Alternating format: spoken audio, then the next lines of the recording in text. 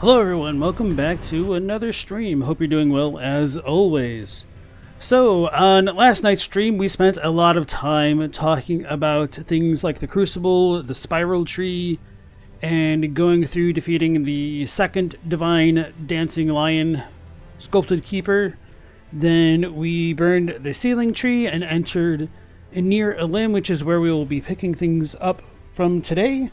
So, more or less, it's just going to be going through the second half of Enir-Ilim, getting stomped on by Radahn a little bit, and then maybe doing some sidetracking and going back to revisit some of the things that I'd skipped over, like that one River Ulcerated Tree Spirit, to see if it's like the Shadow Tree Spirit or something along those lines. But anyway, nice to have all of you guys back into the stream.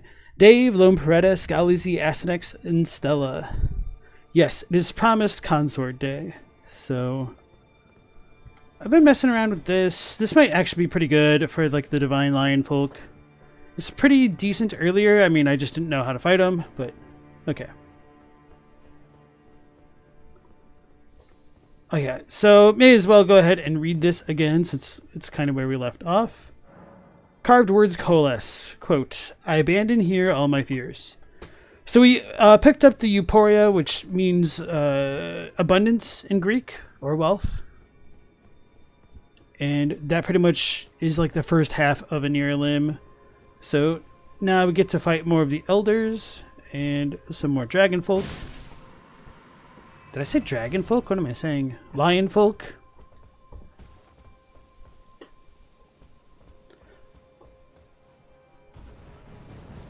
And grave birds galore.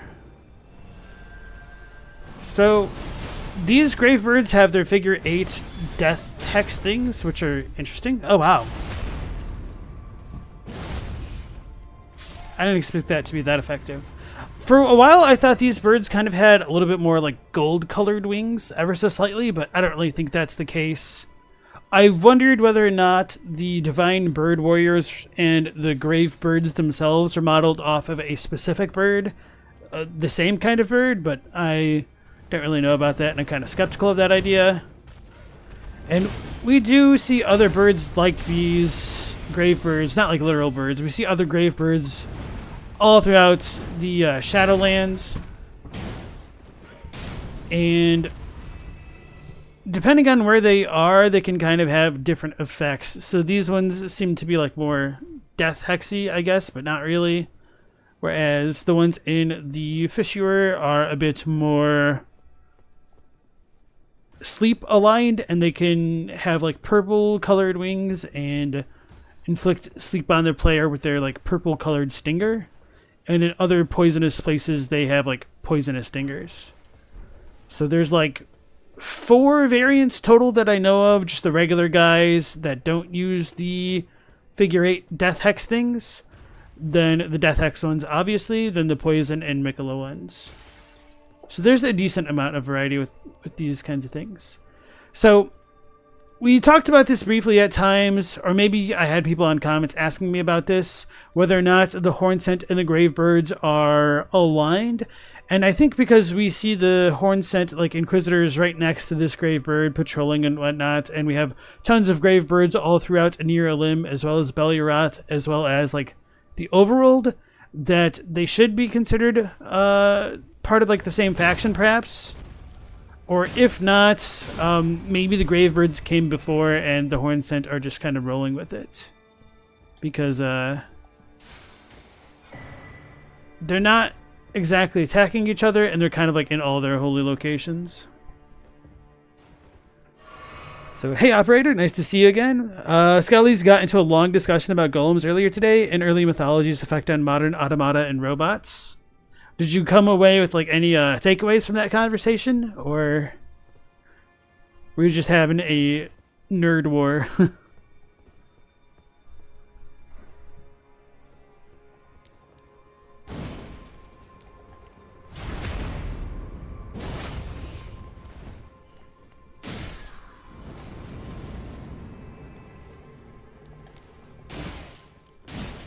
And I'm going to apologize, Loam, because when I read your name, I had a dyslexic moment, and I was like, little homie. So I don't know whether I should just call you Lil Homie from now on. Alright. You couldn't defeat him with your Trickster Mage Swordsman build, so you gave up and uninstalled the game? Damn. Till you saw the Poison Mimic Veil cheese. So you reinstalled just for cheese vengeance? Yeah, there's a lot to talk about with Radahn, especially with how he's kind of a build ender. Feels bad, man. Do I think all the people absorbed into the golden trees here are shaman? I think it's a possibility, but I don't know.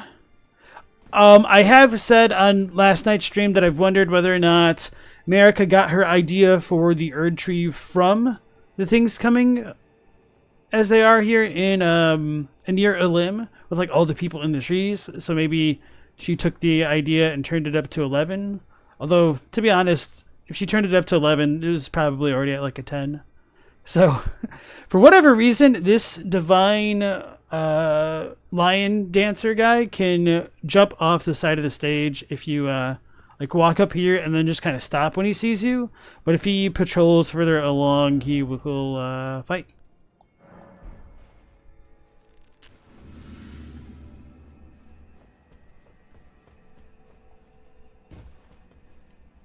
And you could... Oh, wait. Why did he turn? I was going to say, you could also cheese this dude. Oh, that sucks. Oh, the Frostbite Tornado was doing that much damage even though I was guarding. Holy crap, I didn't realize it was that broken. I mean, if I die to that guy, that can happen sometimes. I don't remember if I finished my thought, but you can cheese him by like going up to the top of the building and then just like rot breathing him or poisoning him, which is kind of funny to do, especially if you cheese it extra hard with like a smith script weapon and infuse it with poison. It'll take forever because they aren't the best weapons for inflicting status ailments, but you can do it, is my point.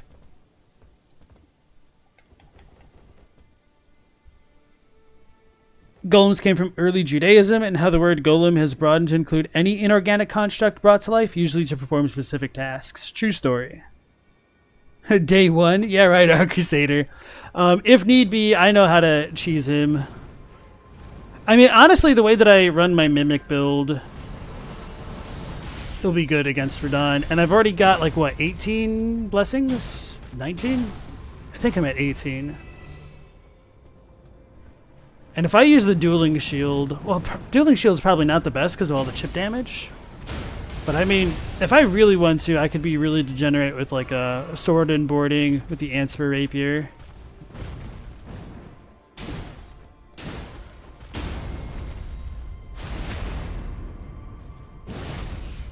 Wait, these things bleed? Or is that my blood?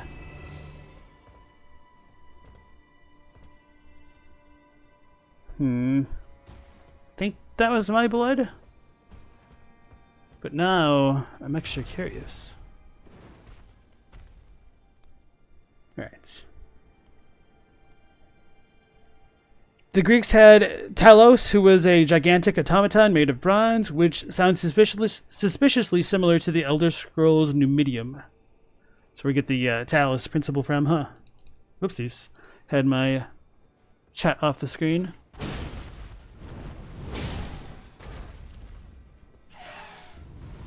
Wow. Alright, so we also got another revered tutelary deity, but for some reason this one is beheaded, so perhaps the forces of Mesmer really did come up here to like take the head, or maybe, I don't know what's going on with this one, because we've got the one that is not headless below us with all the flymen, so it makes less sense for that one, which is closer to the ground. Oh, the beautiful hexes. Yep, so that's a hex, technically, which buffs their attack. Really surprised they both did it. And Meow Laser, nice to see you again. Wish we could have had different sword options for the Lion Warrior. Hey Elmo, welcome in. What kind of sword options would you like? Just a double sword user or something else? Uh-oh, I might have angied him. He might be too close.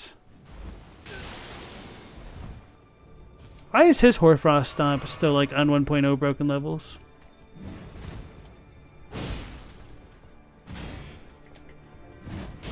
I was trying to guard counter.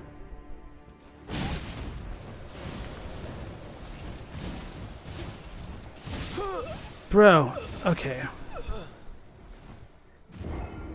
That tornado.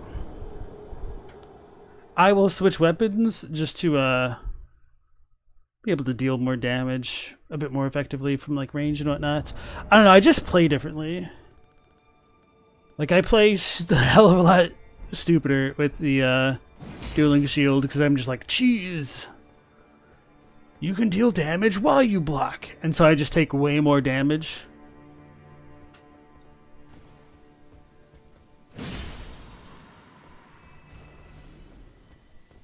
Tutelary deity, yes.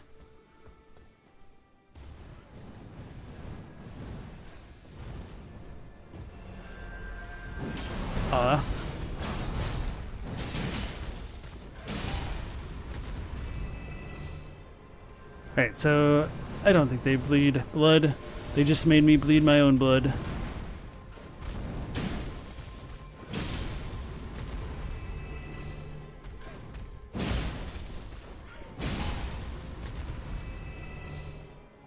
If you want, I could really aspirate my T's instead of slurring my words together.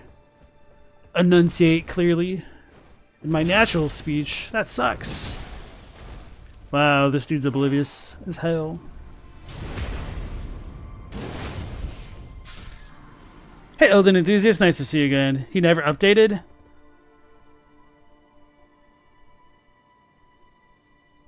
Oh yeah, the line where I'm like, what is he talking about? The joke that I made 3 minutes ago and didn't reach out for. Oh, different elements like frost and lightning instead of just storm. Okay, yeah, that makes sense. Can't you infuse the weapons to get different storm stuff? I don't think I mentioned it on the last night's stream, but one thing that I do wish that they had going on was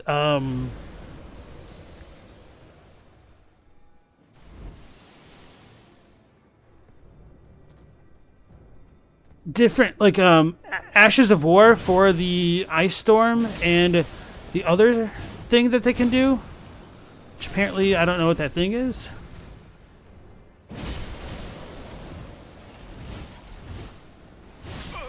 I was trying to heal through it. I might have to cheese this guy. You get a lot of runes just going through that one path because maybe I did pick up my runes. Anyway. Skill issue for real though. What's with the birds in the Hornsent Alliance? Do the Hornsent... Are they Team Deathflame? I think they may have... I don't know, like, it's weird because they practice Burial, which seems like it'd be antithetical to using Ghost Flame.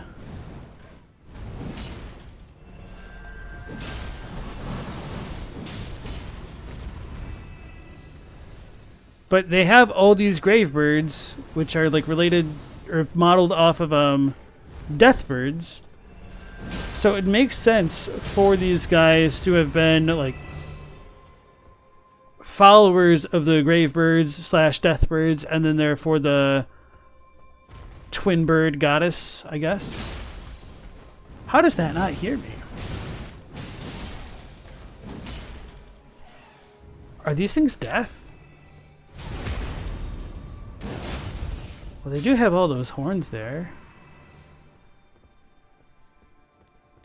No, because we aggroed the one Hornsent on the last stream by accidentally knocking into an urn. So that one's just oblivious, I guess. I don't know what's going on with it.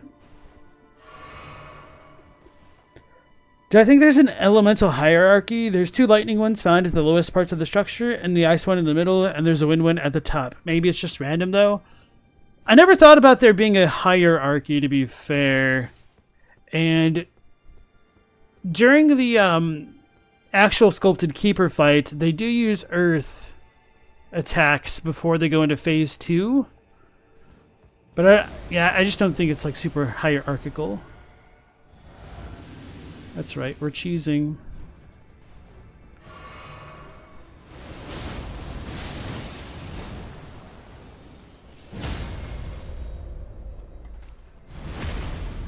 He brought out the worst in me.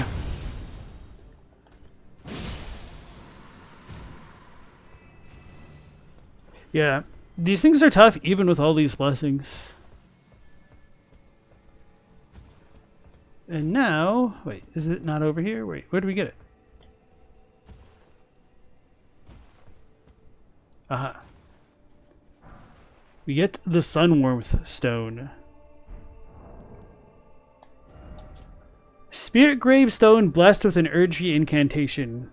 Uses FP to generate sun warmth, continuously restoring the HP of those nearby. Has a more potent effect than a warming stone. Sunlight feels all the warmer in darkened lands.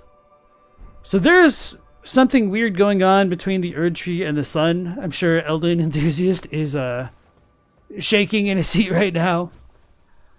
Because through the normal warming stones, we're told that the Erdtree was once like the sun and had warming, gentle rays and all that. Do I even have one of those on me? I should, I think. It said that the Erdtree was once as warm as the gentle sun and would gradually heal all who bathed in its rays.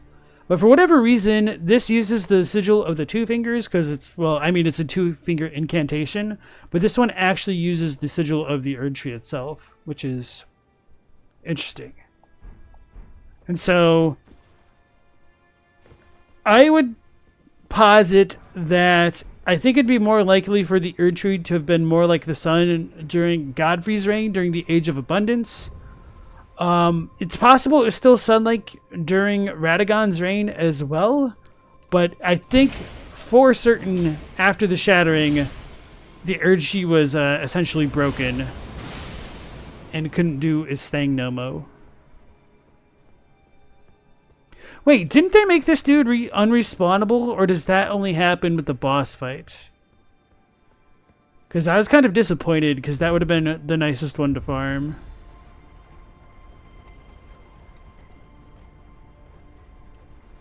We'll get that one later. I forgot. I was trying to read chat. So yeah, I like this because we get the altars with the more horn-sent iconography, the like little tombstone things, the spiral trees, and a bunch of like humans and whatnot. Oh yeah, and just to like build off the twin bird point that I was talking about earlier, when we do look at the gilded ship things, the little pedestals, you can see two birds on them as well. Now I don't know if that's actually supposed to depict the twin bird, but I'm sure that'll be food for somebody else's mind on that topic.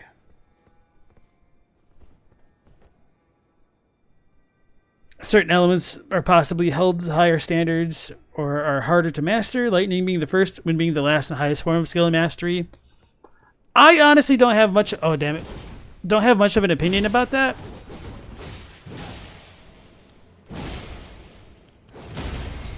Get staggered, son.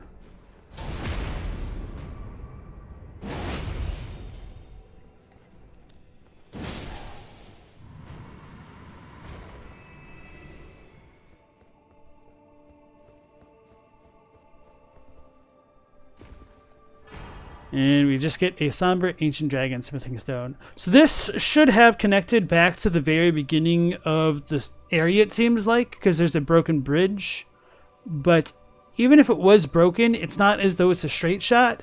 So I've wondered whether or not even the topography of this section of the tower or the Land of Shadow was altered through the Shattering or some other event, whether that be the ceiling tree thing or something else.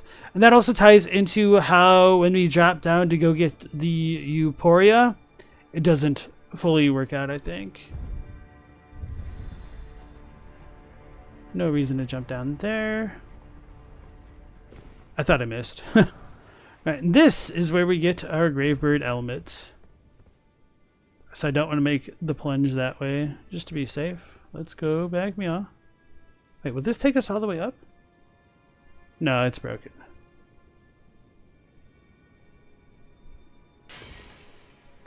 I was just wondering if I could avoid waiting for the lever and elevator. Hey Crash Bandicoot fan, nice to see you again. You're surprised just how much the sun is a mystery in Elden Ring? Me too. And then we have all that stuff with the eclipse which didn't get elaborated on at all. Feels bad, man. I know like Crunchy was also super deep into trying to figure out what was going on with the sun. I don't blame anybody for wanting to do it. For me, it's stuff where it's like, oh man, that stuff could be really cool, but there's not enough for me to like sink my teeth into comfortably quite yet. So I've just kind of always been in a position of like waiting for more information, which hasn't arrived.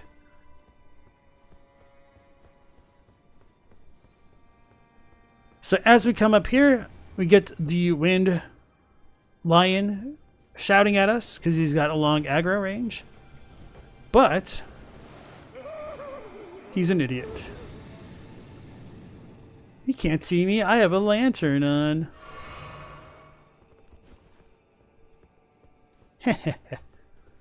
I should actually really run before my lantern effect wears off.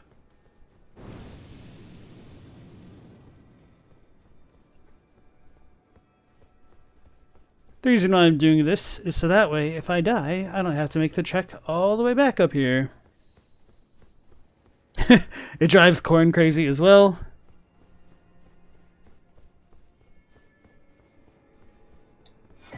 And we get another Skidoo tree fragment. How many of these do we have? Just 2. Dang it.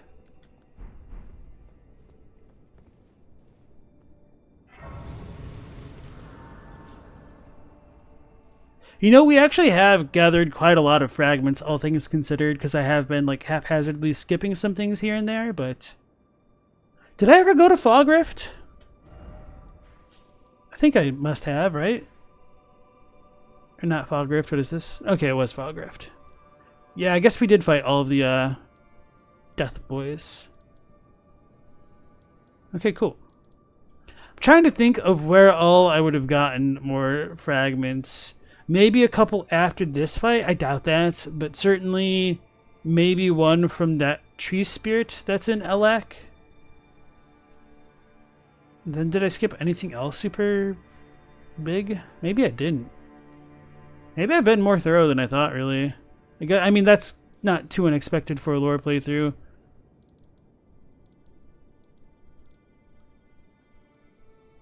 Yeah, I definitely went here.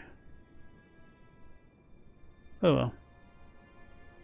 Maybe I just like didn't look around. I wouldn't be surprised if it's on like a random enemy that I haven't killed. So anyway. The Gravebird Helm is a stone helm with a tinge of green. One of a set of armor pieces cast in the image of the Gravebird. Empowers spells which summon rings of spectral light. Gravebirds are ancient golems, created to guard the spirit graves built where all manners of death ultimately drift. So... because of descriptions like that, it does make it seem as though death was meant to drift to the Shadowlands, and if the Shadowlands were part of the actual Lands Between at one point, it's very curious whether or not death was localized to certain locations, and if so, like what was the reason for that? Or is it that since the Shadowlands were sealed, that's where death was meant to go? And it wasn't like that originally, despite everything with like the suppressing pillar and whatnot. So anyway, just wanted to leave that as some food for thought. You wish these guys dropped more runes? They're so hard to kill without a greatsword. Hey Jack, how's it going? You wanna fight? Coming in with a Pokemon battle. Actually, where is Pokemon? Elden Ring to enter the Sun Realm. Praise the sun. Truly, Dark Souls 2.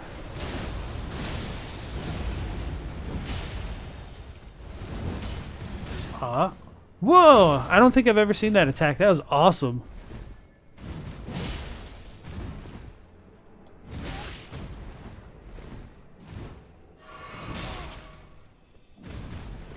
Ooh, I felt like I probably actually should have gotten hit with an attack for once.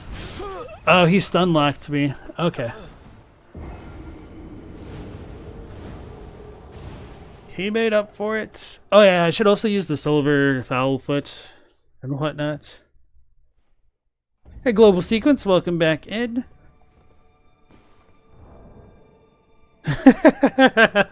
Elden enthusiasts got so mad when they read the suppression pillar and opened the chest for a lore item, only to find a smithing stone. Yeah, I think I was probably let down by that as well. Now that you mention it.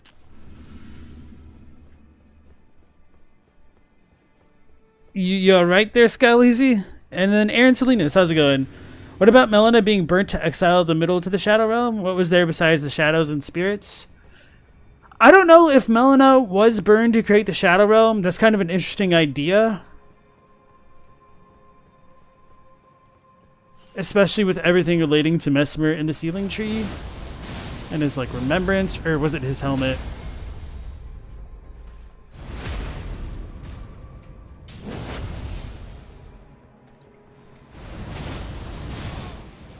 Oh, he iframed me.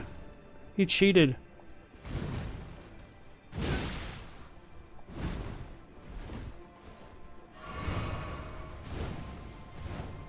Not again.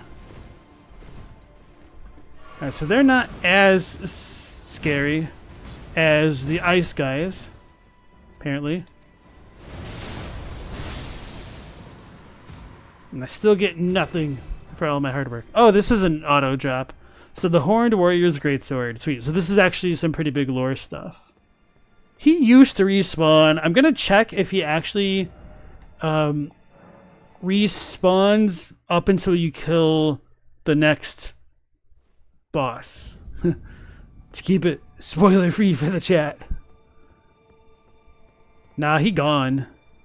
That is so strange that they did it that way.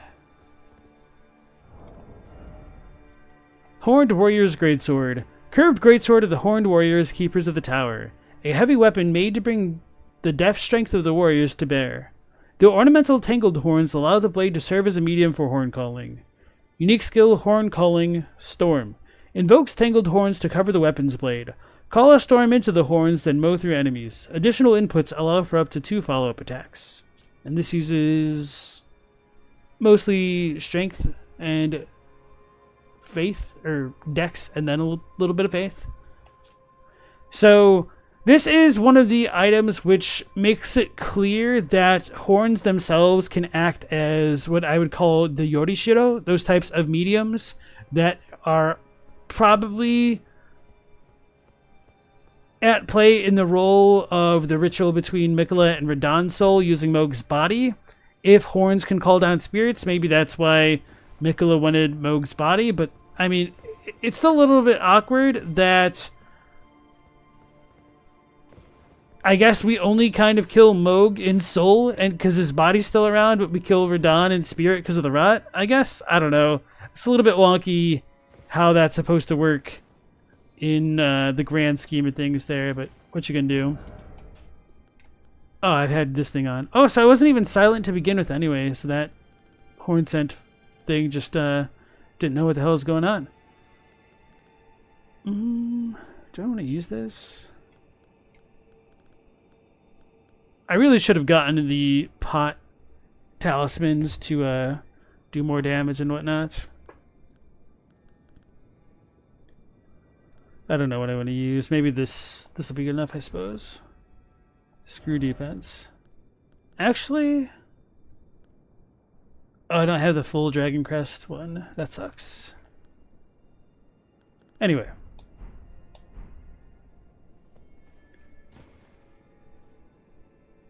Pixie said, Commander Niall used similar storm attacks to these guys. What's the deal? I think that the Banished Knights might have actually been followers of Sarash because of their, hold on. Maybe I don't have the items on this character. Okay. So the Tree and Beast Surcoat plus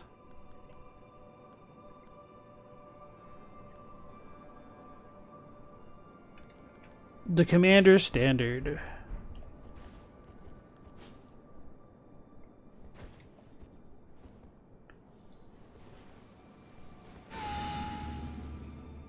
Alright, maybe I'll just need to go to Stormvale or something.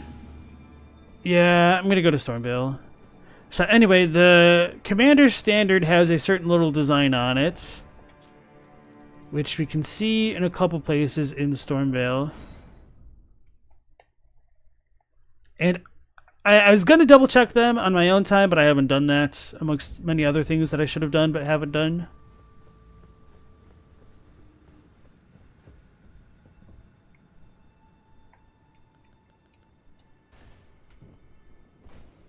So I've wondered whether or not the design on this surcoat is the same design as what's on like the carpets in Stormvale, which are, yeah, I think that's pretty much as good of a match as you're going to get, really.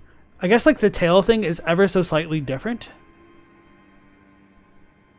Damn, so this depicted Sarash the entire time. Okay, so the rallying standard, I don't know if you can see it super well. It's the exact same thing as the symbol on the ground here, and we're told in the surcoat that it depicts the distant Erdtree and the Beast Regent, an emblem of the Golden lineage. And the Beast Regent is obviously Sarash. So if this is Sarash on the ground, Sarash on the coat, and then Sarash in the rallying standard used by the veterans, then it seems like the Banished Knights might have been Sarash's soldiers. It really took me that long to tie all that together. Anyway, so the what are they called? The veterans and the Banished Knights actually have horns on their armor. Did I not buy the veteran set? I don't think I did. Yeah, so storm connection of the Banished Knights could come from Sarash. You know, that's not as bad as I was expecting it would be.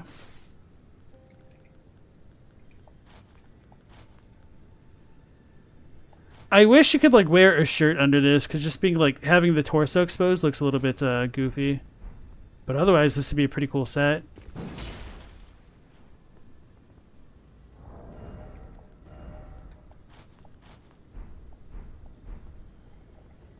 Alrighty, let's go on back.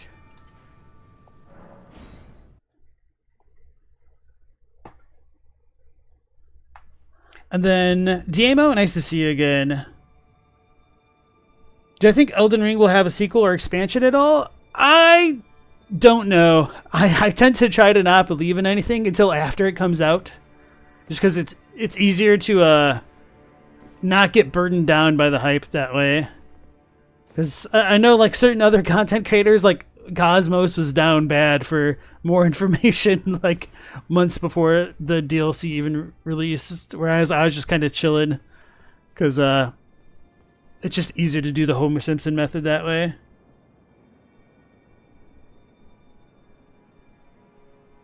Loam mixed the maps with the Photoshop. As I said the other day, the Shadowlands of the subterranean areas you're not convinced work.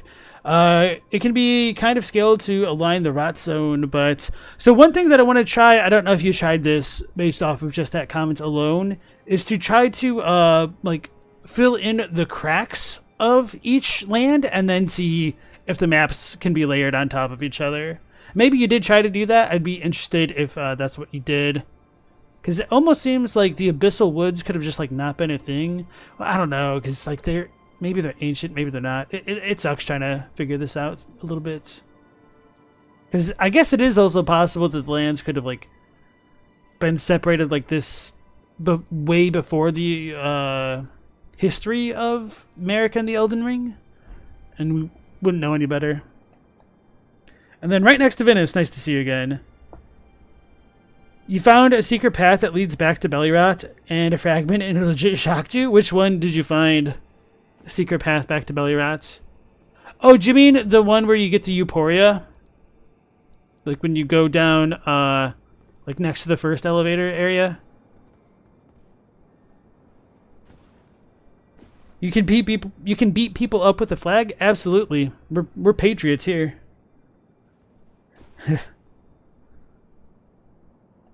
There are Banished Knights littered all over the field we fight Gaius in? Are there? I'm not like doubting you, I just don't remember. Like I didn't look to see. Why doesn't Surash have horns? Because he's dead, and Morgoth doesn't have horns when he's dead. Got him. Oh, it does look like Banished Knight armor. Oh yeah, that's definitely Banished Knight armor. Oh, that's really cool. I mean, they use this everywhere, so it is kind of hard to say whom it belonged to originally. But honestly, it makes a lot of sense if Godfrey fought Surash, and maybe Surash was the Stormlord. I just don't like the chronology that's presented in the One Sword Monument, and how he's referred to as like Godfrey in too many places rather than Horaloo. Which, to be fair, I feel like the name of Horaloo was probably switched pretty... I don't want to say like early on in development, but Godfrey was not always Horaloo. So I take a lot of this stuff with a grain of salt. And for anybody who's like wondering about that, we do have dialogue where Ania says Horaroo, the gold mask. I could probably play it. So you guys should be able to pick up my desktop audio. So give me one moment, because this is just kind of silly to me.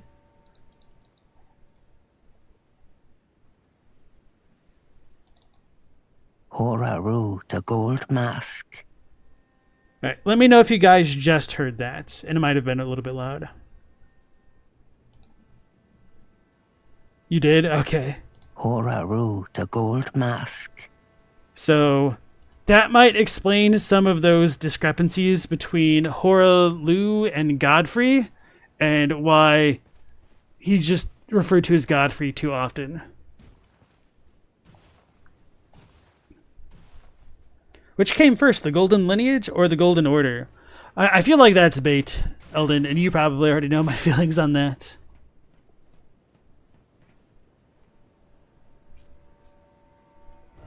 Pigsy thinks that's the case. Horaloo comes down from the Northern Highlands, maybe as a mercenary, hunts beasts which are worshipped by the Hornsent, and he defeats Surash. And then I wish we knew more about his relationship with Marika, especially on her rise to divinity, for real. Should have become Eudaimona instead. Did you miss the Radahn kill when you went to get dinner? Yeah, he was a scrub. We zero shot him. Easy.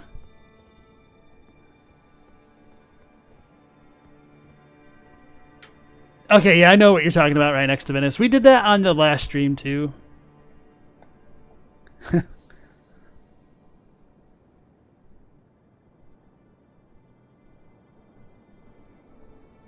That makes sense, Loam. Trying to work with the rot stuff. Okay, I see what you mean by like, following my comments. It was never kindly, Miquella, was it? The Erdtree was leading you all along, so that you might ascend to lordship. Why come to these lands to begin with? I suppose it must be what His Eminence, or perhaps the Erdtree, desired all along. The clashing of the favored lords. Such that one would prevail, so be it. If you insist upon facing Miquella the Kind, then I will run you through whoever you might be. Don't tarry now. Oh wait, we have choices? Oh yeah, duh. So we killed Anspach with Leda, so that will allow us to summon Natan and Tyler, because we finished his quest. Which is kind of weird that he just kind of shows up like this. We don't get more dialogue from him to just like really be the capstone on that part of the lore, I guess. But what are you gonna do? I'm not gonna summon any of these guys because I am a real player.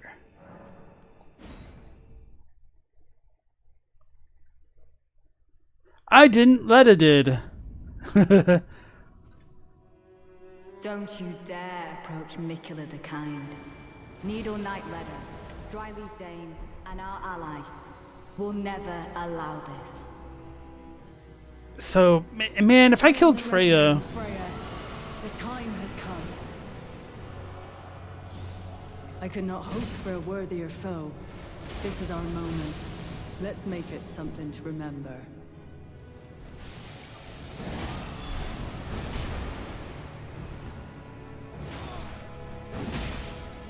If we'd killed Freya, we might have only had 2 enemies to deal with. Oh, wow.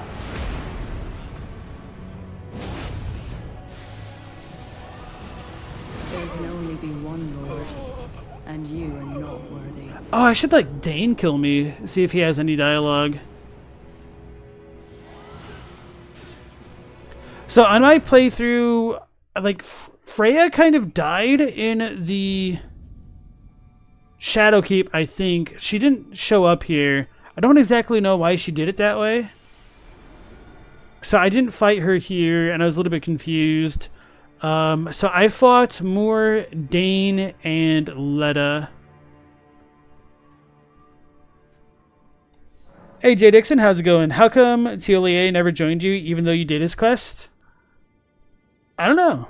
It's a good one.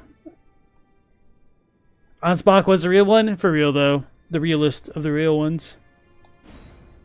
You cheese this gang fight with good old waves of gold? Understandable.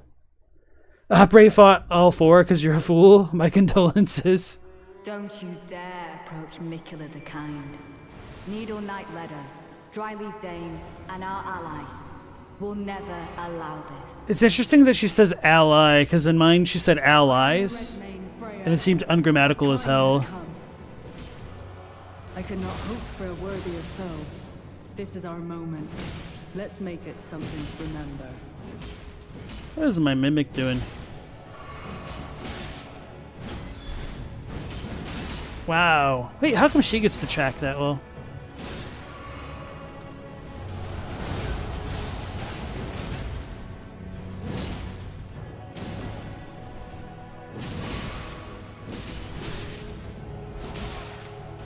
Oh man, she's got some mean range on that sword though. No wonder why she killed me. And Dane still dodged that? That's crazy. I never could have imagined it. That you might be the Erdtree's rightful lord. Such as it is, this battle could not be more fitting for the birth of a new god and the coming of a lord. There can only be one lord. Okay, so I should have dodged. I thought I would be able to guard before that hit landed, and had I dodged, I would have been fine. That is one of my main criticisms of some of the Soulsborne genre games, where you can't guard in the time that you could dodge. It just feels a little bit unintuitive, I guess. So, okay, the other thing that I was going to say is I thought that was actually Leda's dialogue, so that it's Freya's. That's interesting. And that's one of the more annoying dialogues in the game for trying to establish the so-called canon timeline for when we even enter the Shadowlands, because she's saying essentially that we are already the Lord of the Erdtree when we haven't done that yet. We still haven't fought Horalu and Malik. Well, we did fight Malekith, Horalu, and Radahn. And on my playthrough, I didn't even burn the Erdtree when I came through here. Greyard did all 5, no flask. Ooh, wow. Never getting that time back. She doesn't appear in Enir-Ilim if I never tell her what Ansbach says. Interesting. Okay, cool. Thank you.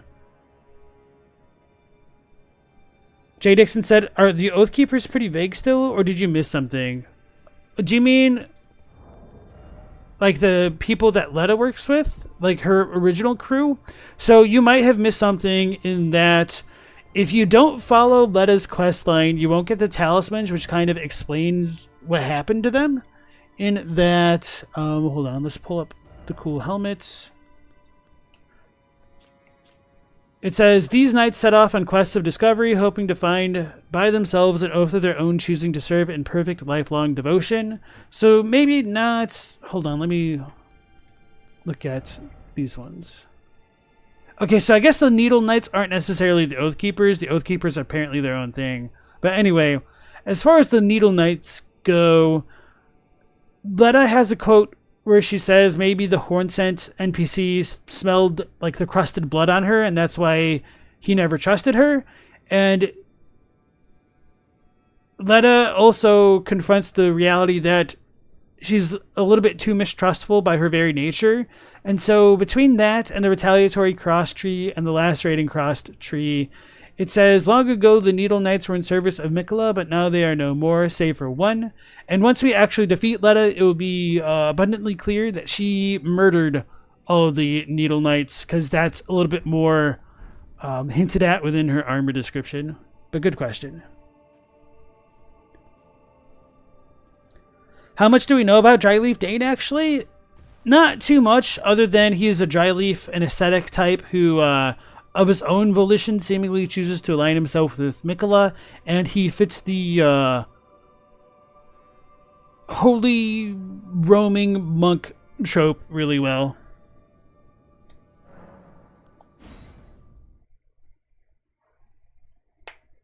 Yeah, no problem, J. Dixon. And Crash thinks that they call us Lord because we have grace. I don't like that. Dare approach Miquella the Kind. Because, Dryleaf Dane and our ally will never... Horalu or Godfrey says that we're still spurned by the grace of gold. And other characters say, like, we don't have gold. Or the grace or whatnot. Wow, that's half my health. I really do need the physical resistance talisman, huh?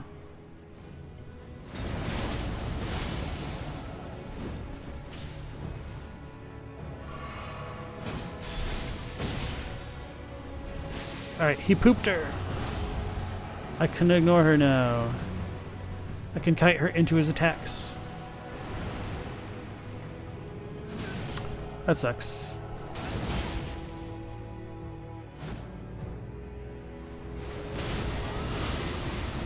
He's going for Dane. I didn't even see the Dane message. That you might be the Erdtree's rightful lord. Such as it is, this battle could not be more fitting for the birth of a new god and the coming of a lord. I'm scared.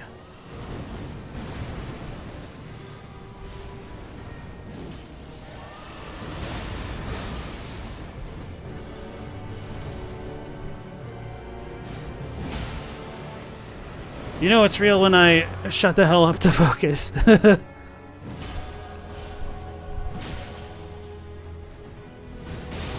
He's roll catching me. He's cheating. What a jerk.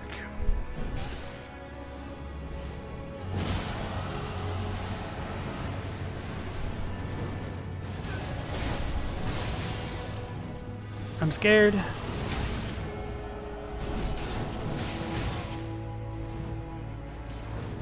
So, when I fought Dane, he was using the Palm Strike skill against me.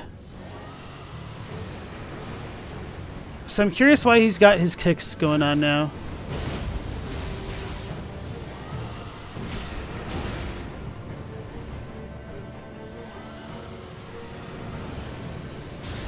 Oh, my own mimic blocking my sight.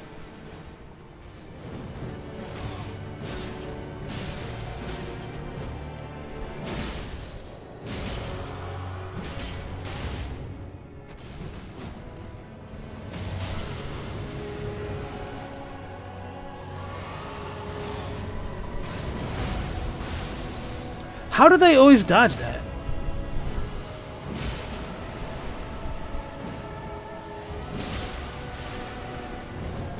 You were fine. In your part, truly a glorious battle. It was. Leda!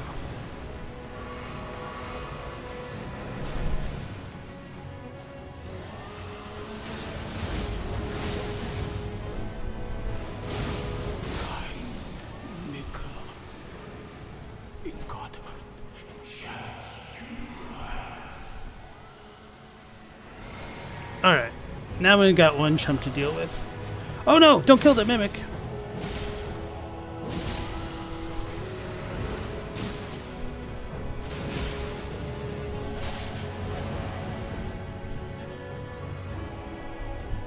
Oh, I'm out. I didn't notice.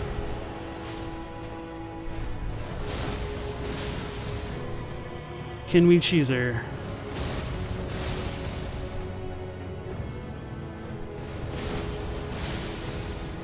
Okay, so it works on her. I'm out of juices. She's out of juices. With this battle, Damn I it. send you on. It was an honor to face a worthy lord. Now go. That's fun, though.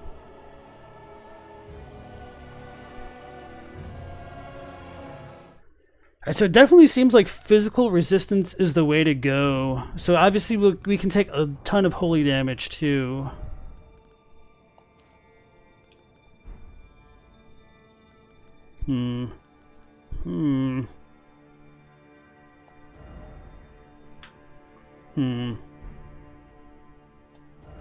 Let's try it for the fun.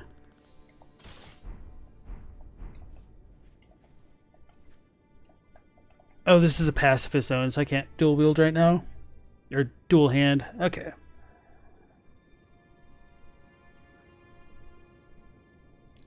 Right next to Venice. Always took the Elden Lord title stuff like the Never-Arene and Morrowind. At this point, you probably have several great runes, which would be a qualifier for Elden Lord. You think it's just banter, to be honest. I think that's a pretty good way to try to reconcile that stuff.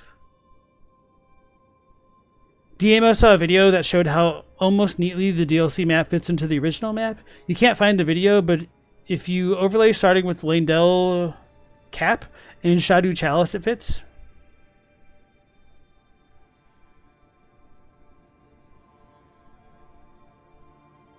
If the Dryleaf sect foresaw the decline of the Erdtree and the fallen leaves, does this mean that they were created at the end of the Age of Plenty? Or at the very least, one could argue that they went off on a different path at that point. I kind of get the vibe that it's more of a shattering thing, because Dane is tarnished, at least. And they might not have needed a new lord at the end of the Age of Plenty, but who knows? Why am I doing so little damage? I don't know. I was kind of confused by that myself. You completely memory hold the Dane dialogue there? Yeah. Ash or sand? Yes. Good question. It seems that it would be a good candidate to be sand, because it might be more evocative of the timeless nature of Enir-Ilim, but Ash is as good a guess as any. But I think sand also seems more likely, because it looks like these have been, like, they've made sand gardens, like, below. But I don't know. Moteria, nice to see you again. Operator says that Mesmer burned everything in this room, and only this room. Alright. Don't you dare approach Miquella the What do I want to do? Needle Knight Leda, Dryleaf Dane, and our ally will never allow this. I am the Redmane, Freya. The time has come. I could not hope for a worthier foe. This is our moment. Let's make it something to remember. I thought she was going to visceral me. Okay, so that roll catches, so I can't roll backwards. Her range is deceptively long. Well, we ganked her pretty well. I kind of want to use the Albinoric Blood Clot thing to see how effective that would be. Actually, I might do that, because I never use consumables. Where do I even... Do I even have it? That's the question. I do. I can only craft one right now. Because I don't have the ritual pots. I have one ritual pot. That's hilarious. Oh, maybe my Mimic can spam it as well. I guess we're done with this one for now.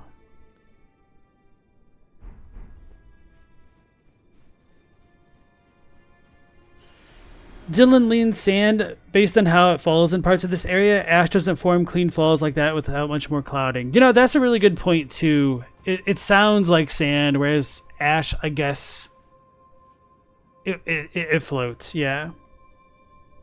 Corn says it's called a purification chamber, so is the sand used for that? I don't know. I have so many questions about this room specifically, especially with the crowds of monumentals. It's very Demon Souls-esque. So maybe they were used originally to keep something like the Elden Beast sealed. That'd be a really cool idea.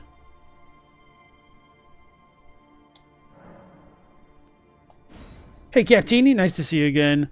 Are the corpses in the buildings kind of mimicking how those trees have bodies in them? Maybe in the idea of crafting bodies into that tower? That is kind of what I'm thinking, and I mentioned something along those lines on last night's stream.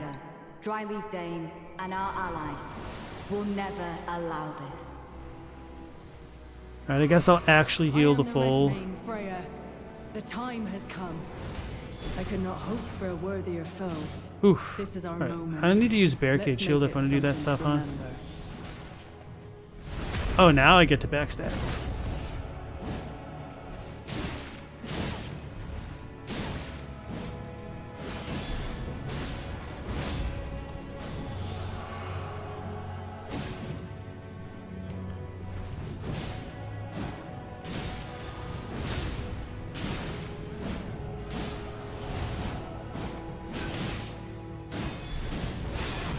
Oh.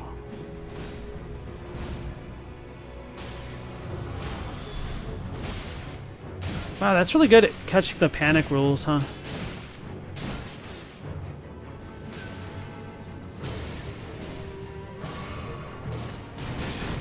Okay.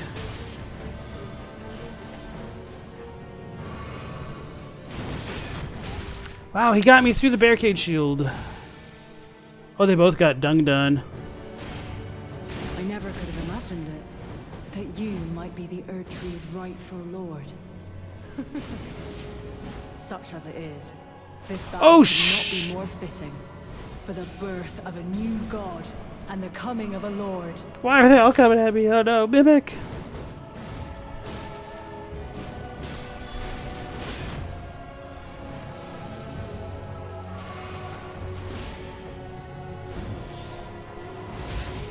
Oh, so I should not have let up. Oh, I pressed R2 too early. Ah, damn it. That sucks. I could have had him. And you are not worthy.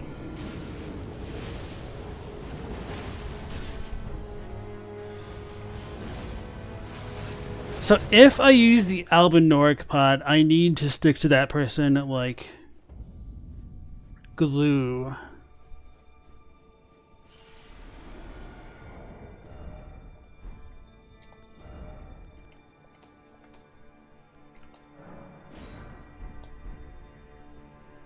Corn says, what are monumentals? So they are a type of like kid looking like being in Demon Souls, which look almost exactly like this. I think they're also clothed in yellow or something close enough to this. And they were used to seal the old one, which was a gigantic beast. I talked about this last night on stream. Maybe you weren't in the stream at that point, but in Demon Souls, there is a gigantic godlike creature that's called the Old One, although in Japanese he's called like the Old Beast, essentially. And so there are a lot of parallels between the Old One and like the Moon Presence from Bloodborne. And with all of the monumentals here, I wonder if the same idea is meant to be at play, and maybe they were sealing another kind of beast, aka the Elden Beast. Dylan thought Demon Souls here as well, and had to carefully inspect every single one of the people here for a while. Yeah. Operator got stoked too. Pixie's hardly looked at this room, but it seems kind of important. Yeah, so I kind of like just took this room for granted, but after I beat Radahn, I came down here and I was like, what is this? And then, because it's called the Cleansing Chamber, I was like, what is going on here? Which, I guess I didn't bring this up in my video, but this like ties into my whole fixation on the purity aspect of both the Miko and like Marika. So it's not all just in my head. There's bits and pieces everywhere. They jumped my ass for real. Like Leda just came in. Was there a message on the screen when she came in, or was I just too hyper fixated on our boys? All right, Corin, you'll go back and watch yesterday's stream. Appreciate it. See you next time. It's all good, even if you do. Don't you dare approach Miquella the Kind. Needle Knight Leda, Dryleaf Dane, and our ally will never allow this. I am the Red Mane Freya. The time has come. I could not hope for a worthier foe. This is our moment. Let's make it something to remember.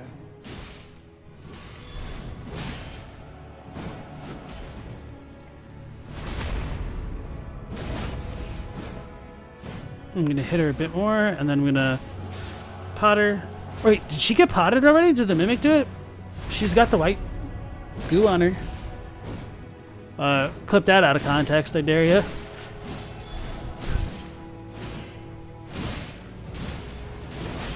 Uh-oh, that's it. I never could have imagined it. That you... I offer this fight to Miquella the Kind and Radahn. And so if somebody does get Freya here, that kill quote is a hint as to what will come next. If the Ansbach stuff wasn't enough.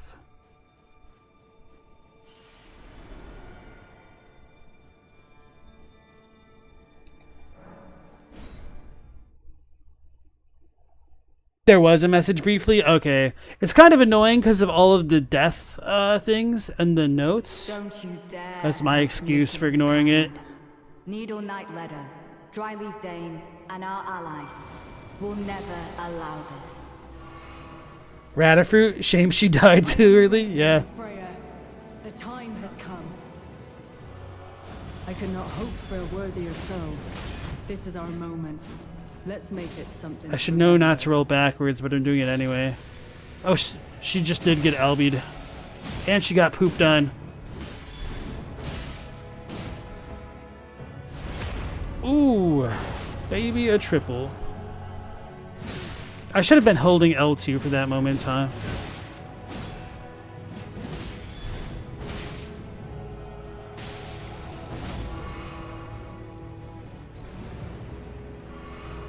Okay, so the thing went away. That sucks. Dane! And she's already out of poop? I never could have imagined it. That you might be the Erdtree's right. So I need to barricade shield, okay. Such as it is, this battle could not be more fitting for the birth of a new god. Why did she get to hit me through that attack? Must have gotten dead zoned. Oh no.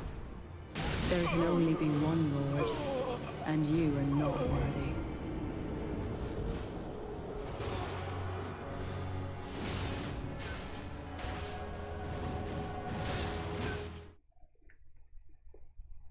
My damage should be much higher. I don't know why it's so low, to be honest.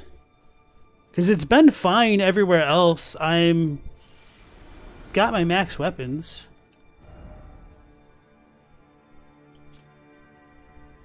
Yeah, 1265 is my armament power. Plus the, you know, blessing boosting it.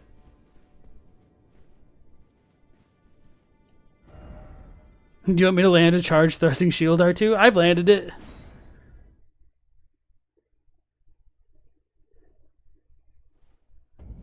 The final step in alchemy is to attain the Philosopher's Stone. Is purification, which results in the creation of sand and ash as a byproduct. No, why did alchemy people get to feast? I hate them. I hate them. I am the Red Mane, Freya. The time has come. I could not hope for a worthier foe. This is our moment. Let's make it something to remember.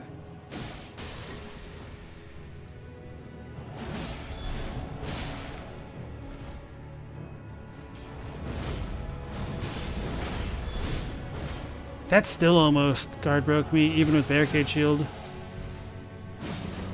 There! A fully charged R2 for you.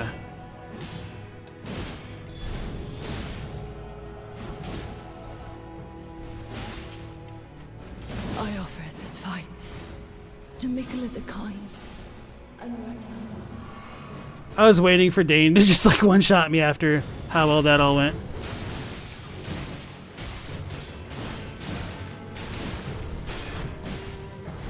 Oh no. Ugh. And Leda's here. He almost sniped me. I'm sorry. She almost sniped For me. speaking to you as a compatriot when we stood before the withered arm.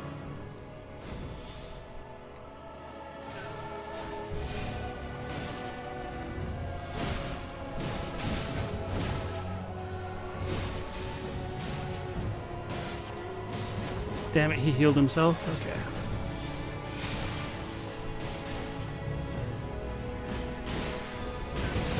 Oh my god! That damage, though. Alright, if I'm getting that much damage dealt to me, and they're doing all this, I'll just summon somebody else. Just to speed things up for the aggro control. I think part of the reason I'm not doing as much damage is because this fight might be tuned to having the summons help. Because I agree, it does seem kind of ridiculously low. But I mean, it didn't feel like I was doing a ton of damage to like the Lion Warriors. Well, it definitely felt a lot better than doing it with 0 blessings at least. Alchemy marked on the bingo card. Got him. Needle Knight Leda, Dryleaf Dane, and our ally will never allow this. Do I think Freya ever made sense of that jumble? Nah. Main Freya, the time has come. I could not hope for a worthier foe. This is our moment. Let's make it something to remember.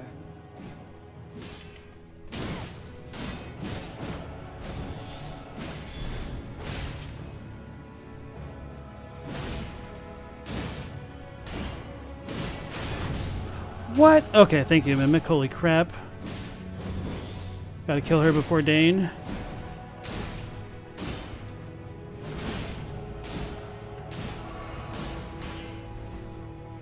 That was almost a good attempt. How can he hit through the shield? Okay, so we've got Nathan now. Drop the guard so we don't get broken. Nathan! Use your Reduvias!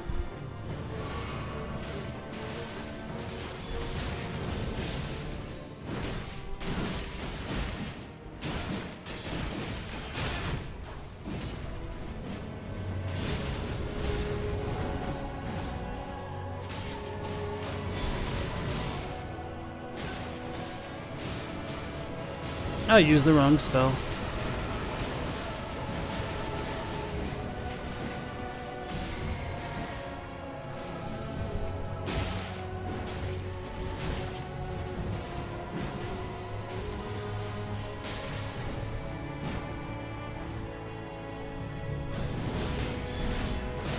Oh man, that almost guard broke me.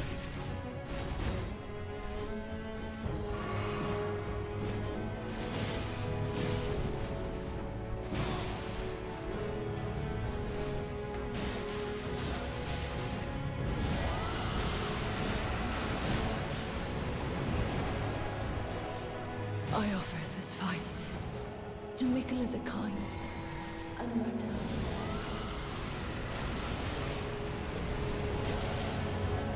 She's still not routed? Holy crap, man. Wow. And they killed Nathan. Holy crap. Oh, it wasn't double-handing.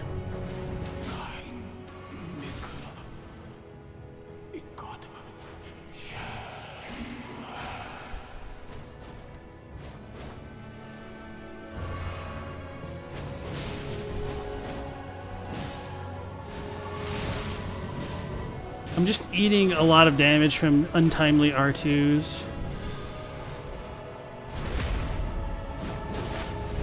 Oh, I can't even use the Albinoric pot because it costs FP. Figures. She's winning that trade. Oh, man.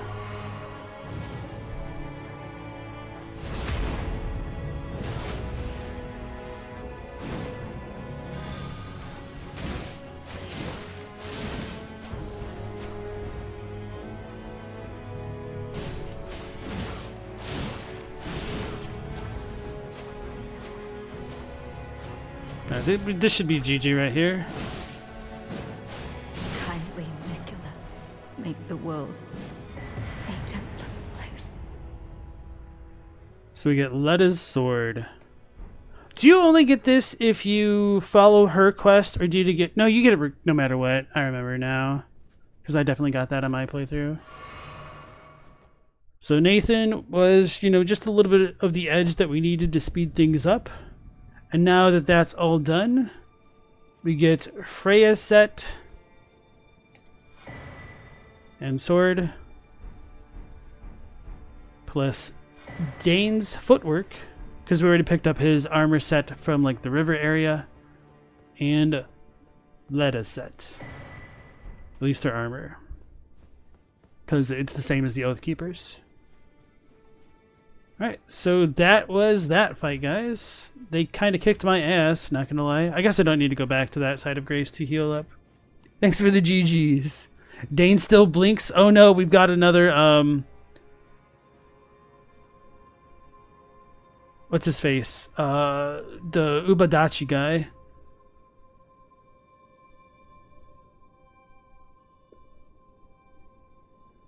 Does he blink?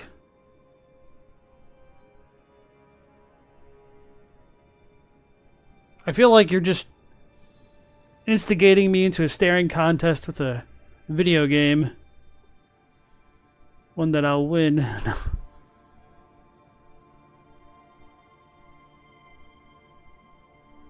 Damn it. You bastards lied to me.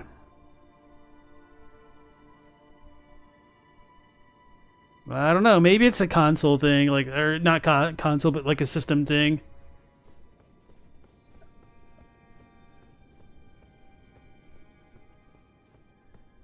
Does Nathan have any dialogue at all ever? No, you seem not, because he's meant to be bodied to replace Ansbach. But just wondering, yeah, there's, as far as I know, there's no dialogue for him in the game. There might be something in the text dump that I just didn't recognize came from him, but I don't believe so. Dane broke his no talking rule, for real.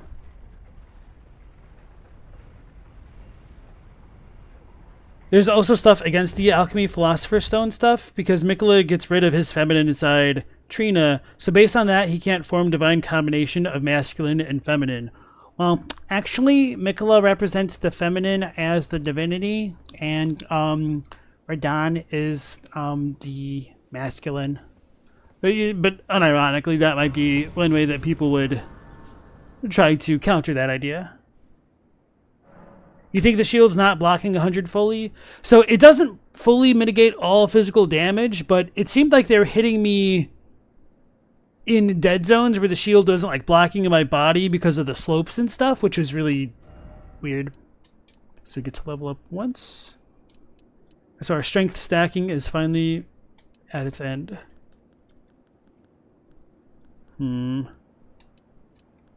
It's not enough endurance to make it worthwhile, so I guess mind. Honestly, even 6 HP might be worth it against Radahn, though. Yeah. Yeah, okay. So this is going to... It's going to be something, chat. I'm going to stick with these. I'm going to take this off. Oh my god, I forgot to equip the Rat Pat. I thought I did that a long time ago, so I just crafted it but didn't equip it on my Mimic. Oh, that would have made the fights a lot easier if he was actually throwing these. Okay. So the Mimic should be good. He's not going to get confused with all this stuff. Okay. I think we're good.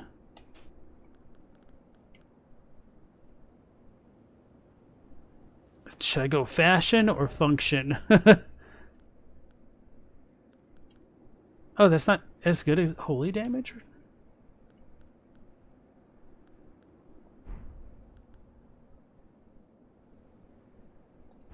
Let me double check my Ash of War here.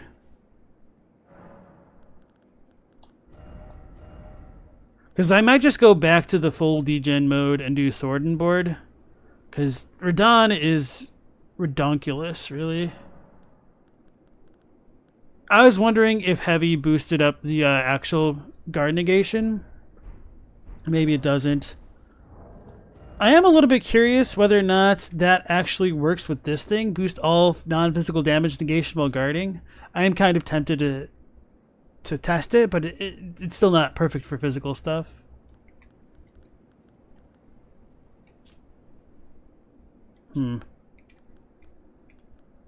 Yeah, seems as though it'll be as good as ever.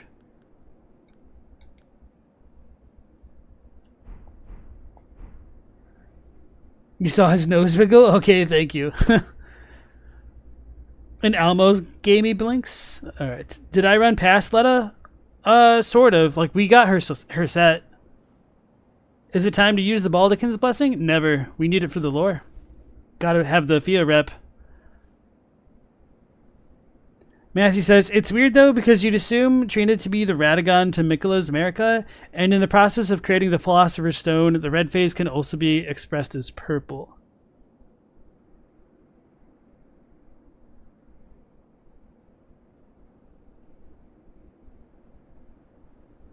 I'm trying to think of alchemy, but I'm kind of having a mind block right now, to be honest. Trina to be the Radahn to Miquella's America. So Trina, in that sense, could be masculine. I don't know enough about alchemy to understand how well it aligns with the way that Miquella divests parts of himself. And maybe one could argue that's part of the formula of creating the Philosopher's Stone. To, like, use... Damn it. Like mercury, and like you boil away the impurities, I guess, and then you like let it fester again with Negredo, which might harken back to what's going on with the putrescence and whatnot to make him like come back from life. But yeah, I don't know. I don't like the alchemy stuff for a lot of reasons. Operator says this is going to be great. You love when Prime Radahn tells us why he halted the stars and we become friends forever. All right. Alright, so I'm actually not going to summon for this fight because I believe they buff his health pool. Oh, and apparently we don't get to summon for the first iteration of the fight. So we just need to one-shot him.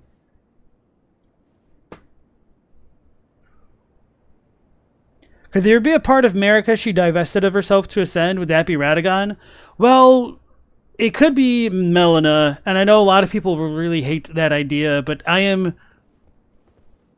don't want to say firmly of the belief, but I think it's a very strong possibility that there's something more between the relationship between Malenia and America than a lot of people are willing to give credit, if for no other reason than Malenia is the only demigod child who actually inherits the will of America.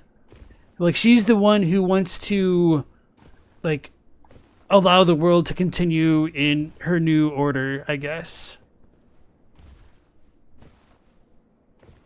And yeah, Pigsy says the glow-eyed queen who was divested. Like I said, you know, Malenia. Operator said, you thought Malenia said she was born inside the Erdtree, or are you misremembering? Sort of. So she says she was born at the foot of the Erdtree, which if Marika was the god there and she divested a part of herself, she could have done that at the foot of the Erdtree, and that could still explain Malenia, to be fair. I didn't summon Tyler for Leda. He won't show up here. Well, we don't have the summon for Nathan either because we haven't died yet. But that'd be really interesting if he doesn't show up here. I'm pretty confident he will.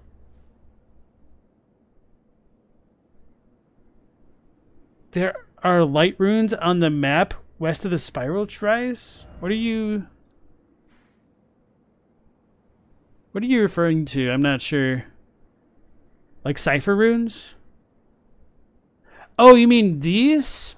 These are labels for different parts of the map. You get them in many other places. Maybe it's more on the base game map where you see stuff like that, I guess. That's not it. So the base game map has similar stuff going on where it's labeled with these like little note-looking like things. And then you also have occasional marks like this on the map in places. Like these are supposed to be the same thing. Blah, blah, blah. If that is indeed what you're referring to. Did we cover how it's always there here, like Farum? Yes, we talked about that last night. And then Baron Drake, welcome on in. What do I think about there being 13 of Miquella's crosses? Are there 13 total? I haven't counted them. So that's something I do want to do. I'm going to go back and try to make sense of what Miquella's journey would have been like based off of the pathing of the crosses. But I'm not so sure how well it would work because some of them seem to be in out of the way locations like this. So maybe Miquella got lost like we did. That kid with ADHD.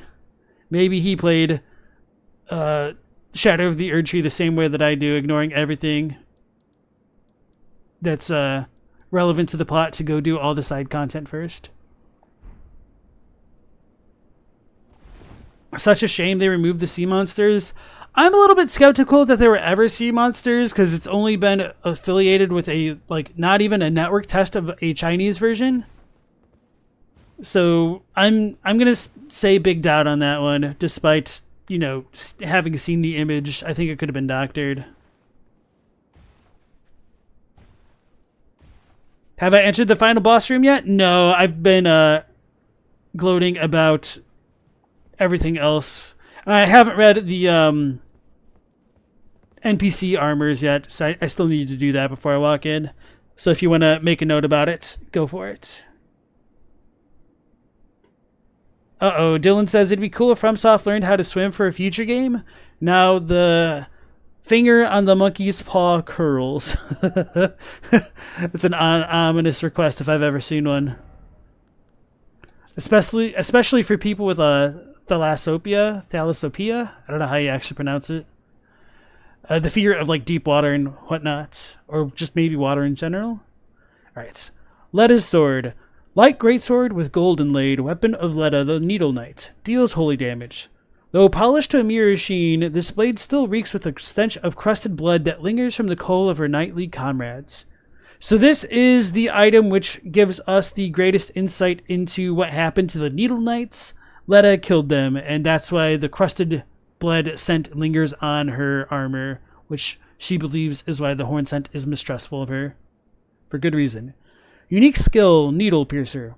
Skill of Needle Knight Leda. Generates 10 golden needles which pierce their target all at once. Those pierced are purged of all ailments and special effects alike. It's kind of cool. So that's like sort of a worse version of the butterfly thing. Which, wait, I didn't do that, did I, with all the ramen stuff? I didn't go to the remembrance spot. I might need to do that.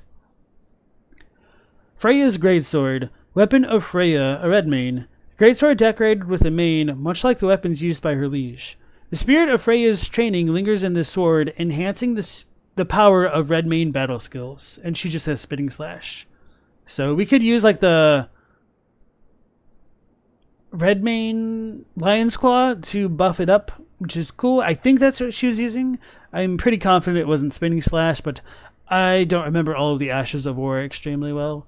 And this is mostly irrelevant, but I do think the hilt of her sword, or more like the pommel, I think. Is that it? Wait, maybe the pommel's the very end. Yeah, the pommel is the very end. Hold on, I need to look up sword anatomy. The cross guard? I guess the guard of it would be the best way to describe it. Yeah, so the guard of her weapon kind of reminds me of the emblem on Midra's cloak, or whatever you want to call it. But I don't think it's meant to be analogous at all. It's just kind of interesting how it's all like swirly, I guess.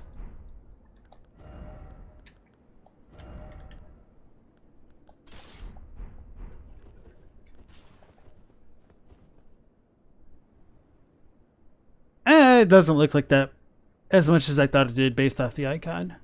So I don't know if this is supposed to like represent a cloud and or like lightning or whatnot, but it's a really cool weapon, and apparently its range extends infinitely based off that last fight that we just had with Freya.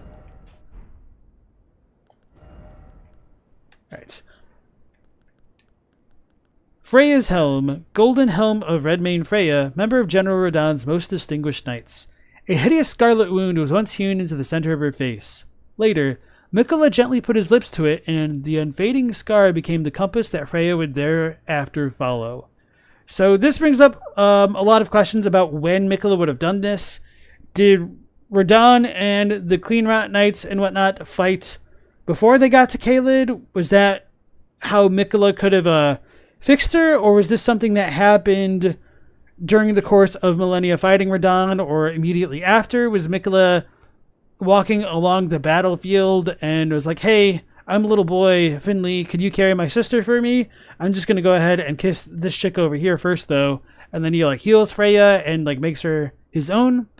And what all that means in relation to Moog kidnapping Miquella and his whole Erdtree plan, because despite all of that like half shit posting, Malenia says that she waited Miquella's return, implying that she must have left when Miquella was still in the Erdtree.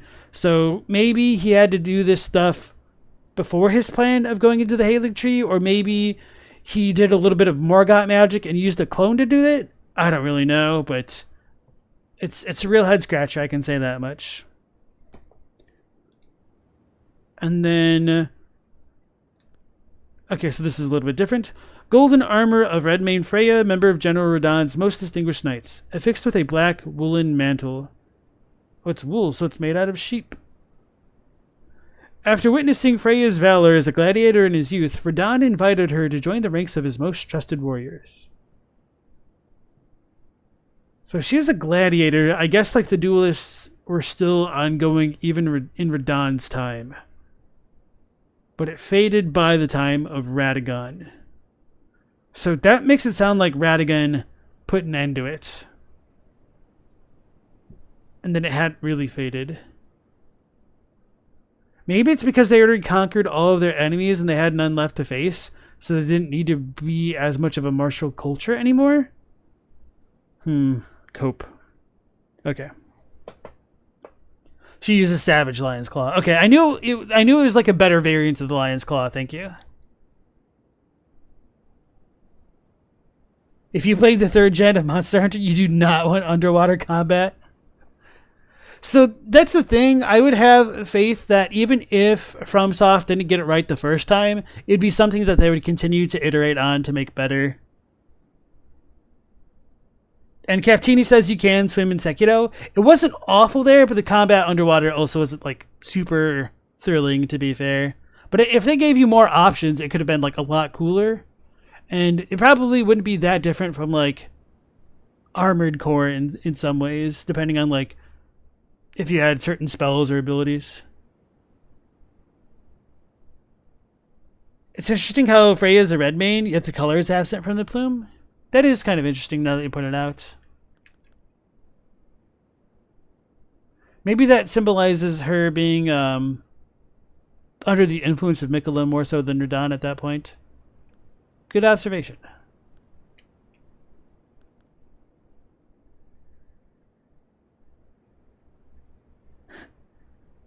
Miquella was just going around smooching people. The healing effect was incidental. Yep, exactly.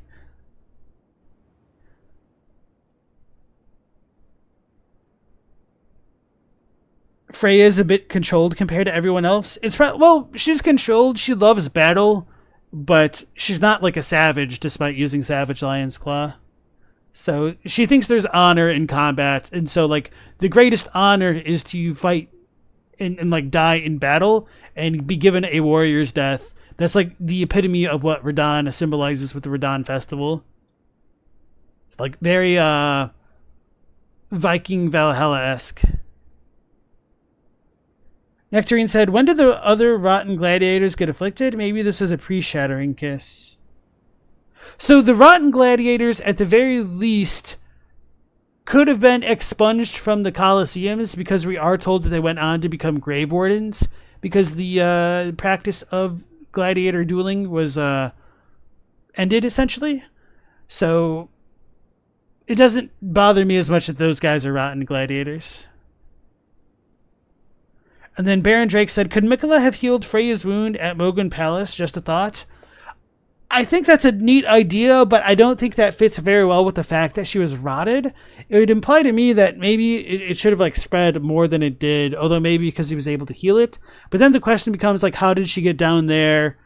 Did Miquella have Moog kidnap her? Or just the logistics of all this stuff is very troublesome for me. I misread Night Scout's post. You're speculating if the color drain plume implies that Freya has an extra layer of charm to her that the others lack. Even now, I don't think so, to be honest. I think she's still following under Radahn's ethos, horizon d'être, I don't know French. Anyway, but I was just pontificating that because it isn't red, maybe it's because like it's meant to show symbolically her moving on from Radahn originally and being a servant of Miquella even now, kind of. But I don't entirely disagree with your point, is my message there. All right. Dane's footwork, a technique for hand-to-hand combat without the aid of a weapon. This martial art focuses on kicking techniques. This kick-based martial art is unique to Dane, a dryleaf and sworn ally of Leda. He acquired these skills by training with the aid of a waterfall, letting the water beat his body and throwing himself into its basin. Skill, Palm Blast. Skill of the spiritual seekers known as the Dryleaf sect. Imbues hand with energy before using a palm strike to unleash an explosive blast. The already formidable power and impact can be bolstered by charging the attack. And then Leda's armor, because we've already read her sword. Chest armor of Needle Knight Leda. Slightly strengthens attacks following a dodge roll or backstep, as well as dash attacks. Embroidered with golden cross-tree motif, the chalk-white cloak and surcoat symbolize the honor of the Needle Knights. Quote, kindly Miquella fashioned us as his needles to quell all, to ward away all. So that's kind of an interesting line there, and that kind of goes hand in hand with how Miquella's golden needle was designed to ward away scarlet rot. So it's cool that there is a tiny bit of unalloyed gold lore there. Wait, how come we didn't get the grace of Leda?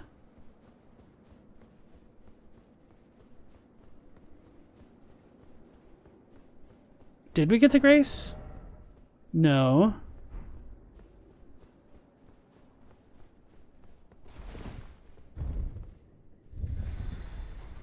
Save Frog says, where does the training under a waterfall Japanese trope come from? Oh man, I can't remember which temple is super famous for it, but it's something that ascetic monks practiced themselves in their Shugendo, which is like mountain asceticism essentially. Because Japan is such a mountainous country, there's like an abundance of waterfalls and stuff. And somebody had the bright idea of meditating under one. Probably to like keep them grounded in like reality in the physical world while they did meditation. And if they're able to kind of conquer their bodies and the waterfall's pressure and remain in a kind of a meditative state, they imagined that type of intense form of meditation would allow them to attain enlightenment perhaps faster or better. I don't know. It's exclusive to siding against her at the Shadowkeep. Okay. Is that incense burning near Leda unique to this part of Enir-Ilim? I don't know if it's unique here, but we've definitely seen sensors elsewhere. Meditating under a waterfall seems cool till a rock falls on your noggin. And then Captini says, it works. You do the same in the shower. Well, just imagine having a hell of a higher, shower water pressure. That's what is supposed to be at stake with, like, waterfall training.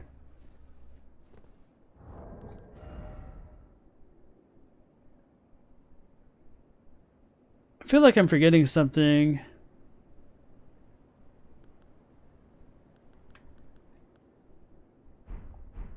I'm missing like 6 fragments, but it's whatever.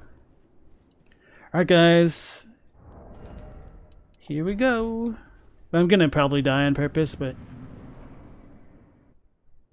My loyal blade and champion of the festival. Both your deeds will ever be praised in song. Now, the vow will be honored. And my lord brother's soul will return, so that he may be my consort.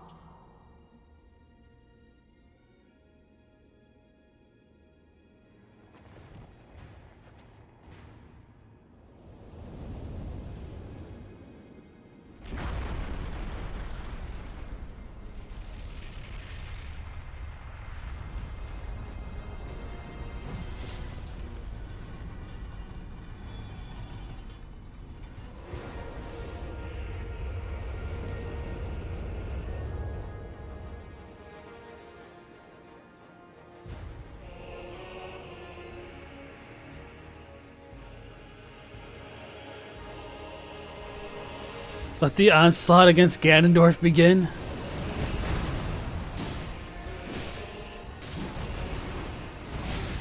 Oh, I'm not dual-handing. It's because I was trying to summon the Mick, but it's whatever. Still got me.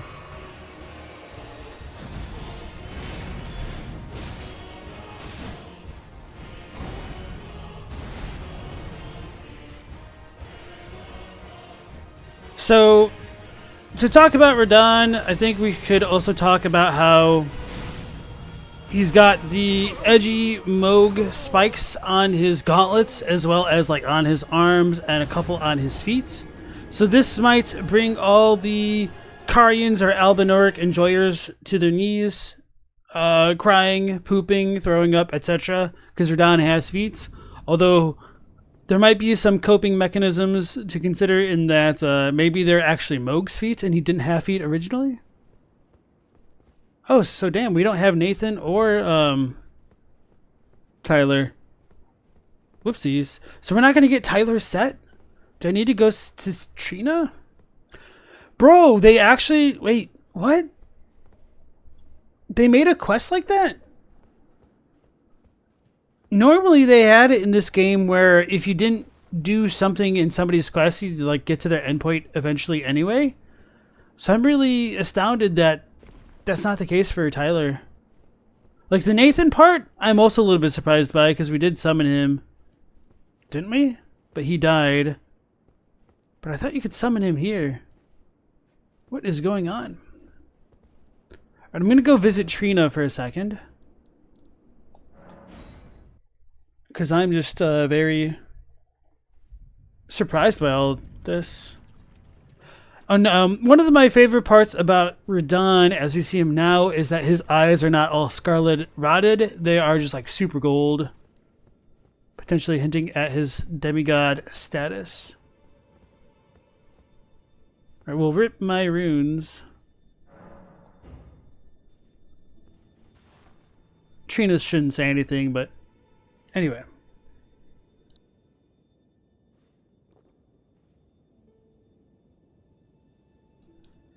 You don't think I need to die on purpose there? You might be right.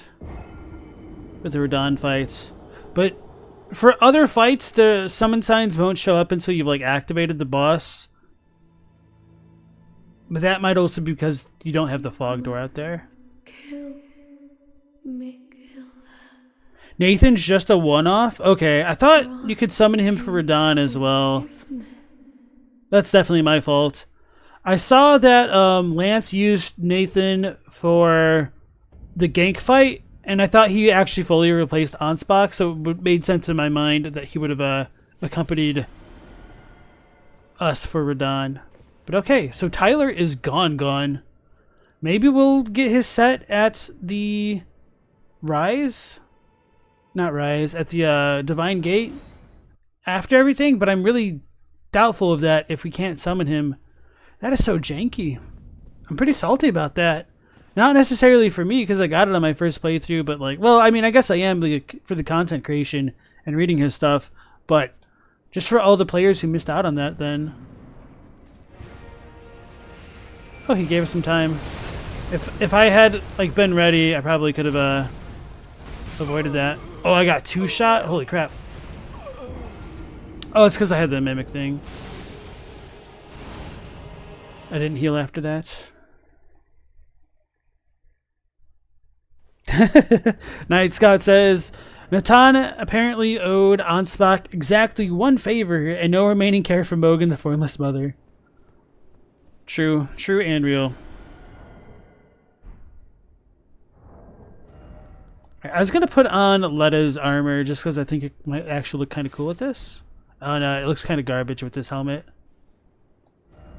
But, oh, now can I use the cool? No, not the cool one. But I could use this one. That actually kind of works better than I expected. Not as well as I'd like, though.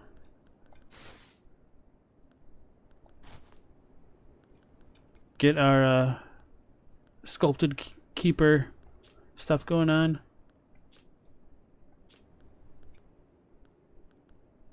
I'm not going to put on the Rakshasa set because that feels like That will not end well by any means. Where is it? Alright. We're just going to go with the Fashion Souls. So if Radahn kicks my ass, that's probably not going to surprise anybody. So, whatever.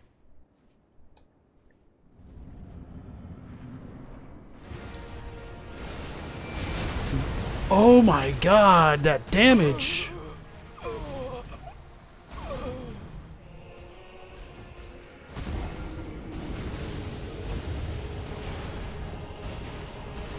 That's what it felt like having 0 blessings. Did my game get bugged?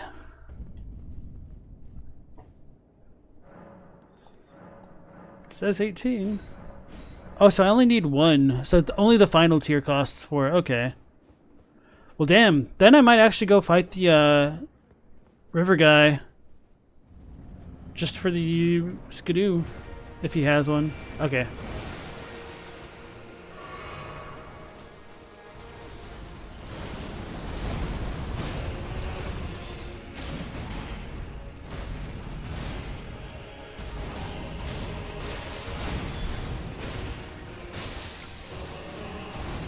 So that's the meteor attack. So this one you run to the side and jump it. And then in phase 2 you need to like start rolling after that.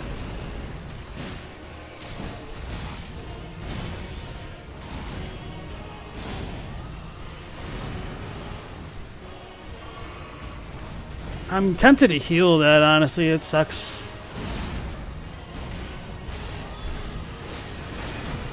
I should not have been guarding. I mean, I was not holding down the button. I don't know why that was a posture break rather than just a normal hit. River Guy does not have Skidoo? Oh no.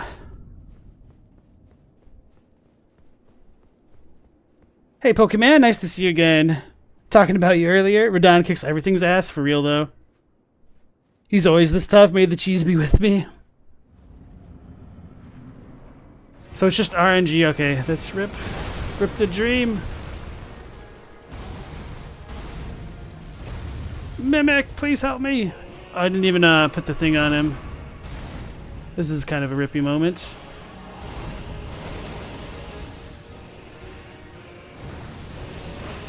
It's so weird that jumping is the play for that attack specifically.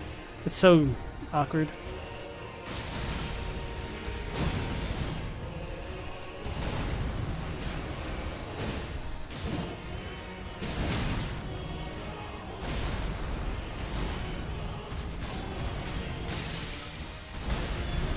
Oh, I forgot he had the follow-up.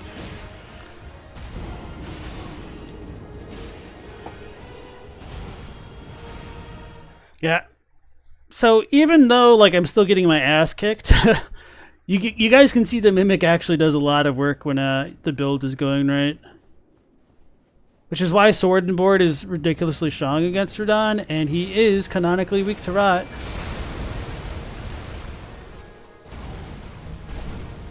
Oh.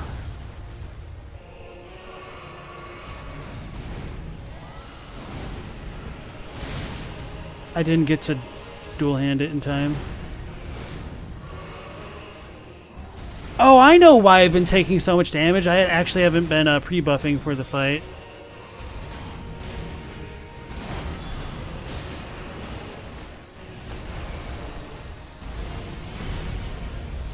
I don't know what you do with this attack. I have no idea what you're supposed to do. Other than dodge the first gravity thing. That is an attack that, like, legitimately super pissed me off when I was doing the Blessingless run. Because when I got to phase 2, I was using Barricade Shield. And I was blocking at 80% with a really good shield. And I still died from the gravity-based attack. It felt like there was nothing I could have done, like, skill-wise, other than getting out of the way with RNG to overcome it.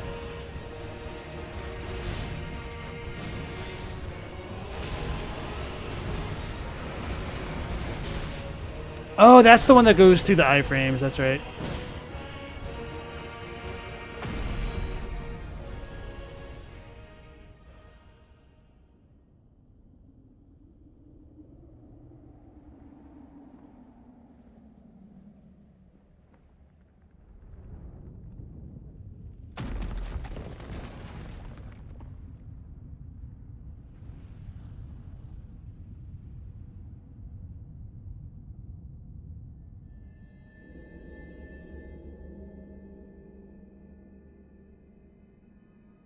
Lord brother.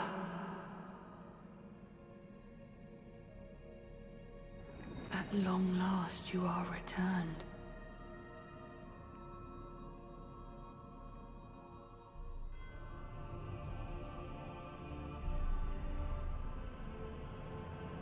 Tarnished one. Aspiring lord of the old order. If you have known sin, if you grieve for this world, then yield the path forward to us.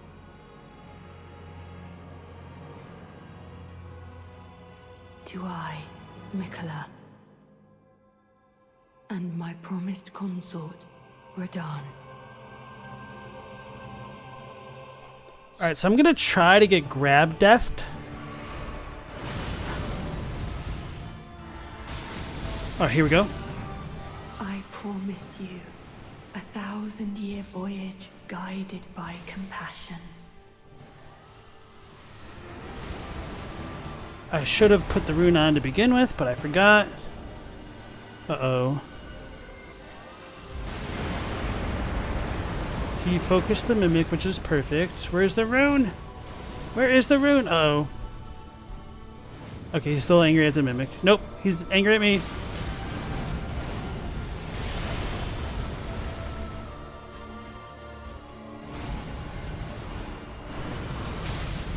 That's so wonky.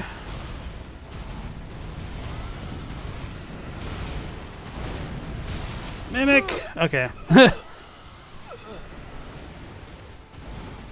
Nah, I'm not blaming the mimic.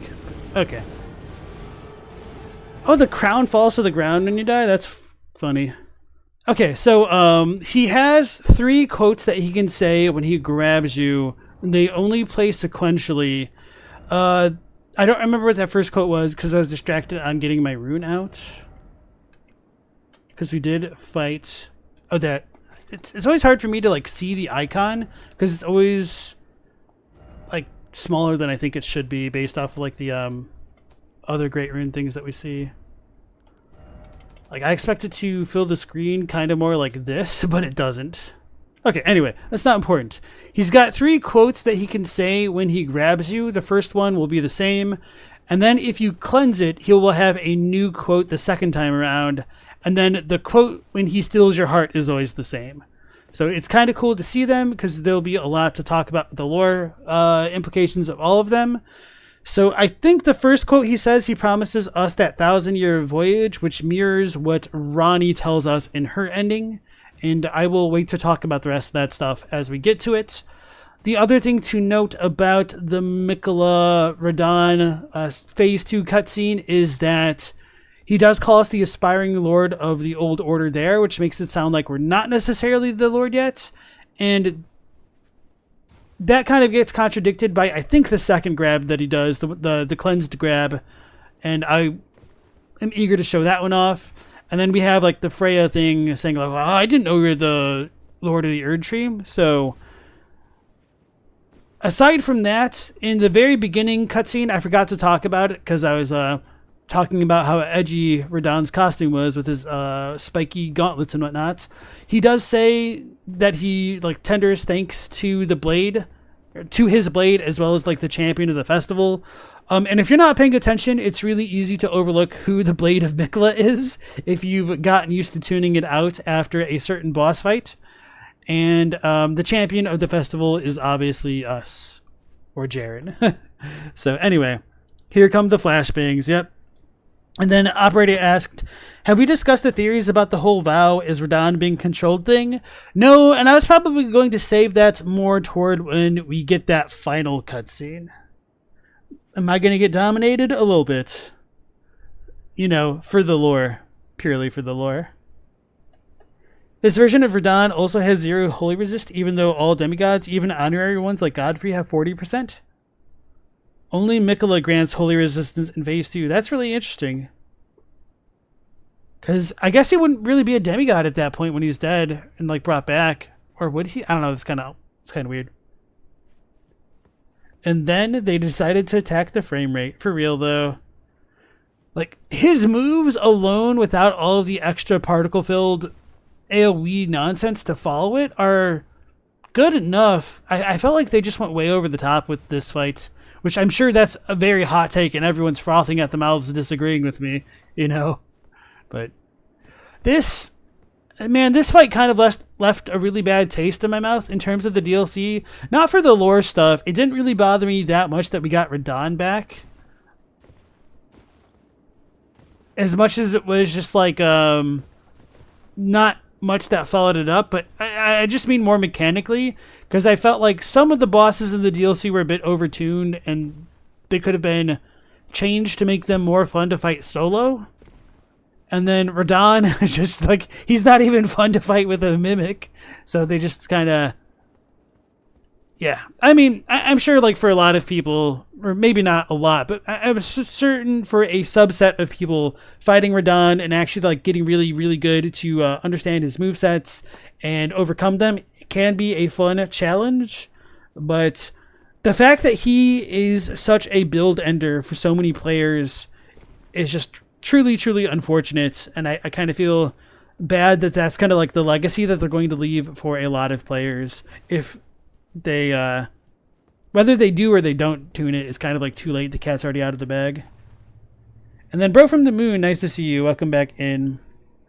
And then Jake asks, any theory on why Miquella only has 3 hands? Where's Jack? No, because he had a theory. Maybe he's doing arena stuff. So I had some thoughts, and then I kind of like lost track of them, unfortunately. So I'm kind of like ambivalent as to what it might represent. My joking headcanon, my half shit post of an idea is that he's using that third hand to actually puppet Radahn, and Radahn isn't really following his will, which goes back into what Operator was asking a moment ago. And now for the seizure warning. Yeah, for real, Stella. Matthew loves this fight so much mechanically. It looks and feels so cool. You just hate the lore surrounding it and the lack of build-up in the base game. It's kind of funny because I think your take is very different than most people. So, I think if Radahn didn't have an undodgeable move if you're not light rolling, well, even if you are light rolling, it's still, like, you can't iframe through it and you need to use stuff like blindside, essentially. That's kind of wonky.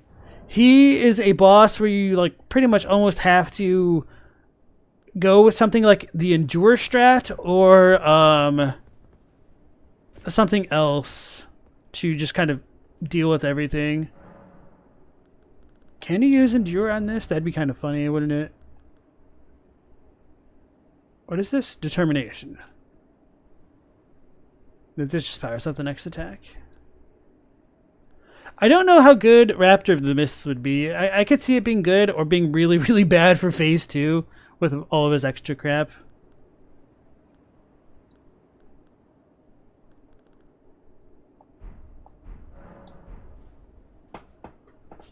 Operator needs to know Matthew's build and how they're able to find it fun. And then Oni, nice to see you again. Radahn is like the culmination of all the bad aspects of Elden Ring's boss design put into one. Yeah. Knight wonders if Miquella is leaving Radahn weaker in some ways on purpose to have emergency measures over him. Scarlet Rot via Malenia if he breaks free, and Zero Holy for the same reason. So, canonically, Malenia should be dead, I guess, because he, like, thanks the Blade of Miquella. But, yeah, it just sucks that there's nothing, like, no change of state from the base game to the DLC and vice versa.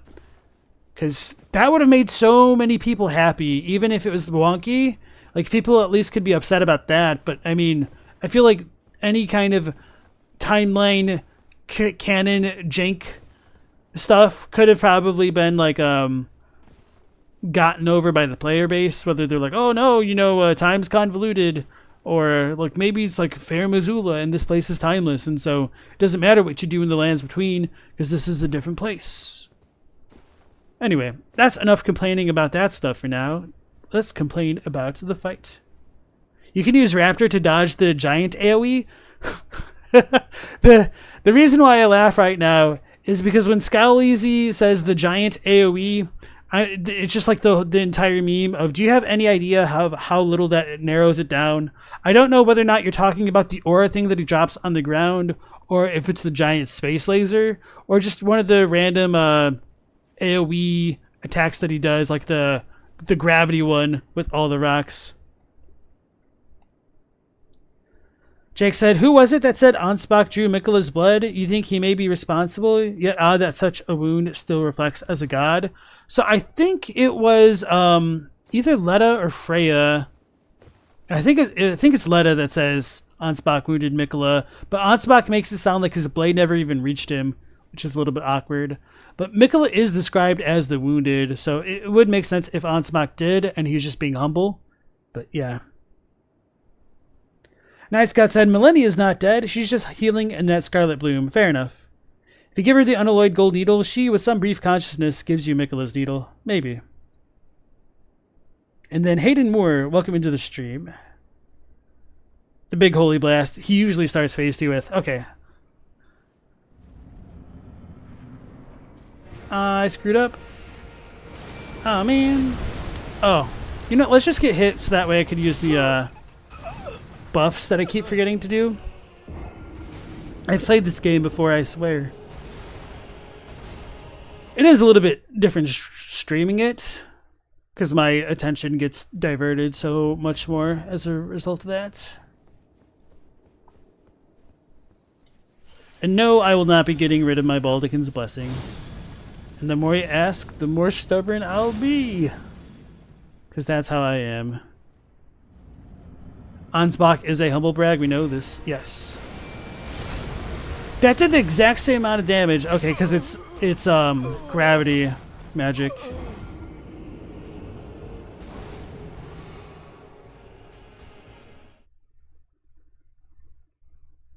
That is wild. And like the thing is, it would be one thing if you could get more of a window to use your mimic in other parts.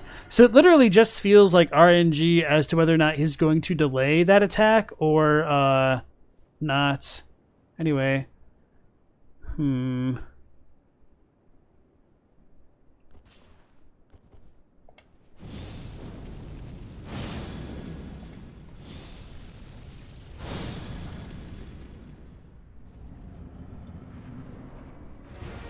Rip. Okay, so maybe the flame grant me strength overrode it then. That doesn't make sense.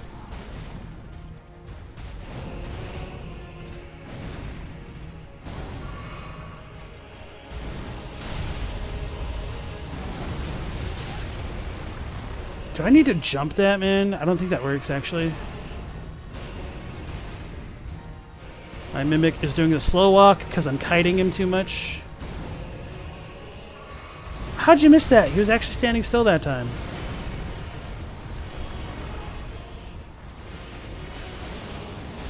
Oh, I tried dodging. I was too slow. Oh, so he is rotted. I do like that you can kind of break the meters on the arena at times, though.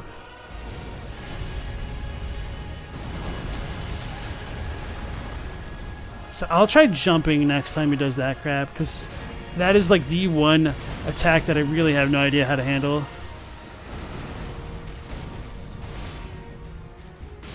Hell yeah.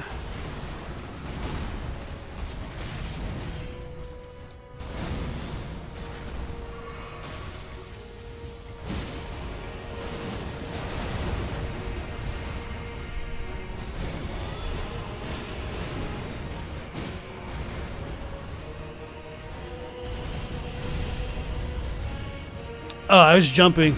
I was literally pressing the jump button as it happened.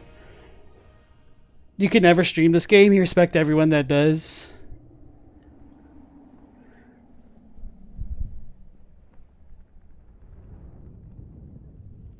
The image of the sun behind the top of the Gate of Divinity with the green sky looks really cool. It tries to look grandiose while attempting to hide just how horrifying the scenery really is. Sums up Miquella and his notion of godhood well. Yeah, I can dig the comparison. Lord brother. It'll get me if I jump. That's what I thought. Thank you. to jump towards the camera. That's what I was thinking.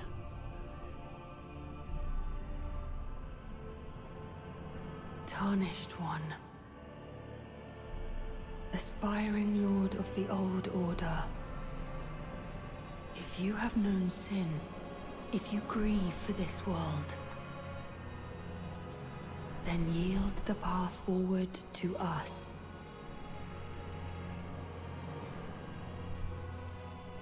To I, Miquella. Night Scott thinks the red aura is And my promised Radahn's soul trying to consort, break free. You can Radahn. see Miquella have to change the color of the aura to basically reassume control. Alright, so this should be the phase 2 attack. No, he's not doing it. That's the grab. Okay. I promise you 1,000-year voyage guided by compassion. Alright, so we need the mimic. So we need to run that way.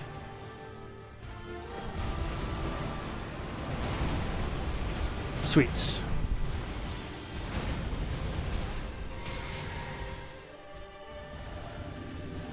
Uh-oh. So I'm not going to be able to run out now. So we can Raptor if to miss that.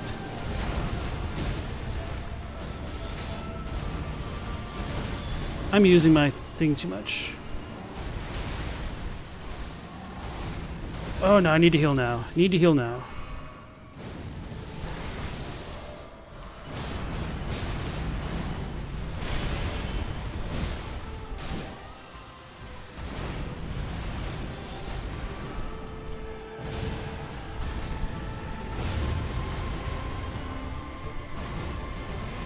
Oh no. Damn it. Okay. I took too much chip damage. Now he does the grab. Okay. So I might just switch to the actual sword and board strat. Let's go ahead and be cheap. Because apparently this works if you infuse this properly. I haven't done this strat like with this shield. I was using a different one. I might need to... Oh, I don't have the holy one. Oh, where do you get that, Lindell? Do I get that in base Lindell? Elden Ring Whet Blades. Sanctified one is Fortified Manor. Okay, we can still get that. Can't we? I don't know, actually. Why are Miquella's eyes closed?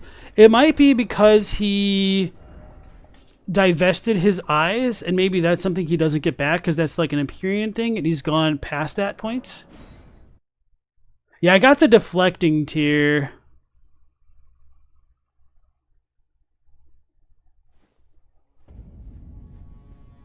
Where are we going? Yeah, I'm pretty sure we can still get in here because we got that one gargoyle guy out there.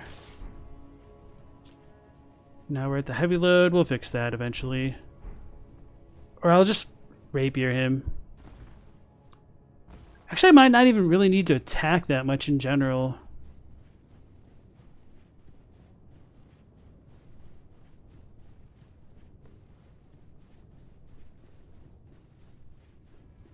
Actually, I wonder if I could... I wonder how that dueling shield works if it's in the left hand and we use something else in the right. Should we use the other side of grace, apparently? You can't get it in Ashen Capital? No.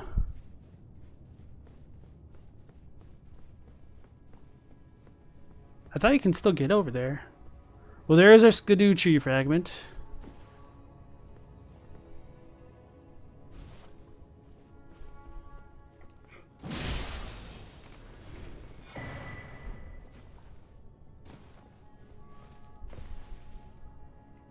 So you can't jump up there. That's crappy.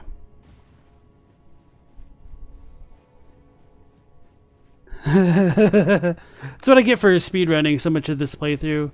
Because I didn't even intend on burning the Erdtree. Why did I do that? Oh, to get the damn bell bearings. Arrgh. Charlie Brown noises. Alright, so we won't cheese it that way at least, but we can use a different shield. Oh, well, I guess we don't need to because this already has such a good holy one. So what I did was I actually used the Miquella Erdtree shield. And that was really good. Alright, so let's go kill Marley Murray. And then we'll get the Antspear Rapier. Just to be cheap. Actually, you know what? We don't need that. We should have other cool thrusting weapons to use. I could use the smithing script dagger, or not dagger, but the spear that requires some int for some reason. Yeah, I'll just do this. I think this is what I used on my first playthrough. I'm gonna need runes. No, I'm not.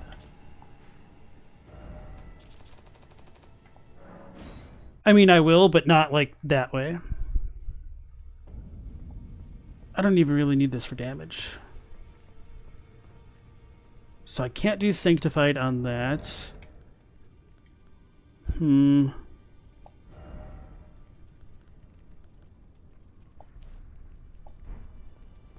That might be the way to go with that.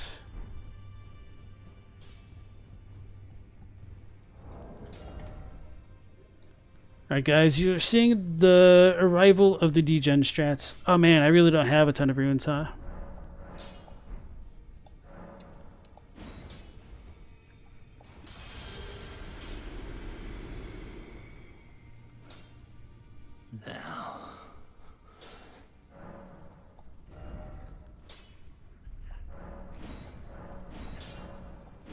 I guess I will need guard boost. I was like, why am I doing this?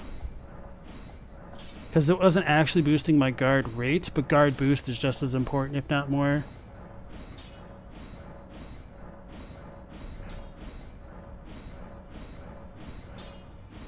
Insufficient runes. Damn, okay, so we need a lot.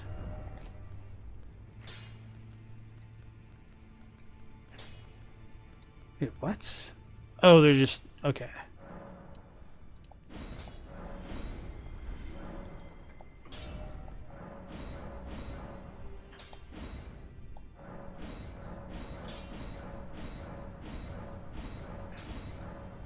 A Holy Shield Ash Award default for the Sacred? I don't think I can. Well, the thing is, I want Barricade Shield, so that way I don't run out of stamina while I guard.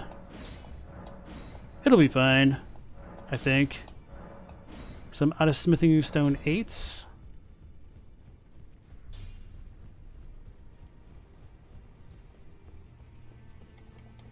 The funny thing is, like if I was actually able to get to the ash, I should have definitely checked the front door of the manor, because I know that you have the gargoyles outside. How many do I have? 2, so I need 4. Yeah, Jesse, I like to make sure that I don't completely run out of an item, so that's why I sold down to 1 each. And also, welcome back.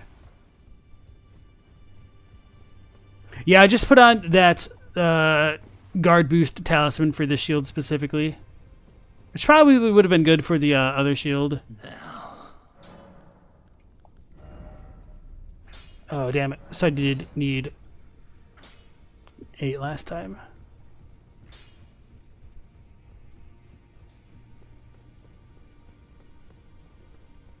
Do we ever get a description of Maria as God with the eyes open? Or you mean depiction?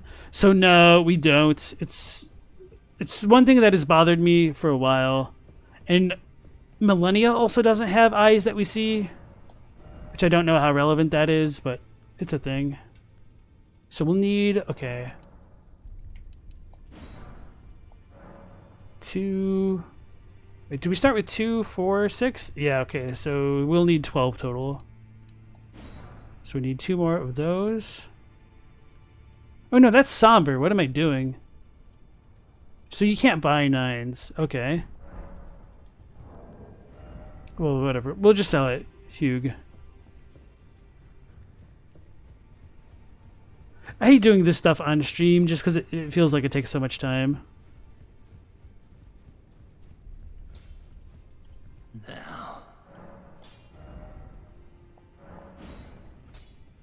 Oh wait, there is no 9?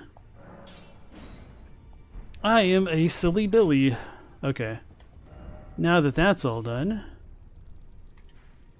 let's go on back. Oh, Grandma's still there. That's right. We're going to kill her after Radahn. Leon says Radahn really did break your will. Totally understandable.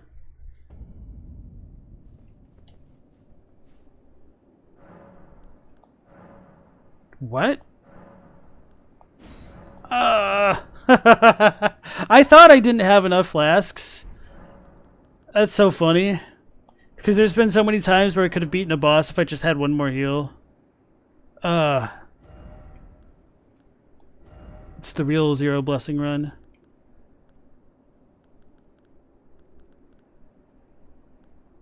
Shriek of Sorrow, White Shadow's Lure. So our options are a little bit limited because it's the spear.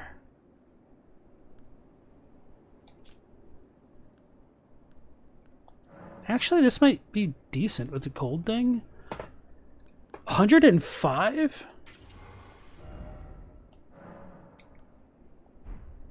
That's a lot better than I would have expected. So, okay, it says poison 98, but it's actually kind of garbage at actually inflicting poison, which is what I was going to use, but that's not really good for the pot thrower. Actually, I guess cold makes more sense after all. And now... Oh no, I'm going to have to switch up my talisman somehow. Alright, we're going to risk it.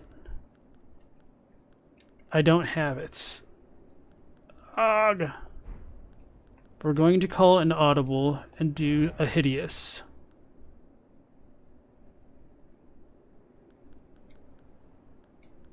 Is this enough?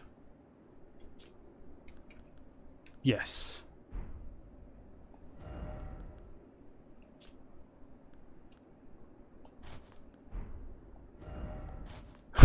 This is so goofy. Does Ymir's hat help us? Not enough.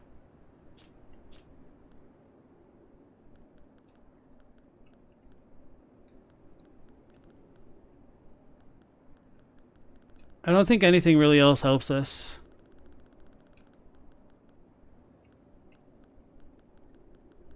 Alright, whatever. This is what happens, guys. Radahn breaks builds. My fashion's broken. Everything. So we're still medium load, which is fine. Because I don't have the Great Jar Pot. Otherwise, I'd be kind of tempted to use that. But whatever. We'll just go with this. It sucks. It's how it goes. So the reason why I'm not even worried about changing my build is because I'm not going to be dealing a consistent amount of damage to Radahn to begin with anyway. Oh, I have Shield Bash on. Okay.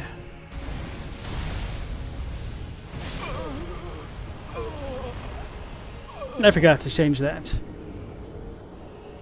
And so my spear is essentially just to get his aggro and maybe, if I'm lucky, proc a cold. And the Mimic and the Rot stuff will actually do most of the work. And if my Mimic dies, worst case scenario, I can always just use one of the pots myself.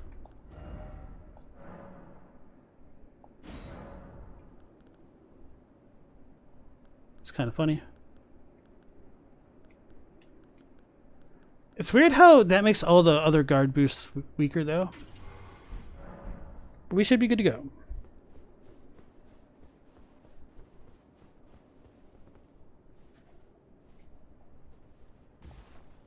There's an idea that Malenia is also not a god. Looking at the statues, it looks like Marika's always depicted with her eyes closed. Could be something to do with becoming a god, maybe. And then Dylan said, there's an idea in Buddhism that the Buddha closes his eyes because he sees more vision and seals out the evil of the world by keeping his eyes closed. Yes, that is an often a cross-cultural trope where people who are blind are more in tune with their spiritual side of nature, I guess.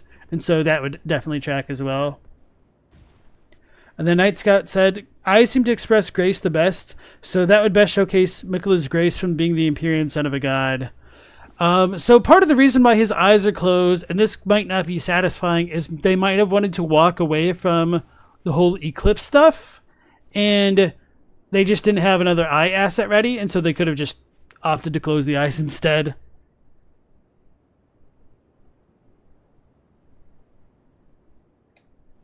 Alright, here we go. I forgot to buff. We're gonna get hit. Why did he one-shot me this time? Do I take more damage? Oh, well, I guess my armor is different. That might be the deciding factor, unironically. Is armor that big of an influence? Hold on, let me... No, this physical is worse. This magic is worse. Why does this raise my HP so much? Oh, it's because this lowers my HP, huh?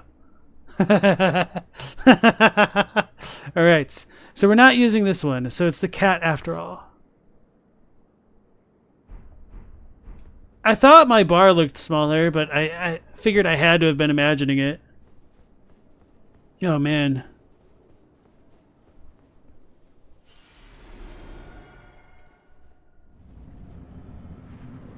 I forgot to buff again.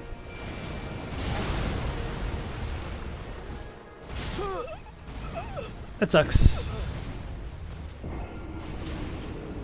Hero caught me. Radahn, hater of good fashion sense. I could make this work better, but I don't want to spend more time on stream prepping for the fight than I already have, because that stuff kind of always annoys me.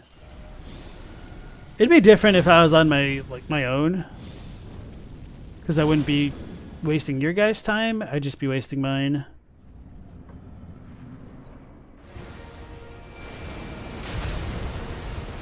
I should have talked to Blackguard and gotten a ton of prawns. Oh, that's the, yeah, undodgeable attack without positioning.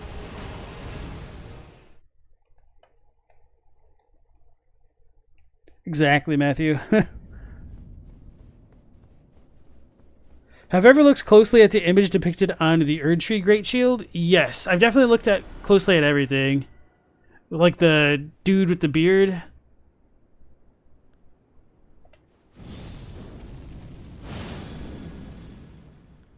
Two of Miquella's arms are smaller and still transparent, and one solid arm is incomplete, so he might be leaving the gate prematurely to reign in Radahn, so the ritual still works?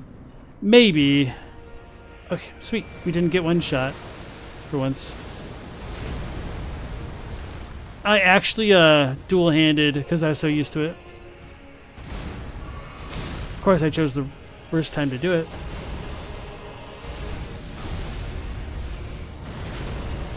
Alright, so I need to jump potentially when he... Oh my god. I thought I was out of his range. I need to jump when he swings. If that works.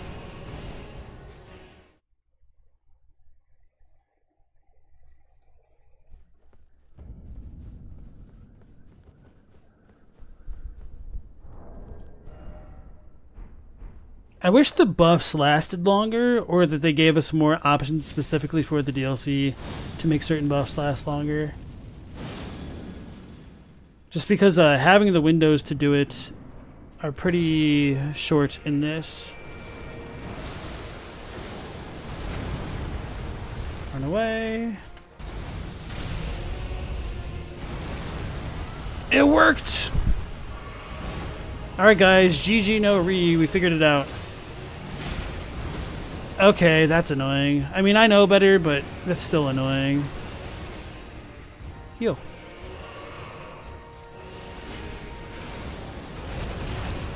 What? Did he, like, change direction?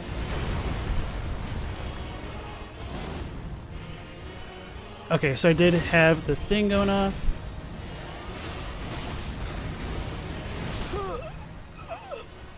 I thought I was blocking. I don't know what happened.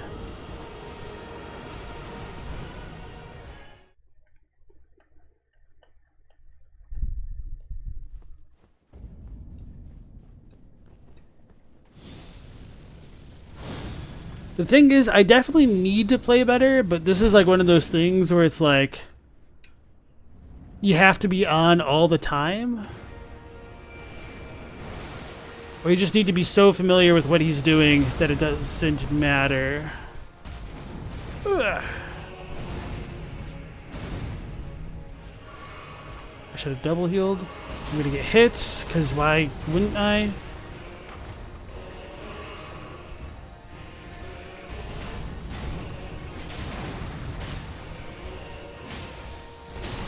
Silly, I shouldn't have done it that way.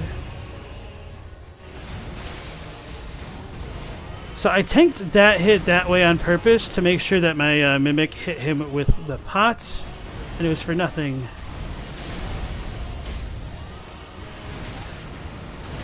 Oh, I thought he was doing the other stomp. The other gravity thing.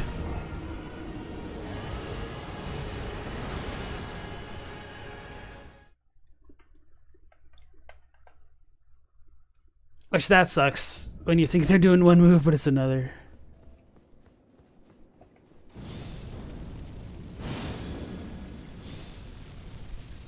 You think it looks like Charlemagne? Yeah, I think it looks like Charlemagne too, that Erdtree shield dude. You never see anyone talk about it, but it seems like a big deal. Well, the reason why people don't talk about it is because even in the base game, if you... Bro, come on, why didn't it roll? Even in the base game, if... that was a different king, like you couldn't really do anything with that information other than saying like, oh, America may have conquered other lands. Or if it's Godfrey, like why does this depiction of Godfrey specifically have like a staff as opposed to an axe or something else?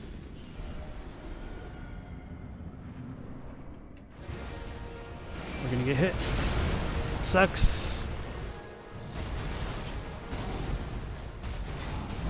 Oh yeah, we have a full block shield. I should be using it, huh?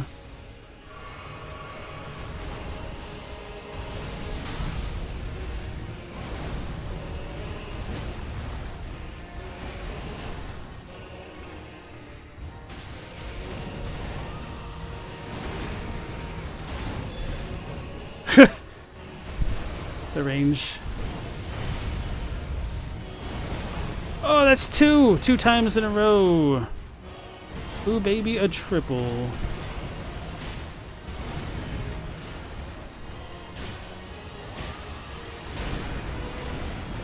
Let's get our stamina back. Kite him away from the Mimic a bit. I forgot that. That's silly of me. He's about to phase.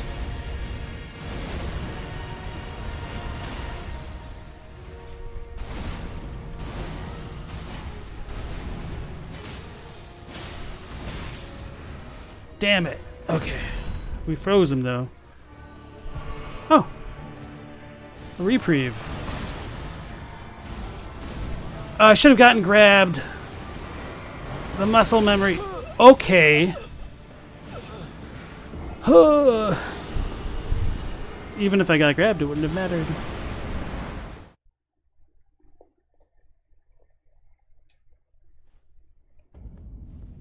And believe it or not, somehow this is easier than 0 blessings. Radahn is nuts. You're seriously considering a larval tier to go for a bleed build? Radahn's nuts.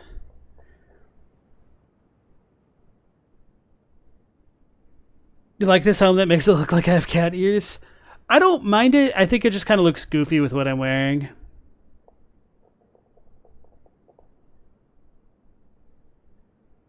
Of Hayata's cape? Like the Finger Maiden cape?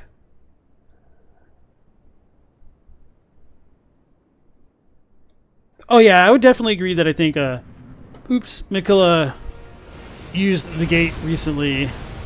It didn't heal, or not heal, but, buff. Although it seems like my guy is not using actually physical attacks at all. Well, some of them are. I guess to take less damage, I should use magic fortification. Let's see if I even have that spell.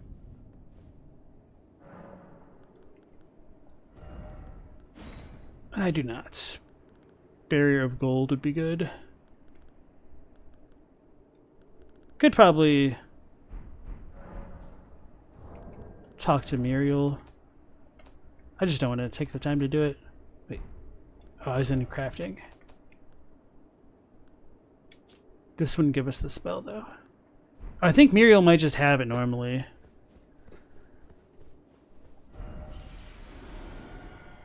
Buff up.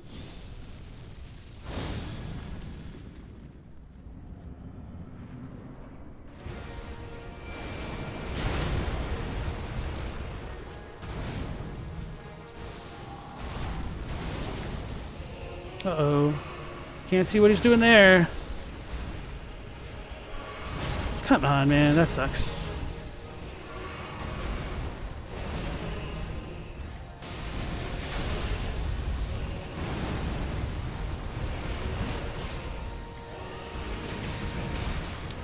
My animation was still going?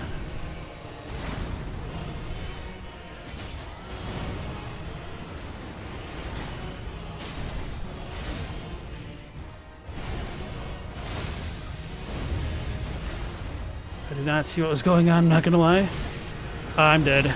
Oh, I lived. Thank you, Mimic. A literal lifesaver.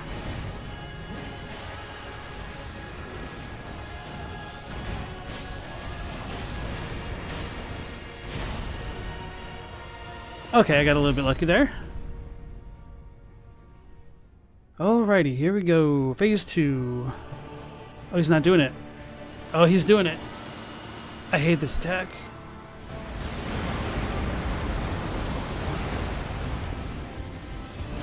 Uh-oh.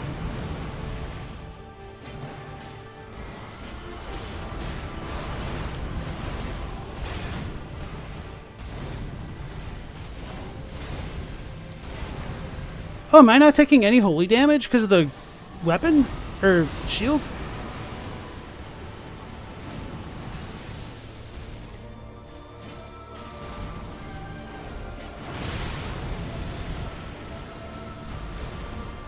Oh, it does block all of it. Or almost all of it, apparently. That changes everything. Okay.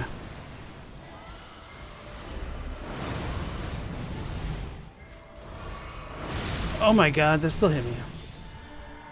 That's the grab. I need that grab.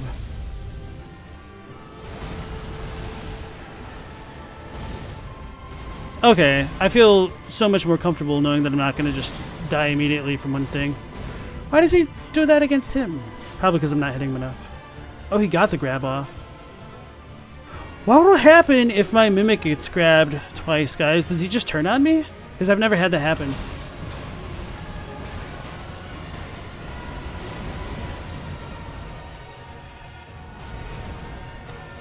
Uh-oh. Alright. So almost complete damage negation. Sweet. I promise you, 1,000-year voyage guided by compassion.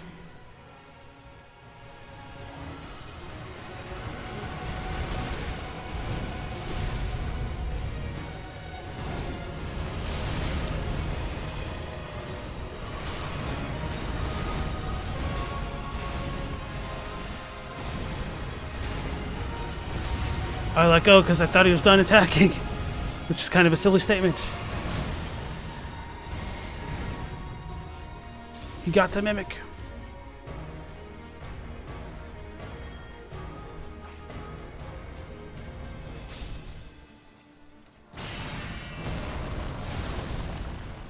Oh, okay, so this is the evil space laser magic, which I don't know how to deal with. I'm on the wrong way.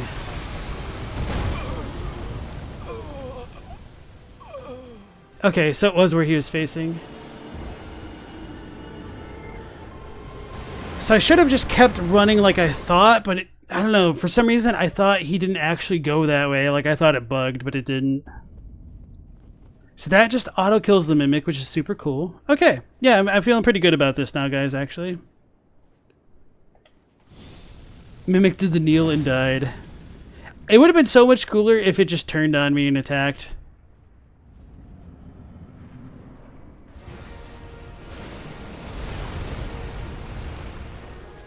I need a reprieve. Thank you.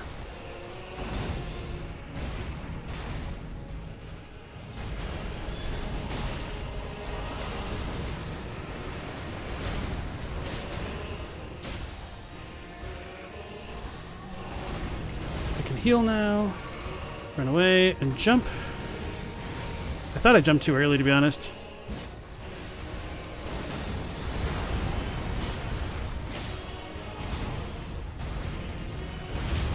Oh, that got me for once, actually? Okay. Let's kite him towards the Mimic.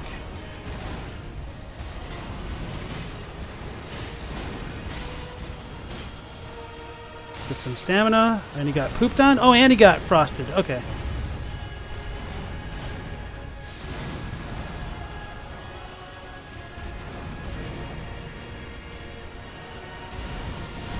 Run away. Whew, I thought I screwed up my timing. Alright, here we go.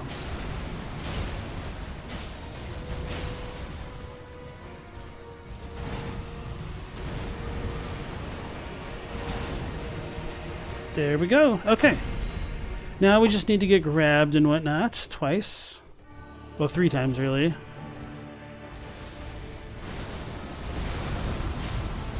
So his frost went away. His rot went away. I waited too long. Okay, that's fine, though.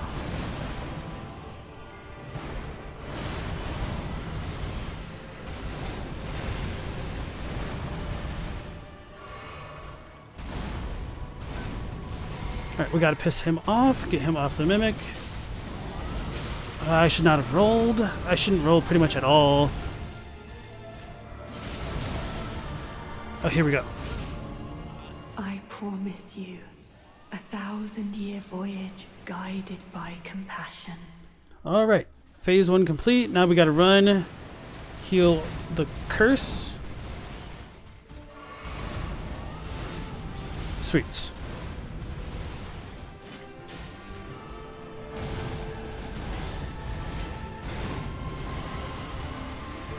Grab. Nope.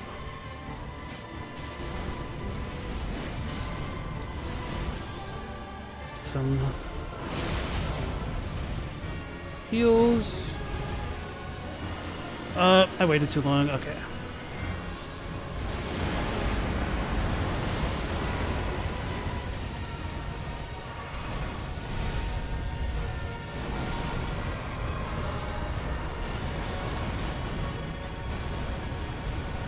Oh my god, that still hits me?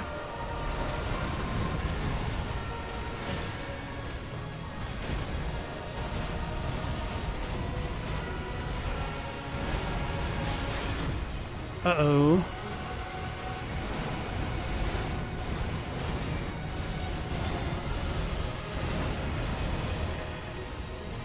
Grab, you jerk. But me, not the Mimic. Just to be clear. What is this? I have no idea what this is.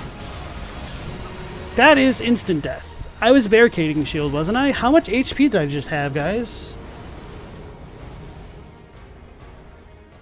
The shield is tremendous. Will you guys clip that? Maybe? Well, no. Maybe I didn't get the barricade shield off in the middle of that.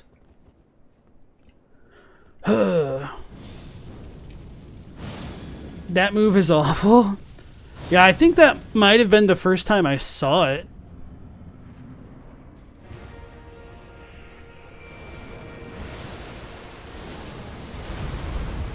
Alrighty, we can do this. I thought he had a follow-up, so I didn't want to risk it. Oh.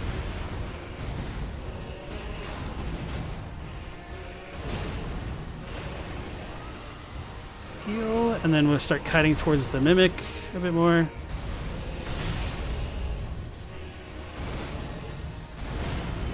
That's the grab attack, essentially. Right, when he goes on that chain, we can poke him a lot. I need stamina. Ooh, I tried to jump, but I couldn't. Oh, that's not the thing. Okay.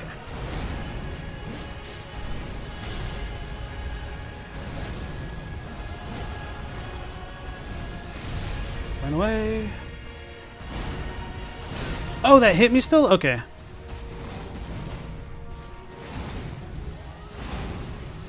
Do go heal now. Oh god, that's nasty. How did it...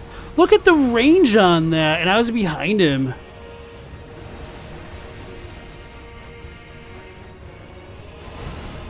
Like, I'm not angry that happened, I'm just astounded. Why was I not boarding?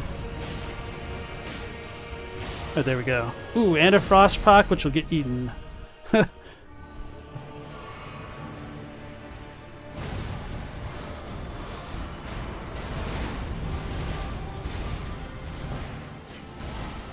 think I whiffed that attack, actually.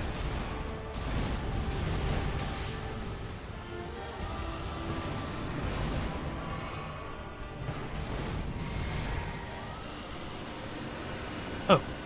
I think we're good. Okay.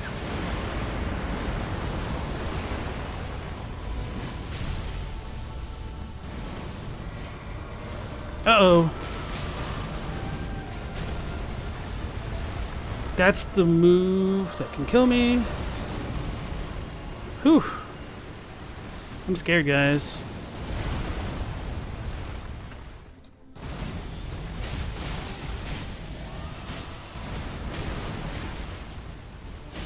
Note to self, don't roll. As I start spamming the roll button. Come on, Mimic. Keep him pissed off. Doesn't help that I'm kiting him away.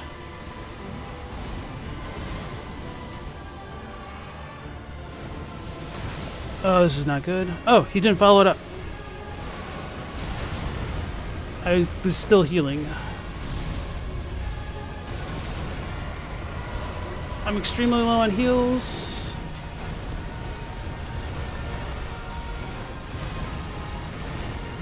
Guys, he's just not letting up. It's not a good I'm not having a good time right now.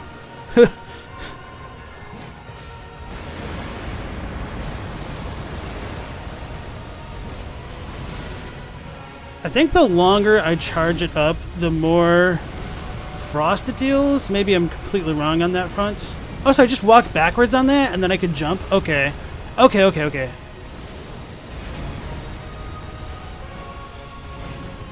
I don't know what's going on.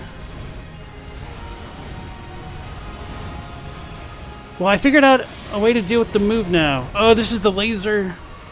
I took too long. I don't know where he's going.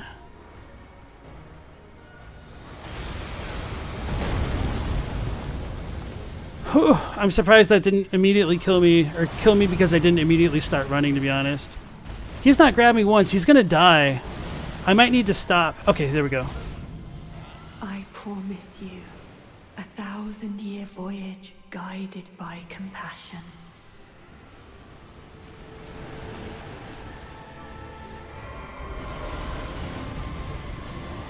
Let's get a grab again, bro. That's not a grab, but I can keep running. What did I hit? I hit his body. Okay.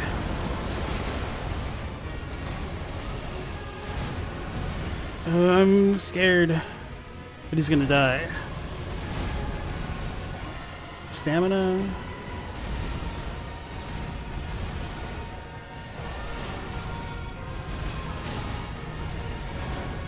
Alright, if he kills the Mimic, that's fine. I will be fine with that.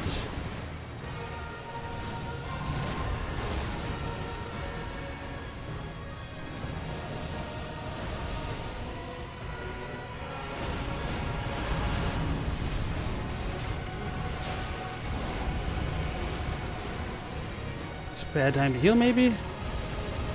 Okay, it was a good time to heal. Here it is, here it is. Let your thoughts be only of love. Be only of love, okay. Now we can get the death grab. Alright, now we're golden. It sucks that we gotta die like this, though. For the lore! Oh,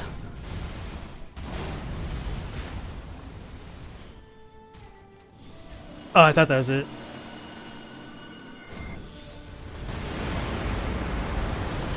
Heal, and this will be our last heal.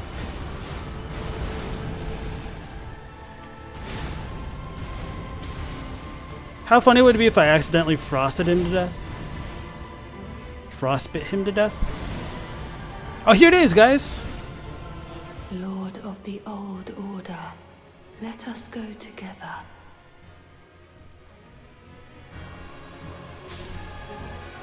Let your thoughts be only of love, let us go together. Heart stolen.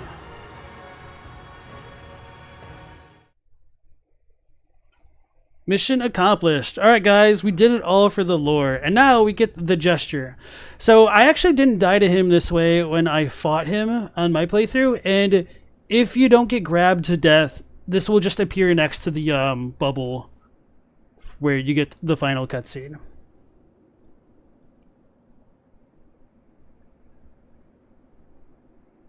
It was a headshot? Okay. He likes to follow up the golden space laser with that combo? Interesting. Maybe he's done that on me before and like gotten my mimic instead. Maybe the missing arm is in the cocoon? I like that idea. It's just a one-armed cocoon man. That's pretty cool. Hey Vorb, nice to see you again. Oh, that's true. I can always desummon the mimic tier. True story. He has a unique animation for that grab activation too. He stands up straighter and lowers his blades. Yeah. That's how you can tell, because he like stands up and then he like jumps really slowly and does the bear hug. It's probably one of the most fair moves he actually has. Alright, so now we can fight for real a bit. Do I want to stick with the frost? Maybe I do. Maybe I don't. I don't know. I could always just throw more rocks at him.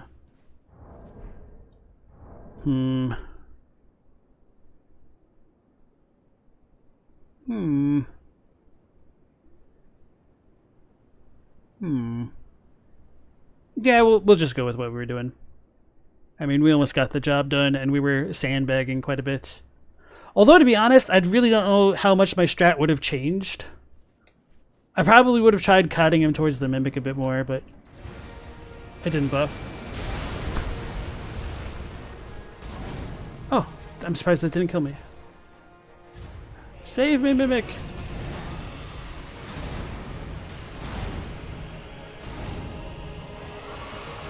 Alright.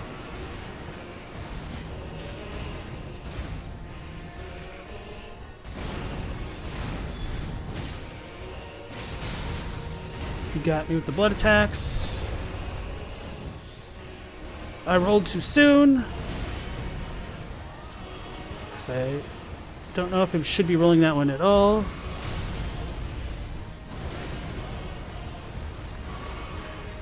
Uh-oh. Can't tell if he's on the Mimic or me yet.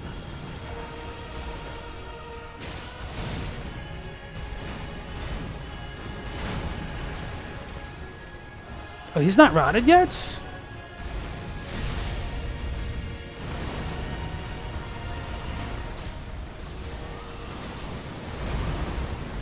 Okay, I should have thrown it.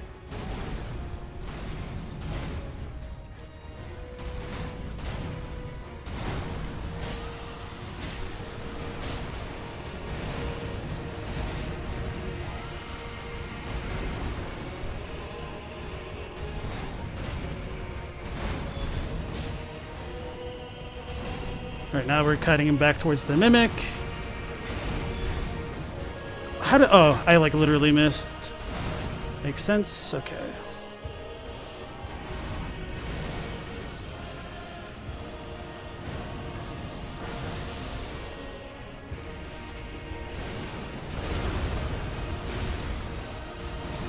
Why didn't my barricade shield go?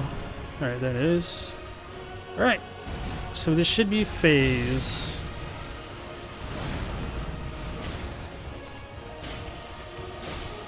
Oh, sweet, good frost.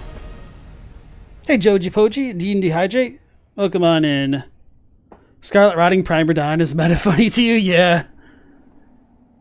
Apparently, I angered somebody earlier in chat. Apparently, their message got eaten. They're like, Radahn isn't weak to Scarlet Rot. But they didn't realize I was just joking. Oh, his stance changes if he grab. Oh, if he grab defeats me. Yeah, because he relaxes, kinda. He's probably still not Prime Radahn since he's lacking the armor, exact swords, height, etc. he had as the Star Scourge. Definitely closer to his prime, though. Not only that, but he's not on Leonard. How could he possibly be Prime Radahn?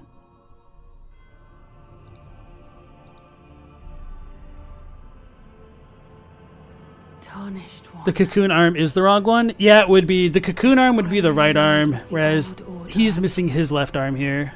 If you have known sin, if you grieve for this world, then yield the path forward to us.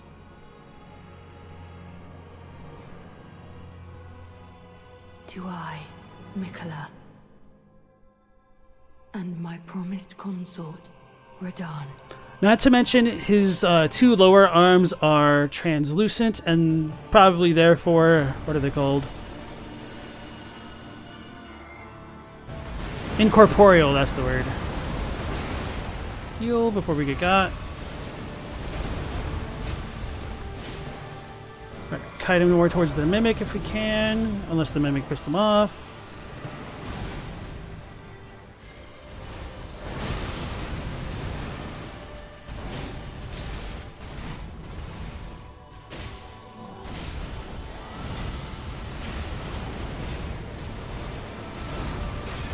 Uh-oh. Damn, the Mimic died this time around? That was early. Alright, this is gonna be a rip, guys.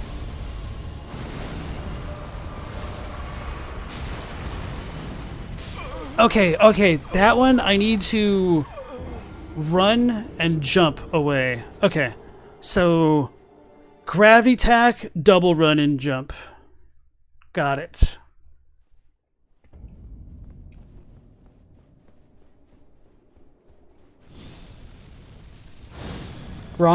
Radahn's cape actually despawns in this phase. He's got a new cape. Why did I just do that twice? I tried to press up. Whoopsies. Yeah, his cape's Miquella's nice hair.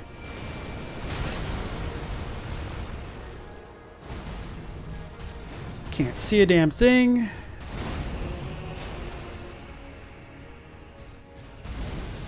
Uh-oh. So phase 2, we don't stop to heal.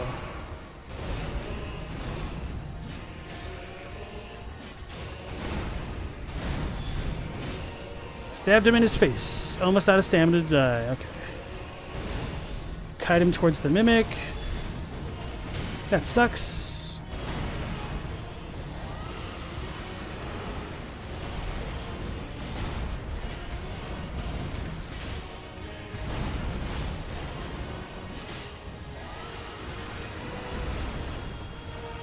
I should start jumping over those attacks, but I also kind of want to stay on the ground to be able to do stuff like this.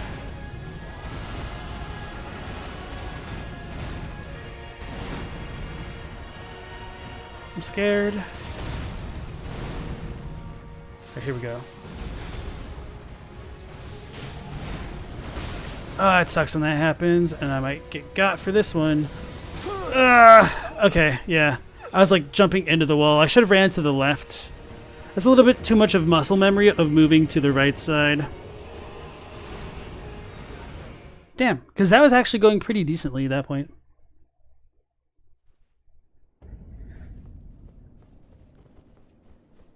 Nice Scout thinks there's a thematic message here that if Miquella could truly communicate with others and be genuinely persuasive instead of controlling, you could get Prime Radahn as an ally to beat anyone.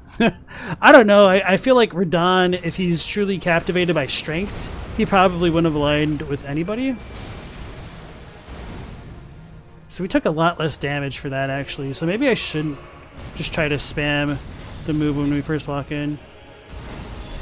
That's the follow-up. Okay.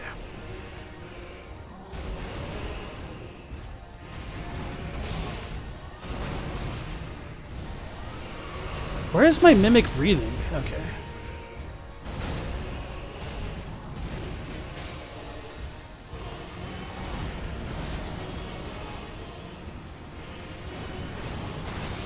Okay, I need to run more to the side, I guess. That's so ridiculous. So I needed to iframe that. when he's not charging at me. That's crazy that that move has that big of a spread. No wonder why the NPC summons are like garbage against him.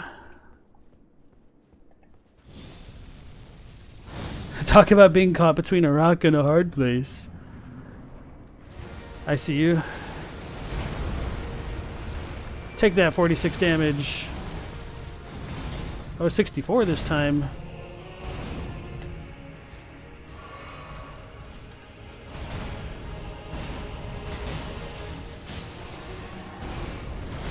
Oh, I rolled too early. That sucks. Okay, so it really is more of a side run than like a back left run, back right run. So I can't hit those.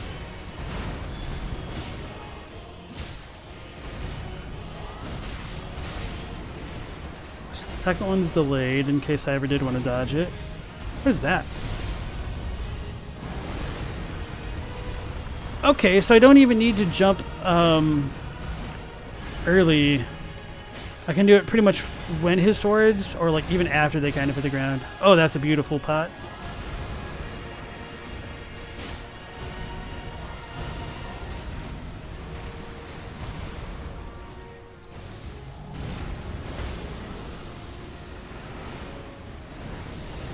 I was afraid he was going to hit the mimic.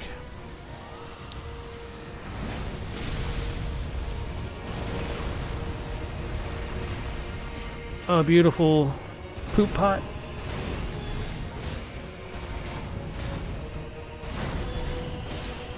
Beautiful frost. So that should be it for this phase. If I keep... Why did I... Oh my god. I got lucky. I got lucky. Poor mimic. You just kind of spawned there, huh?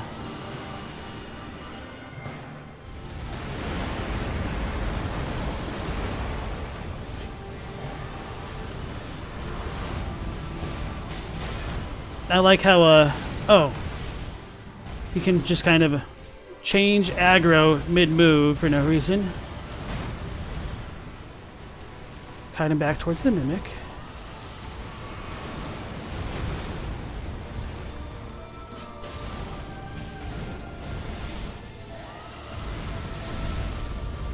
Jump, keep running.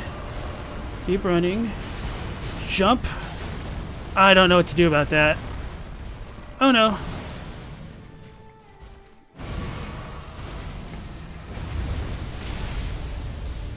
Garbage. And I don't have it. I don't have it. Oh, so I took less damage that time. And that's the grab. Okay, I thought I got grabbed. Bro, and that's the gut. He hit from that. He needs more cooldowns between his attacks. Like, the only way to deal with some of this stuff, it feels like, is to get the aggro away from you.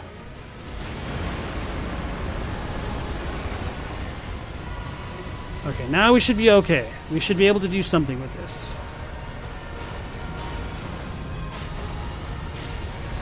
So much damage.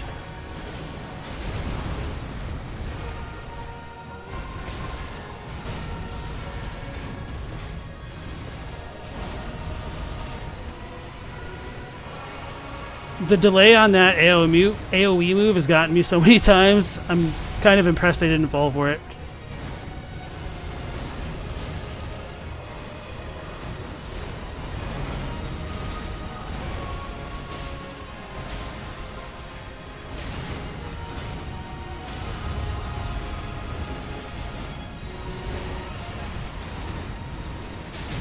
Oh no. Trying to get my stamina. Oh no! I just couldn't track him.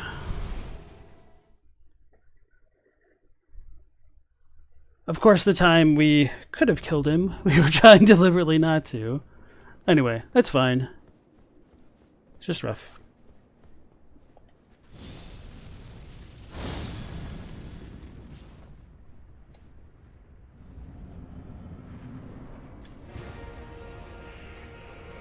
The moment I try... Okay.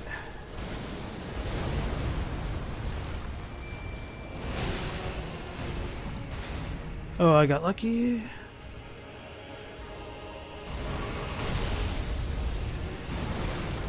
Alright, so I need to start rounding back toward the Mimic. Okay, perfect.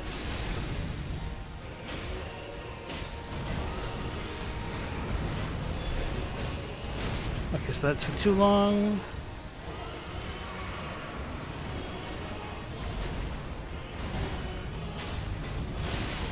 Brilliant. Stamina back. Oh, love to see it. And he got frosted.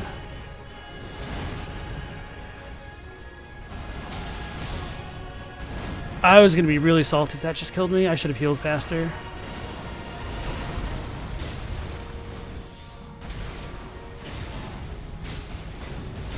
There we go.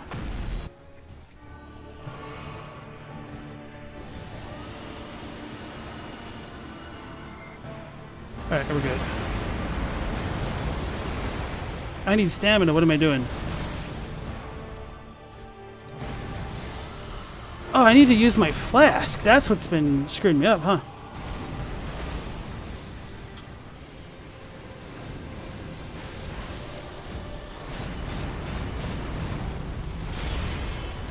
Heal. Then once the Mimic does this job, it'll flask up and be good for a little bit.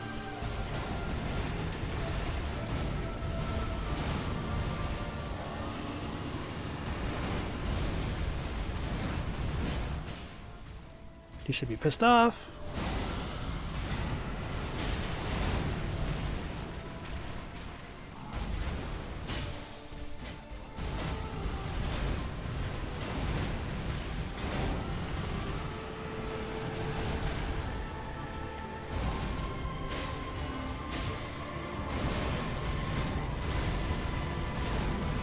I need a blue flask. Uh-oh.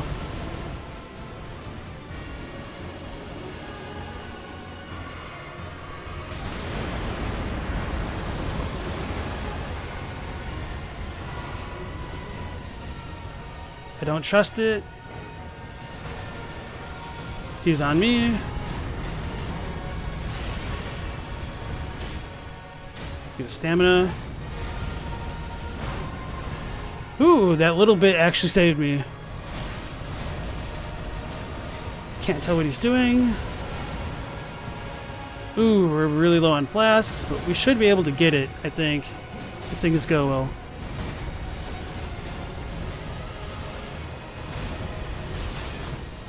Should be okay with this. I rolled too soon, but he's still being rotted. That's fine. We're not going to try. Well, maybe we'll get good. Now he'll spam his grab.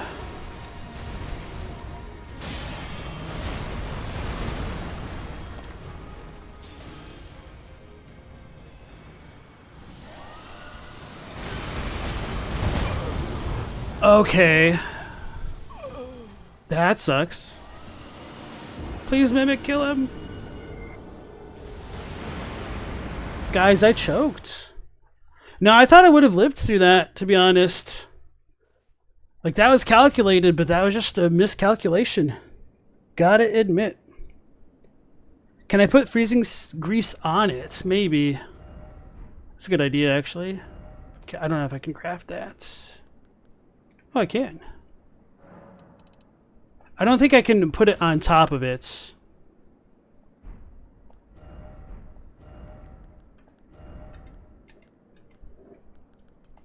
Because I've got the thing on it already? Yeah.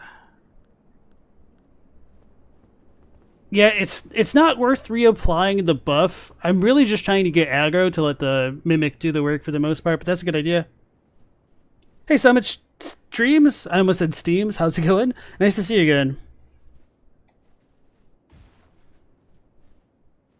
It's a Coldsmith script spirit. Yeah. That's how he's been getting frosted. Frostbitten. It's kind of funny to say frosted because every time I say it, I think of like the 90s, early 1000s hairstyle stuff. He's getting his hair highlighted. Well, I mean, he kind of does by Miquella, doesn't he? He certainly gets blonde tips at the end. Oh, I mistimed me roll. That's cool. Oh, it's a bad spot. Oh, that's terrifying. Okay. And we're in a good position.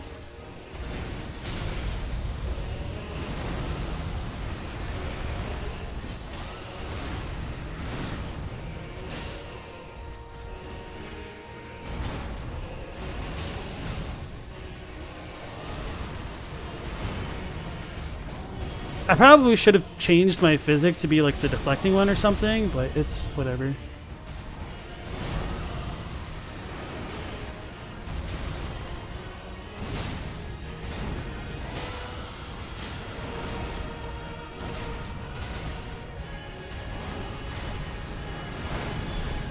It's probably a bad plan. Actually, that was okay.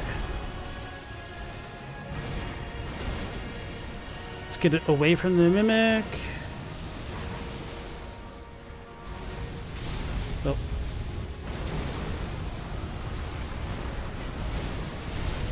Why is it doing that twice? Okay.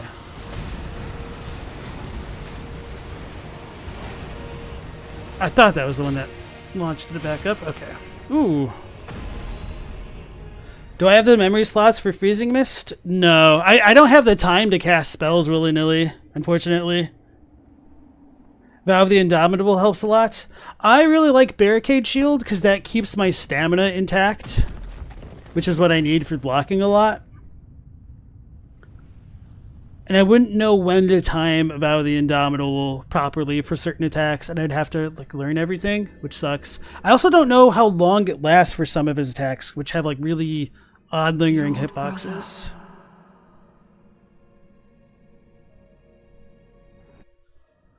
Alright, what am I doing?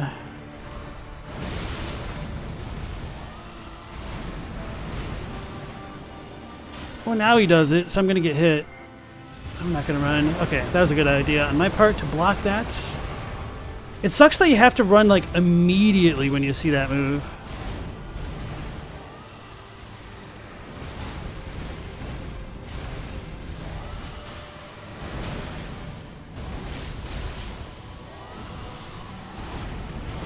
Should heal.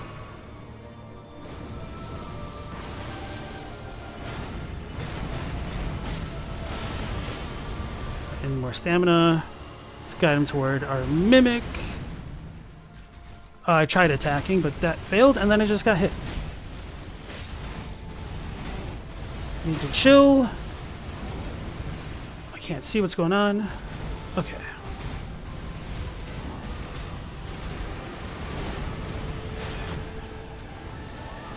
Mimic should piss him off. Well, that still hit me, because cool, why not? No, what is going on?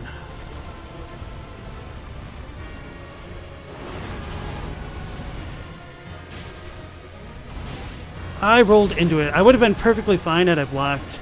Uh-oh. Run, run, run, run, run, run. I'm gonna die. So if I dodged, that move is such garbage. Like, for real.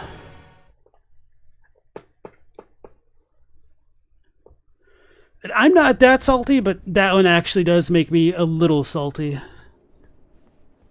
Cause like, I was hit stunned. I don't know what I could have done better other than iframing it. Cause I mean, I guess what I should have done was heal then block, but it's such a garbage strat, which that should be a move that should be like a little bit more easily avoidable. The Light of Miquella is a cool move. It reminds Night Scout of the False King's AoE in Demon Souls, the original game. If there's more than one person fighting Radahn, sometimes that light clone attack has targeting issues. It looked really cool, but I was just confused by it, yeah. So this is taking me a bit longer than I was expecting. Well, I guess I wasn't really considering... Oh, what did I do that for? Alright, let's just die. I wasn't, considering doing all of the grabs. That's just something I did on a whim. Otherwise, we could have killed him earlier. Maybe. Maybe RNG would have screwed me anyway. It's hard to say.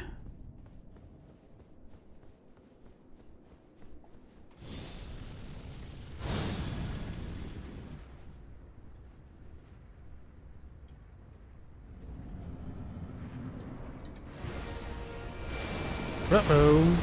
So I really should just dodge that move.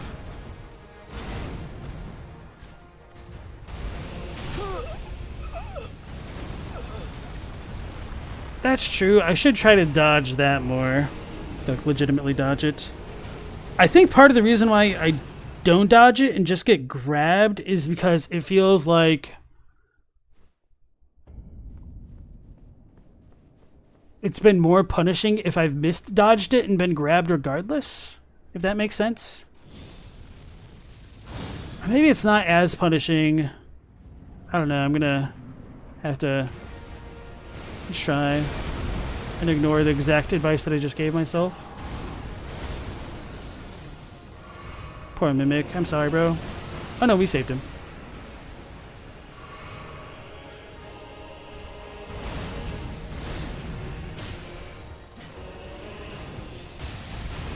It's a beautiful rat pot. That was the landed one? Okay.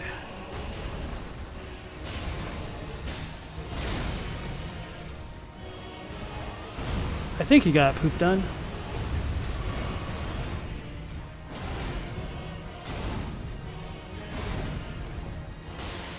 Well, now he certainly has. Oh, that wasn't it? Oh, that's the grab. Surprised that hit me. I'm out of stamina. I was not paying attention to that at all with my throws.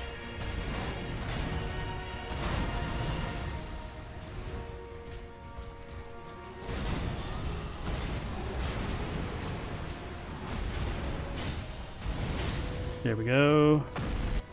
Heal. Move to the side. Oh, I thought he was doing the other one. That was definitely my fault. He jumped up way too fast. There it is. We might be able to get out of it this time if I run straight.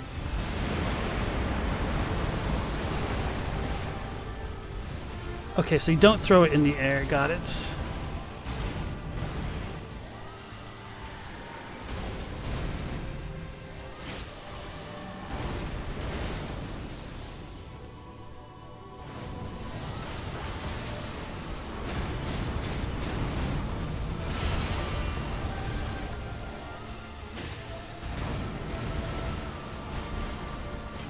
I'm gonna need to flask up. Damn it, I forgot about the second follow-up.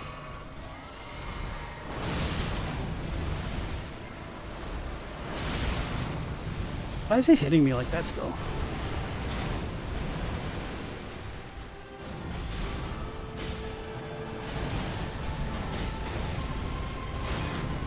Leave my mimic alone.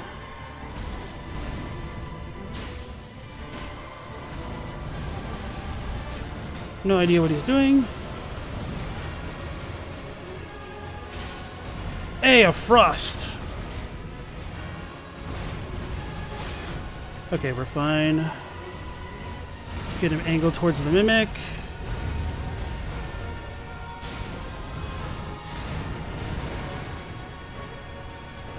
Thought so. Okay, we're good, we're good.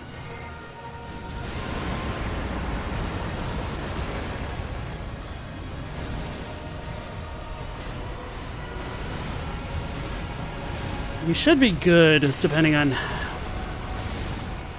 things. Hopefully this doesn't kill me. Okay, so I think I need to delay my second run. Wait. What? Okay, damn it, man. I thought that was the run. It felt like I got no distance away from him, like he was a lot closer than I expected. Or do I need to run the direction he's facing? Maybe I was just boned off the arena placement. I think that's what it is, isn't it? No?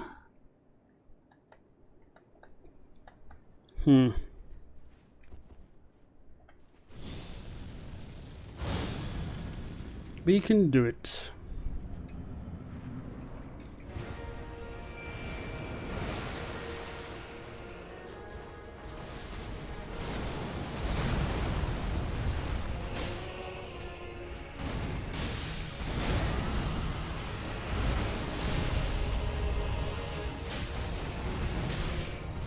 Should not roll that attack. I know better.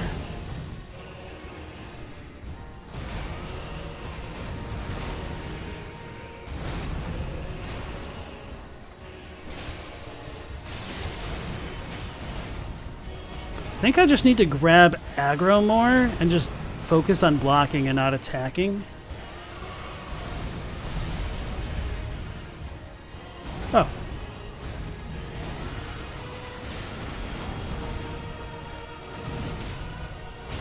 I was trying to roll. Maybe I didn't have stamina. Okay. Like how I said, stop attacking.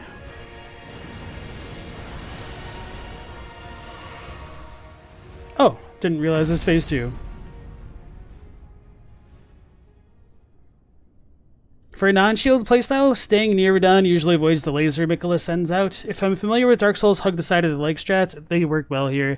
Yeah, that does seem to work pretty well when I do that with when I'm trying to poke him. It's just yeah, I don't know. Need to get good.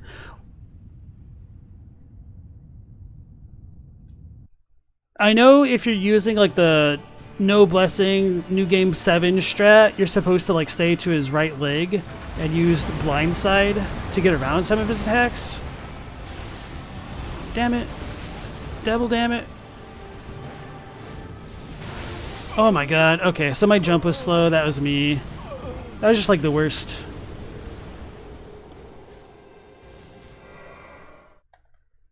I'm surprised I got caught by that first swing.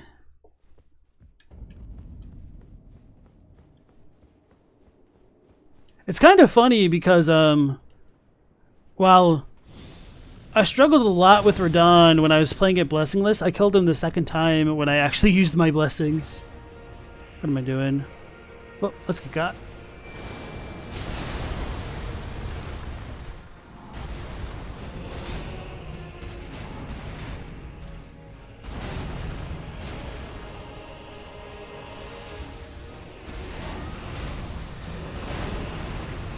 So he should be turning around now. Yep, okay. I needed to heal twice. Duh.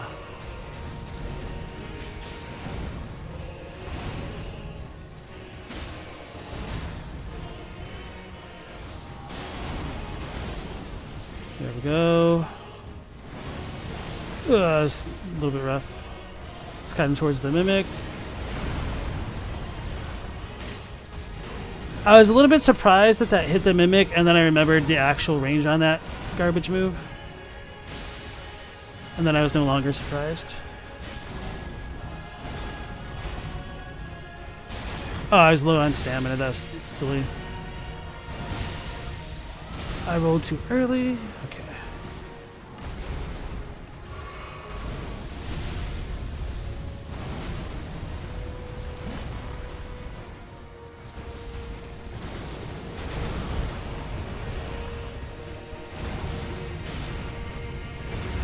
Okay, I got stuck on his body. That sucks. That's what I get for not blocking.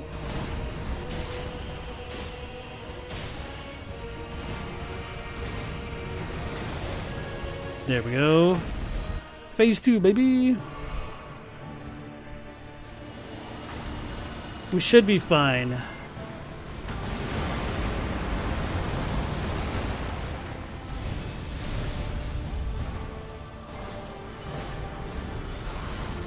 Oh.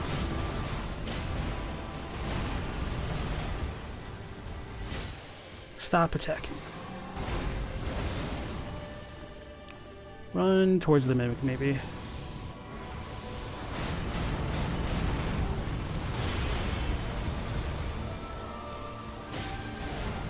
Now I just stop hitting.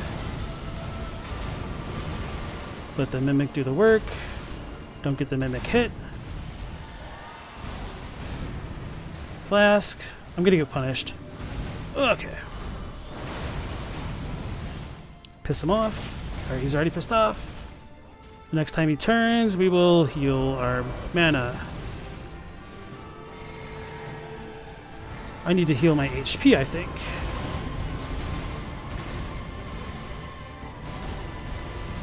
Don't attack. Just wait for him to get pissed by the Mimic. Keep stamina high. Well, that was not the best play. That's what I get for letting go of L1 for a time. I thought it rolled way too early.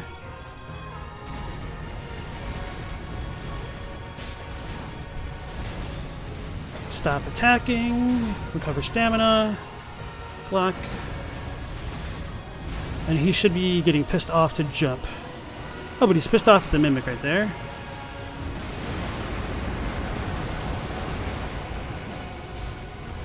Recover stamina. Can't guard break that. Okay. Frost him. Perfect.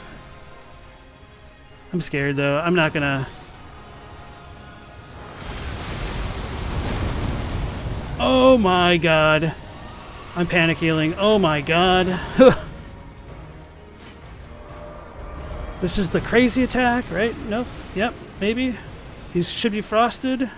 Or not frosted, rotted. I shouldn't have attacked at all, I think. Oh, we're good. This is GG if he's rotted. He's not rotted. This might be GG the bad way.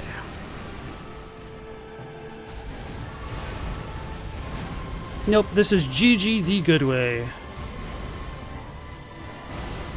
I didn't rot him. I was not paying any attention. Oh no, he's rotted. Okay. GG, sucker! Get Malenia'd.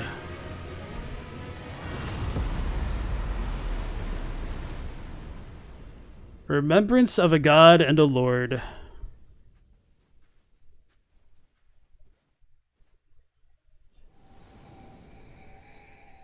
That's it, guys. There's no voice lines. There's nothing. Except for this ominous little memory. But before that, let's go ahead and touch the side of grace. Talk about Radahn and Miquella. And chill. Whew. Alright. So, talking about surviving by the hair on my chinny chin. Holy crap. See, guys, I did need to get rid of that Baldachin blessing. But anyway... That's all that. Okay, now what all else was I going to talk about? Oh, yeah. So when Radahn died, it was really interesting how Miquella kind of like hugged him closer. So that affection that Miquella seems to have for Radahn did seem to be genuine rather than completely Machiavellian. Which maybe that's a little bit unfair to Machiavelli to be fair, I guess. But anyway, let's go ahead and check that out. And I'm going to hydrate after all that. So... one moment.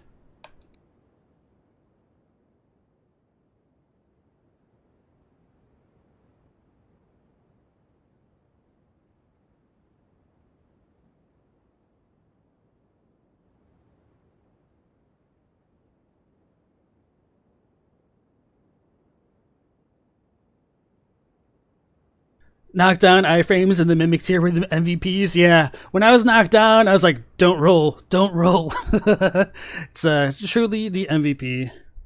Can finally return to fashion, souls, indeed.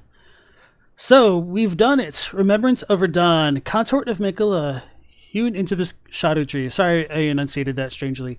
I'm going to restart. Remembrance of Radahn, Consort of Miquella, hewn into the shadow tree. The power of its namesake can be unlocked by the finger reader. Alternatively, it can be used to gain a great bounty of runes. In their childhood, Miquella saw in Radahn a lord, his strength and his kindness that stood in stark contrast with their afflicted selves. And so Miquella made his heartfelt wish that Radahn would one day be his king consort. So I want to double check the Japanese on this, just because I'm a little bit curious as to the their pronoun use there. Although maybe that's intentional to make it like Miquella more trans. That wouldn't surprise me. Because I'm kind of curious if it's a reference to Miquella and Malenia or if it's just Miquella himself. God and the Lord.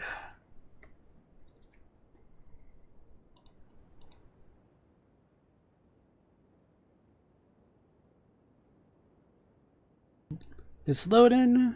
And thank you all for the GGs if I didn't say that before. Appreciate that. Time for Pigsy to get on their soapbox. Oh boy. Okay, so wait, why is it not finding it? Oh, it just didn't move the page. There we go.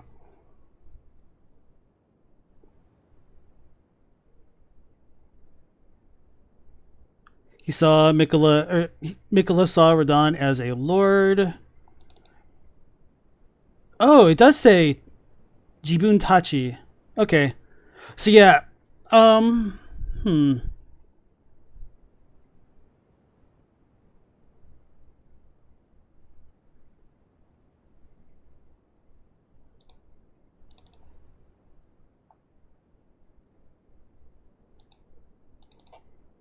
Okay, yeah. So because the second paragraph uses Tachi there, and the final paragraph just uses Watashi rather than like Watashi Tachi to refer to Miquella, it leads me to believe the second paragraph is Miquella including himself with Malenia there, because they are born afflicted. They're born weak. What does it say in English? That they're afflicted selves. Okay. Yeah, because they were born frailly, for like lack of a better English word. There's probably a better one, but I'm just blanking. Miquella and Malenia were born frailly. Wait. Oh yeah, we haven't fought Malenia yet. I left that alone. Guys, the stream isn't done. We've got one more boss to face. We can go late for the final stream of the DLC. Because Miquella and Malenia were born of an Empyrean, like of a single god, essentially a single individual. They were born cursed, afflicted, and weakly, frailly, and I think that's what it's getting at with that second paragraph. And so Miquella made his heartfelt wish. Okay, yeah, even the English is kind of consistent with that then. So you have the there in their childhood up there in the second paragraph, and Miquella being singular his in that final one. So yeah, it's an ambiguity, or I guess, is this an ambiguity? It's a relic of the Japanese, so it definitely does come across a little bit strangely, but that's just what the source material is like.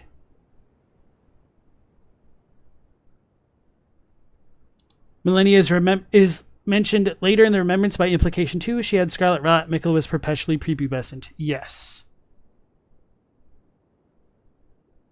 Alright, so let's go ahead and... do I want to read this or go to the roundtable hold first? Yeah, let's go to the roundtable hold first. And pick up... oh wait, do we have Tyler? Tyler's here, even though he didn't help us. That's so wonky. Tiolier's hidden needle, Tiolier's mask, garb, gloves, trousers. That has to be so suspicious for anybody who doesn't do his quest properly, and all of a sudden you just see his corpse there. Oh man, the headcanons that I can imagine some people in the lore community trying to come up with, like, oh my god, this guy wasn't here before, but now he's here. Is he Miquella all along? Amongst other crazy ideas.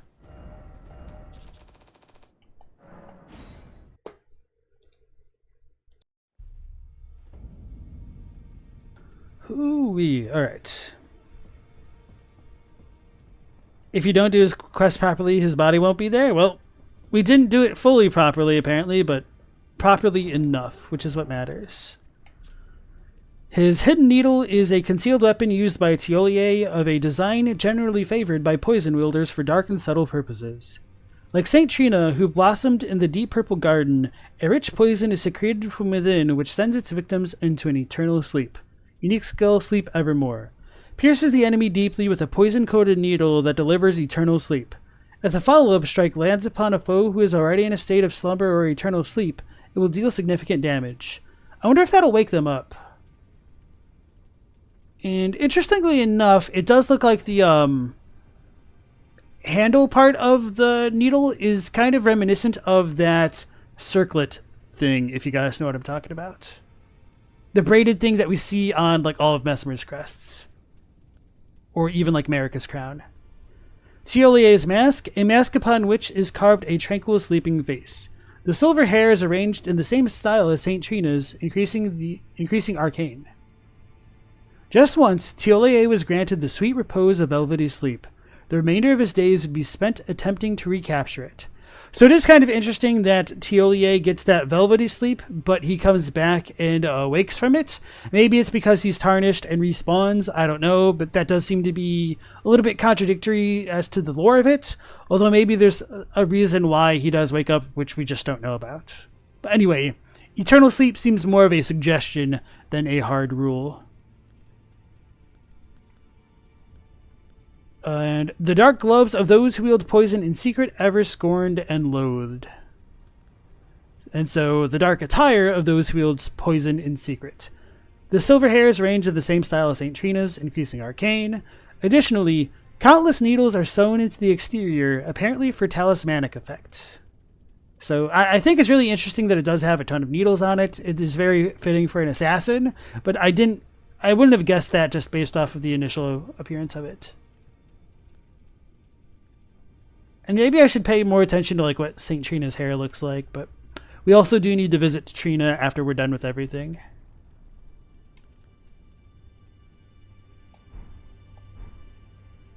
Oh yeah, and I guess one other difference in the Japanese for this is rather than like king consorts so this is something that's always been handled really inconsistently by Frog Nation, the differentiation between a lord and a king, which is kind of a problematic thing when translating from Japanese to English in general, because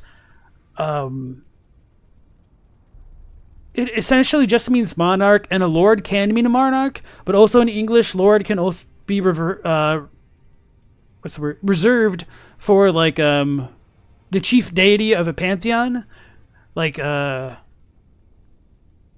Zeus, or I guess it's not a pantheon in the monotheistic religions of like Judaism, Christianity, and Islam, but you guys get my drift. Why did Tyler have to die? Because he's asleep. You know, he's got that eternal slumber going on. You wonder if he was a white mask surgeon before learning about St. Trina? I like that idea, but I don't know. I feel like he should be wearing more surgeon garbs, because this says that he was ever scorned and loathed, although that could have happened later, I suppose.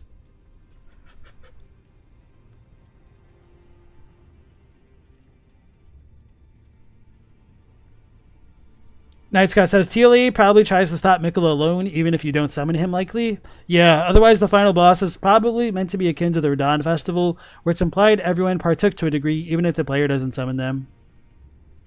Which that would have... Oh man, that would have been really cool if you could summon, like, Okina or Alexander. Well, maybe Alexander doesn't make as much sense. But if you could summon, like, Okina, Lionel, Tragoth... Can you use Tragoth in that fight? Just Lionel, I think. And Jaren. Well, I guess Jaren completes his mission. It just sucks that nothing in the base game really works with the DLC.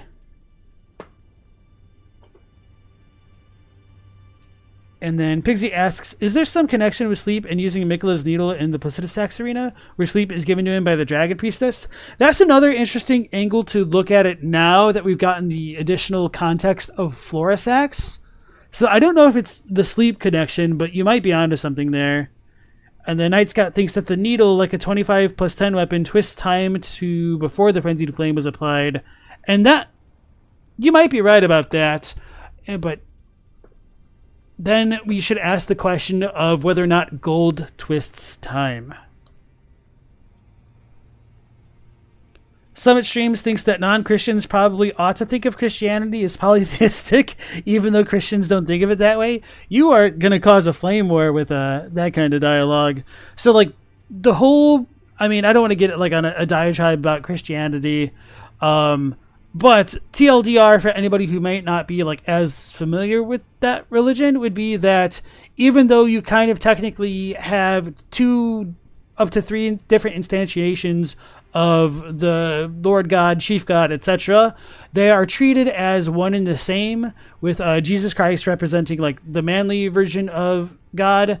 Then you have like the actual deity, like Yahweh, and then you have the Holy Spirit. So that's like the whole Holy Trinity aspect of the religion.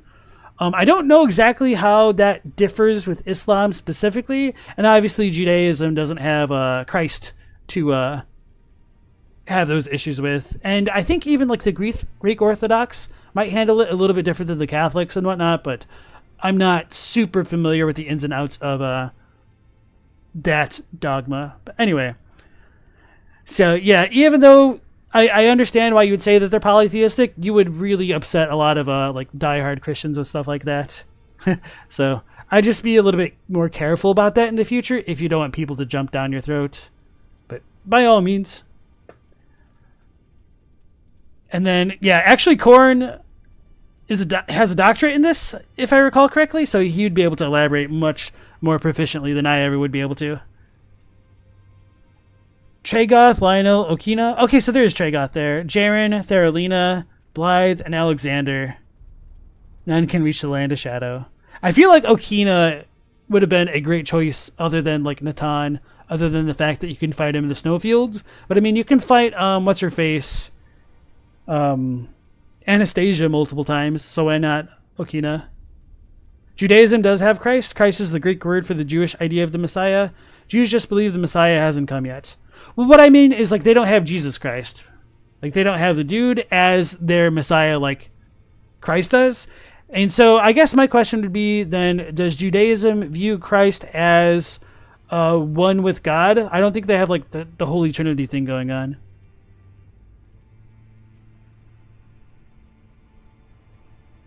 Yeah, different denominations handle it differently, indeed. All right, but enough about that religious talk. So let's go ahead and look at the Radahn items after I switch my hood back on.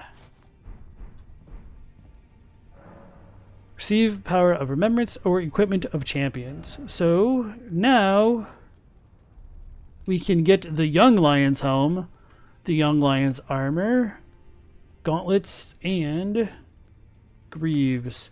So when you look at, well, you can barely see it on the greaves, but when you look slightly above the shoes, you can see the little omen horns sticking out. The golden greaves worn by Radahn in his younger years, worn by a fierce lion. When Malenia, blade of Miquella, let the rot flower blossom in Aeonia, Radahn heard a murmur in his ear. Quote, Miquella awaits thee, O promised consort. Let me double check the Japanese on this. I'm a little bit curious.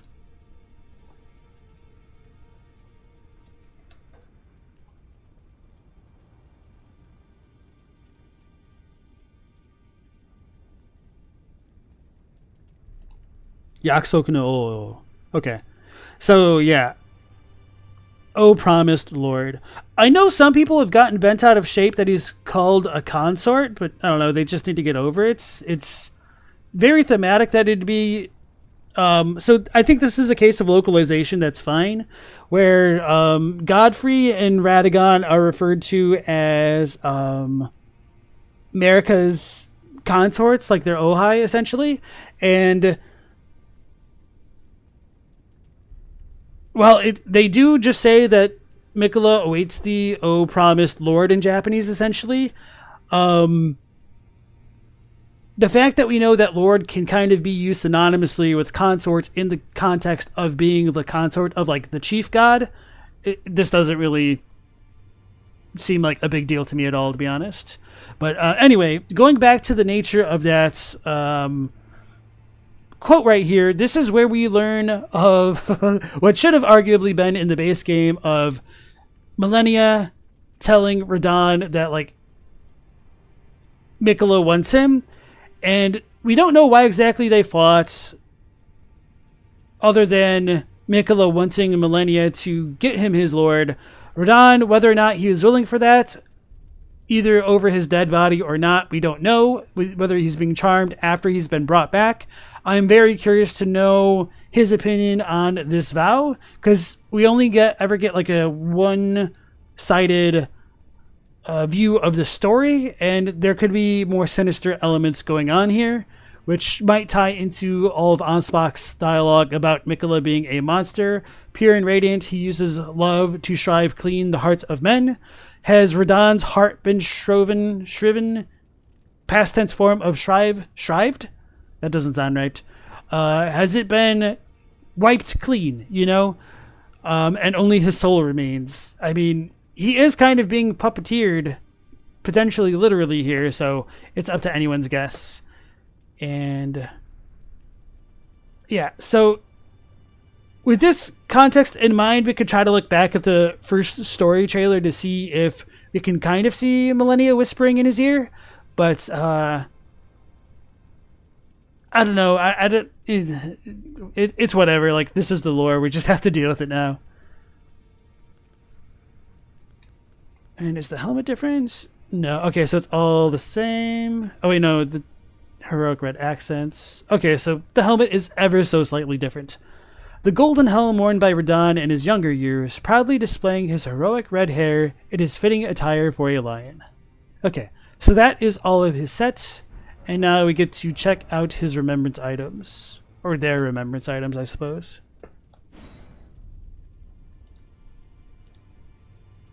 Trinity's complex stuff. Yeah, that's what I thought, Corn.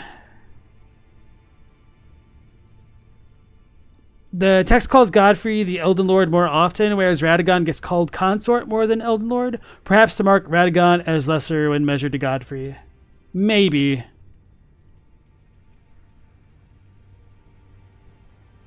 But then, I mean, we have all the stuff with Ranni calling us Consort as well, and we become her lord, so it's really strange to me that some people are getting really bent out of shape about that, but it's probably coming from a place of homophobia, to keep it real. So anyway, Greatsword of Radahn, Lord, light. So greatswords of black steel wielded by Radahn in his youth, a pair of weapons decorated with a lion mane motif. These were in his possession immediately before his triumph over the stars, the swords of a lord who does not rely on physical strength and gravity alone. Which is very evocative, because, or maybe not evocative, it's very provocative, because we don't know what Radahn was actually like during his youth, other than, being a kind guy. So, anyway, unique skill promised Consort. Imbue the two greatswords with the light of Miquella, then deliver a slashing attack accompanied by columns of light. Additional input allows for up to 2 follow-up attacks. And then, light speed slash. Assume a luminous form and leap forward to deliver a downward slash at the speed of light. This attack will be followed up by an additional light attack. Charge to increase power of the skill and number of follow-up attacks. I have not messed with these because I didn't have the int requirements, I think, to deal with them. Which actually I should have been fine. Maybe I was just done with the DLC at that point, most likely. And then Light of Miquella costs a whopping 72 faith investment. The strength of Miquella upon his deific return, wielded as an incantation, annihilates foes with a pillar of light. Miquella sought to accept all that was and would be, but found one that refused to be embraced. No wonder, as one god and one king consort is all the world needs.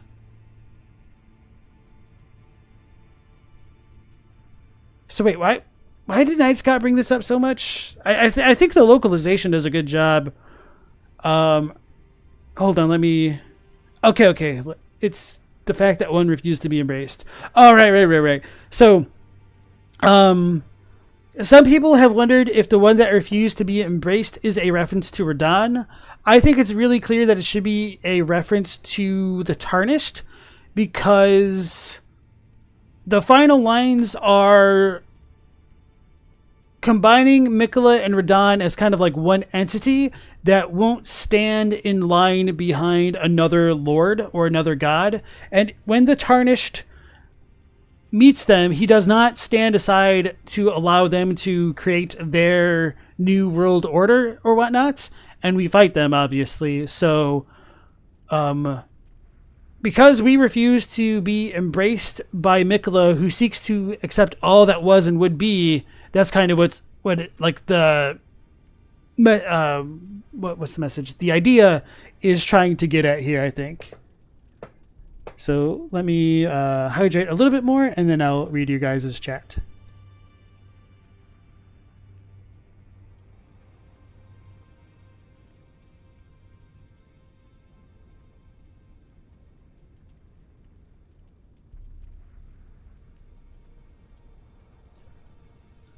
Operator cannot tell how many times you saw people claiming the term consort did not imply anything romantic or sexual. I'll just let people have their own headcanons. It doesn't really affect me. Just let people be how they are. Imagine that those same people would think if Ranni told them they were just her consort in that way too. True story, got him. Matthew says, the Lord version is better. It's very fun if you have the poise for the weapon skill. It has a little hyper armor, but not much. Promised Consort, Lord. And let me double check the Promised Consort here. I think it's just like Yaksokunol, which is like Promised Lord. So yeah, that's his boss title as well. Yep, and the sword is the same. Makes sense.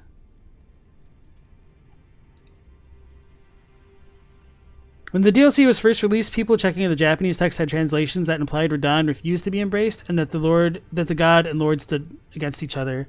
Let me run this into like Google Translate then, because I don't know why they would get that. What item was I looking at with that? The Light of Miquella. Okay.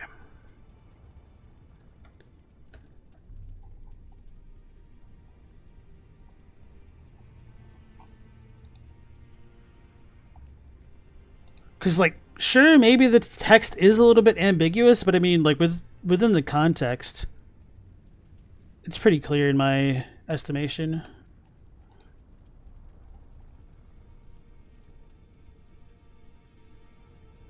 Well, I mean, Google has, I mean, this is obviously machine translation, but I mean, it's really not that bad other than, like, the pronoun thing.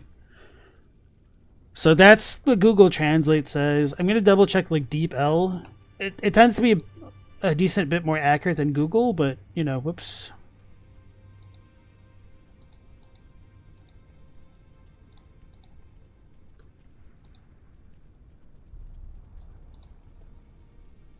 Oh, wait. Okay, I could see. You don't think the translators were using machine translation? Well, at least with the Deep L, for some reason, the final line for this version is no god or king could ever stand alongside her, which is definitely a bit more troubling, I suppose. They weren't translators you ever heard much of before.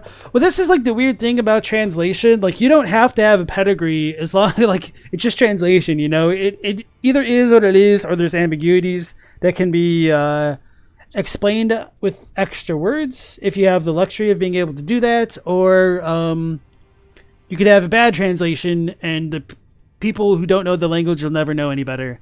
It's the catch-22 of translation. So I know like a lot of people get bent out about poor localizations of other ports, and they're like, well, why didn't the devs just like hire better localizers? It's because the devs wouldn't know the difference between like a good localization and a bad one unless they get feedback about like how things are messed up. So yeah. Actually, you know what? I wonder how much health I had at the end of that fight when I got blasted. It looked like it would have been more than 6 health, but I wonder if my 61st point of vigor like kept me alive for that little hell blast. Radahn refused to be embraced, and the God and Lord stood against each other. Okay, that looks like the Deep L thing. For the term stand in line, the Shadowing's nature is a free-for-all with no hierarchy or weighting. Thus, any idea of a line to wait in seems like it'd only be Miquella's ego. Well, I mean, the difference is whether or not it's a free-for-all is kind of irrelevant because Miquella won. He became a god. The only thing that's standing in his way would be another lord. So it's just kind of like a timing issue for him, unless we would like come up later. But he's not going to wait his turn for us to perform our age, which is kind of ironic of a guy who seeks to embrace all, because that's not really accepting everything as it is. It's like enforcing his will on the world. So I know like a lot of people think that the Miquella lordship sounds altruistic because of the way he presents it, because he's a very charismatic character. But when you really think of the ramifications of that, if he truly was as benevolent as he's making himself out to be, then why does he oppose us to the degree that he does? Obviously, that would make a lot more sense if we were canonically like the Frenzied Flame Lord or something like that. Or if he laid out a reason as to like why our age would fail. But he's just like, hey, bro, my way or the highway, and he doesn't actually accept things for as they are.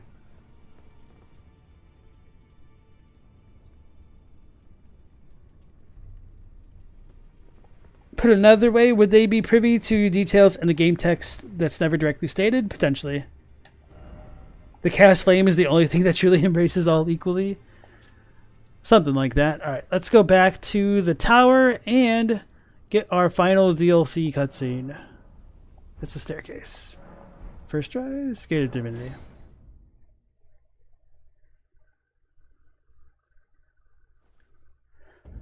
So yeah, in case anybody was wondering, we do kind of take a bit of a spiral pattern to come up the spiral tower, which go figure.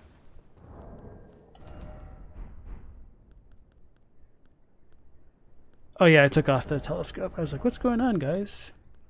Don't need that anymore.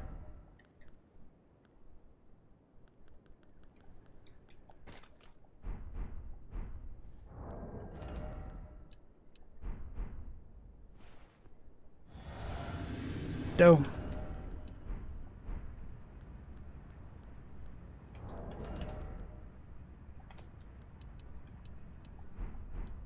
Alright, so the Gate of Divinity looks a little bit different than how it did in the story trailer, other than not being like covered crimson, red, scarlet with blood, whatever you want to call it. It has like more horn-like things climbing up it, and I say horn-like things because they kind of resemble the tapeworm looking like things that we saw throughout Enir-Ilim, but these are like different. So anyway, there's a ton of corpses stacked up to make this kind of a divine gate, which is definitely a mood. And leading up throughout the arena, we can see that these corpses all belong to the Hornsent. These are a lot of Hornsent corpses, which Marika would have had to have ascended to go up that. And for whatever reason, it looks like something big was dragged all the way back over here, or maybe from the stairs back down all the way up there. So maybe this could have been like Marika's dress, like maybe she like landed there and like walked up. Somebody had brought up the idea on one of the other streams, like what if Marika actually came out from the other side on the story trailer, and so like we're on the opposite side of the gates. I don't know how I feel about that because of like the hue of the sky. Like we see it's gold over here, but it's gold on this side too, to be fair. So maybe they're right, and that might explain a little bit of the discrepancies in the appearance of the staircase, because this one's broken, but we don't know how and why this got broken. But it's also interesting to note that we have arguably corpse-like forms underneath the stairs.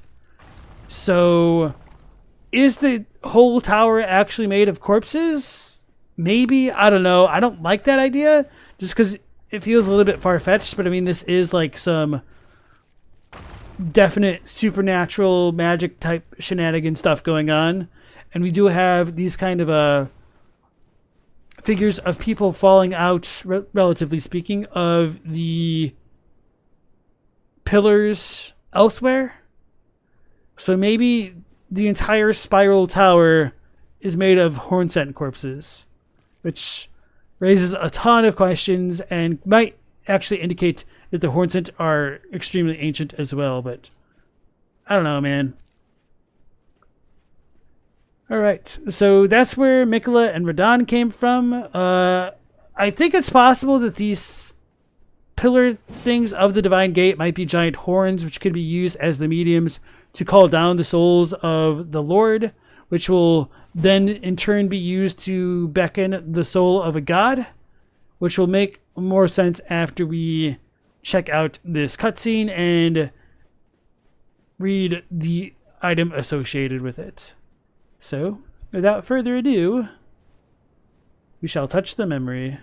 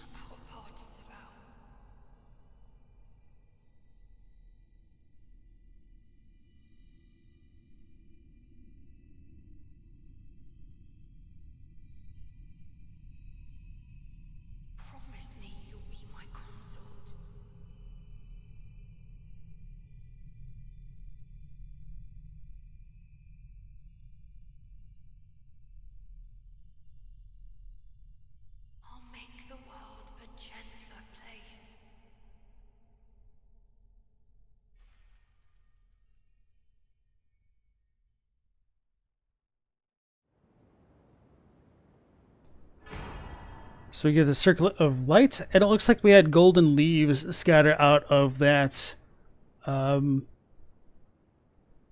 of light, which apparently you guys wanted me to look at, but I didn't think about it because I just thought it was an orb of light.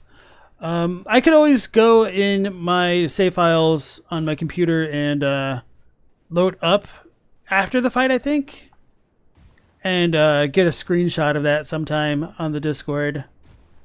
So, whoops, sorry, I didn't look that closely at it. But anyway, if we do get leaves falling out of that memory, that really ties in together what I've been saying a long time about the Erdtree, that like the memories get stored within it. It also might give a bit more meaning to the opening cutscene narrator's dialogue, or I guess like the ending cutscene dialogue, where like the fallen leaves tell a story. Is that because the leaves themselves are part of memories and things like that? Is that why they tell the story? Maybe it'll be worth pondering. You thought it looked different right before I activated it? Now I'm curious and I'll probably look it up sometime. And the Night Scout thinks that the ropes on the tower are like the Shimenawa, which represent like what, clouds? But we don't have any of the little streamers which represent lightning. So, I mean, either way, it would still be like associated with heavens and divinity. I guess they do kind of look more like ropes now that you mention it. Shimenawa indeed. So yeah, even these corpses have horns on them, and I'll try to get a little bit closer for you guys. So where's a good one to look at? I guess this one? Yeah.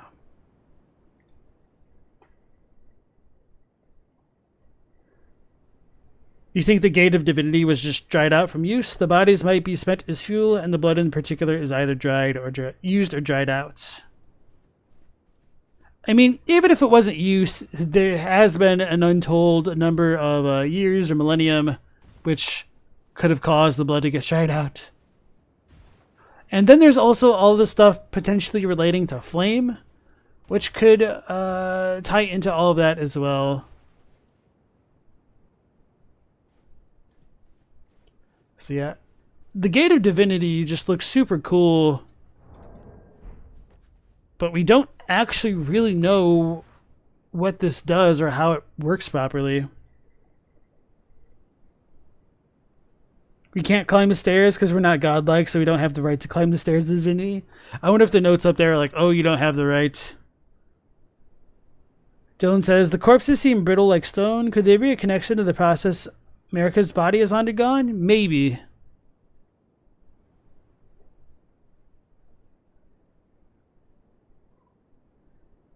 Oh, you don't think there's stairs, so that way it doesn't mess up with the boss AI? That's funny. That makes too much sense. Tarnished isn't an Empyrean, so the portal won't open. You do think it still really stinks that we can't get that beautiful view of the surroundings, though? Look, what's on the other side?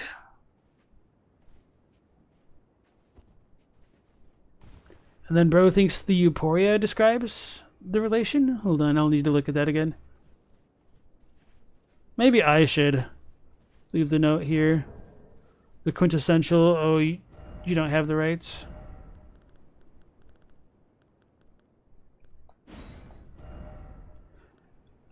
I don't know what phrase it is.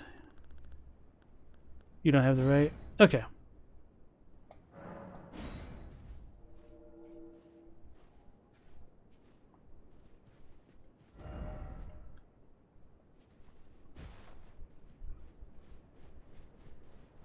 Could it be the remains of a tree or roots?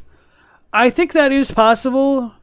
As I've mentioned before on the previous two streams, the whole existence of an alleged spiral tree is perplexing, and I've wondered if such a tree did exist.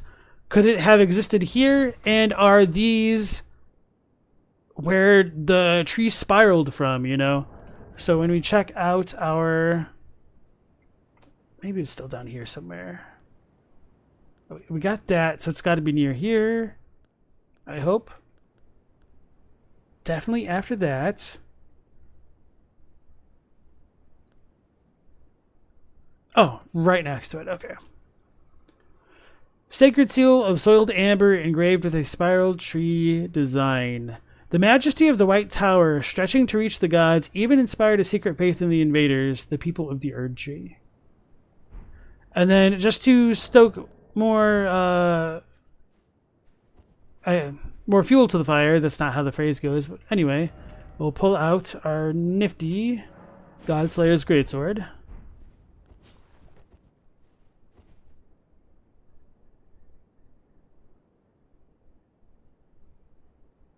Maybe it works better this way. So maybe if this is upside down, it might make more sense. But could this be like the base of where the tree begins to spiral and it would go up to pierce the heavens? Because spirals are meant to pierce the heavens, I guess. So it makes sense that this thing could have spiraled at one point. But we don't really see the top of it in the story trailer. Or if we do, it's not any taller, I think. So lot of possibilities open to explore. And none of them satisfactory.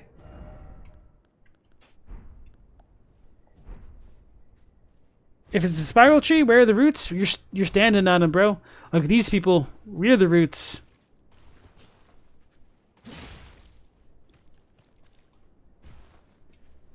It's the power of magic trees. The corpses still bleed when you hit them, so they're not fully dead yet? Really?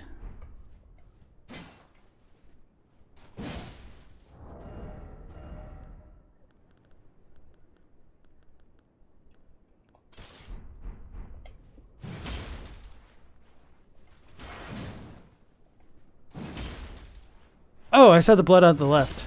Wait, what? So it bleeds more up here.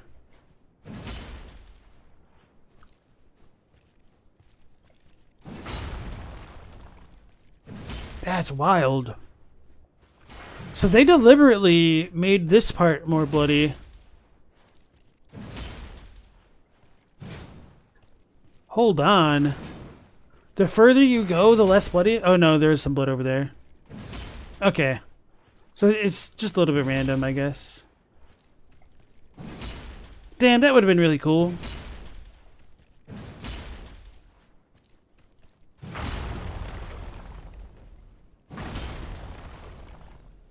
Maybe it's more of like these specific types of corpses. Yeah, maybe it's that. Which I don't know what corpses these things are, like the big ones in between the little ones. I almost need like a Zalowski CSI zoom type thing.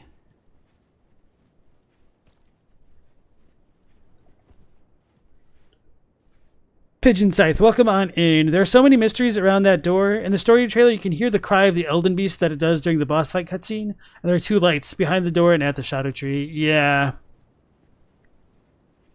Triggers Pigsy so much that we can't walk up to it. Just feels like the DLC sort of stops. Yeah. Behold victory. Seems the corpse has turned fully to stone and don't bleed anymore. Scott says, the corpses on the floors and mound walls here remind you of the inner designs of the Divine Towers too. Like stuff like the elevators, the doors, and some of the walls. Yes, we've already picked up the memory. We've pretty much done it all except for read the final circlet and fight Malenia. Speaking of which, Circlet of Light. The Circlet of Light which adorned Miquella's head as he returned in divine aspect. It has begun to fade into nothingness. Slightly boosts intelligence, faith, and arcane while also boosting the power of Miquella's light. This circle was to be the very foundation upon which Miquella's Age of Compassion would be built, should it have ever come to pass.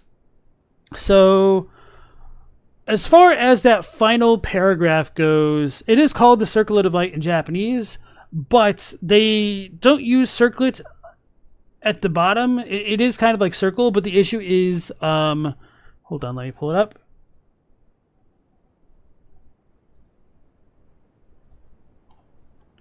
The issue is, where is my, I'm blind.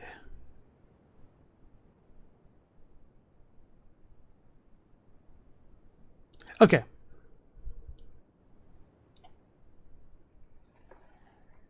The character that they use, wa, can mean circle, but it can also be used for rings and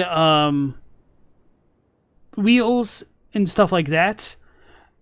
And it could be implying that the circlet is a ring, essentially. Does that mean it's like an Elden Ring? Maybe. It's up for interpretation. So it's a little bit unfortunate that the English-speaking community doesn't get to make those kinds of assertions based off of this text alone without a little bit more... I don't know how to say it, like more pressure, I guess.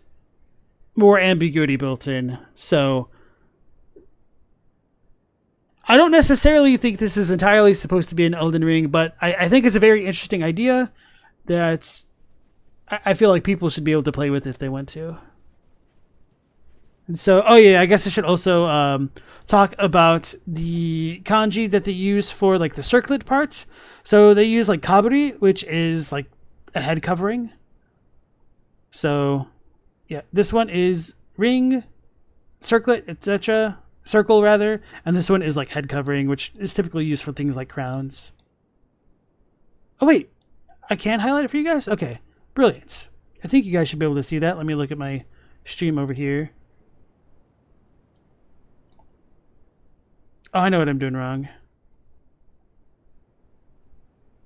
Oh no, it doesn't show up on my screen, I don't think. Oh, wait, I'm just delayed. Okay, yeah, it does show up for you guys. Maybe it's really difficult to see, though. Well, it's not much smaller or any different than my normal thing. I'll need to keep this in mind for when I want to highlight the stuff. And then this one is ring. So the bottom one is the one we want to look at.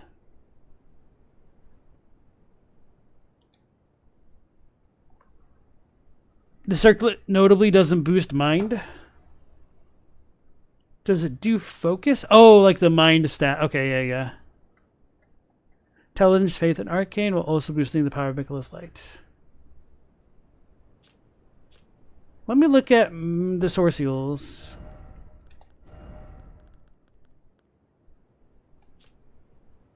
Intelligence, faith, and arcane, and this one boosts mind. Interesting, yeah. I never thought about that. Pixie asks, is this what the Eternal Cities did? You used to think that they turned their people into stars like Graven Masses. Maybe it's all the same thing. It's a really good question, man. I wish I knew. It does seem very reminiscent of this, doesn't it? Although not nearly to the same degree. You think it's meant to double as a symbol like the Elden Ring, but can't be like any of the Great Runes? We know that the Elden Ring was around in Fair Missoula's heyday, or even before any life evolved on the planet, if it's the Golden Star or Elden Beast. I don't think that's true. I think there could have been life even well before the Elden Star arrived. I don't think it has to be the progenitor of gold, and I think it's possible it was the Age of the Dragons before the Elden Ring even arrived.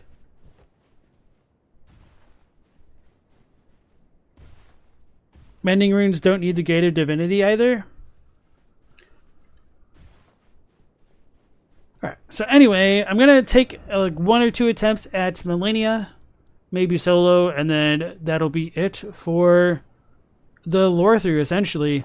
So, I should double check my poll on my channel. It looked like you guys wanted me to react to more lore videos, which I'm excited to do, as opposed to playing, like, Black Myth Wukong or something else. So let me look at that real quick. Yeah, okay. So that's what we'll be doing tomorrow or maybe the next day. I might like take one day off just to like prepare. Yeah, that might make more sense to like get my stream set up in order. Wait, why did it warp here? I was not paying any attention at all. Did I not go into the final room? Oh, it's because I haven't beaten Malenia yet. Duh. Fail inner wall. I know this is not it. I have certainly failed. Also, holy crap, this place is so red on this monitor. Hailing tree roots. That makes sense. I've played this game before. Okay.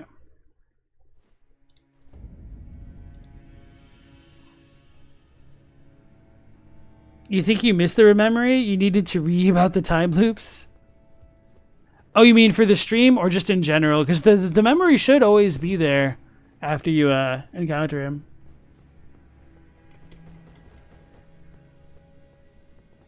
Dragons are pretty close to the Elden Beast, so they're probably the first major beings to rise to power. Okay, yeah, you missed that part of the stream.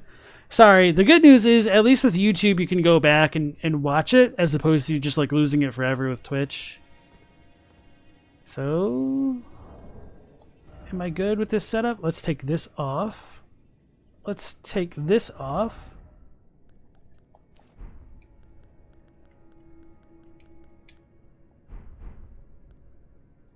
Turn our HUD back on. This is going to be so different. I should have leveled up.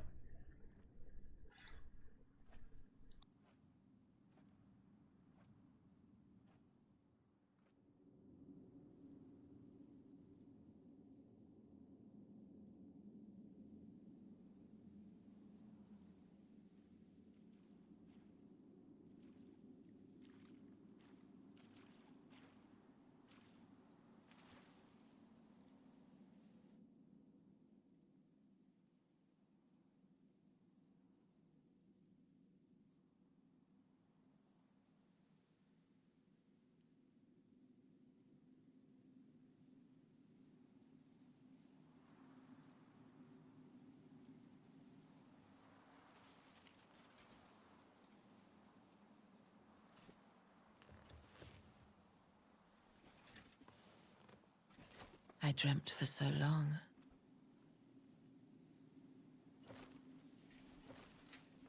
My flesh was dull gold, and my blood rotted. Corpse after corpse left in my wake. As I awaited his return.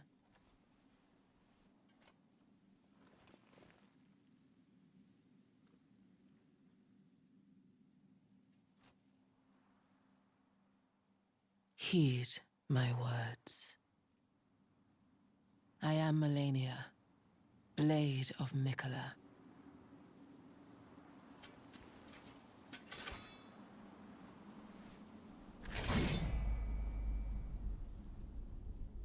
And I have never known defeat. She never knew defeat because she was always sleeping for it. Oh, come on, man. Whoop, she can still do damage, apparently. So, man, it's difficult to actually pay attention to the boss and talk about the lore a little bit. But seeing Malenia sitting in that chair did remind me that I didn't really talk about the actual contents of the cutscene too much, other than...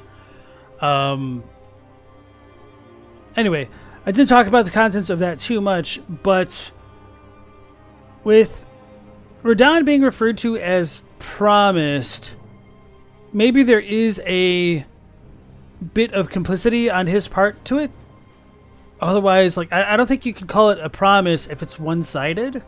Well, I guess you can, like, I promise you'll, like, meet your end, etc.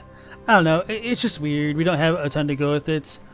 I would have liked if you had even seen Radahn standing nearby when Miquella was making his vows to Radahn, which is part of what sets off my like creepy meter. It's like, you're making this promise to somebody who's not there. Can you really call it a promise? It's not going to stand up in a court of law, you know? So yeah, it's kind of funny coming back now and seeing this cutscene with Miquella and his half body in the Hailing Tree. Maybe that's why he's missing the one left arm. I guess it was the lower left arm, wasn't it? No, it is the upper left arm. Maybe it's because it's over there, but like, isn't his hand over there that Malenia caresses? Which I did not notice. Anyway, Perhaps the reason Malenia was the blade of Miquella was because she was charmed by him, either through sleep or some other things, to do his bidding. At some points, she was probably lucent enough at some points throughout her life, since she has like quotes about saying Miquella is the most fearsome Empyrean of them all, which is another point against Miquella, that even his own little sister would disparage him so. Although she could be saying it in a bit more of a reverential way, don't get me wrong, like the fear of God, essentially.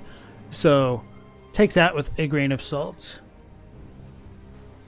You're about to be disappointed, Malenia? Yeah, she's going to kick my ass and be like, oh yeah, this dude doesn't know Lord.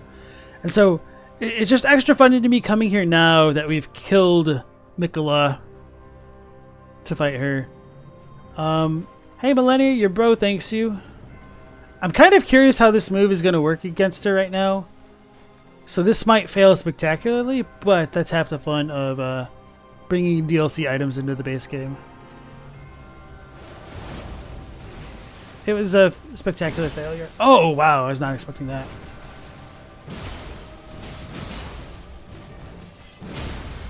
Ooh baby.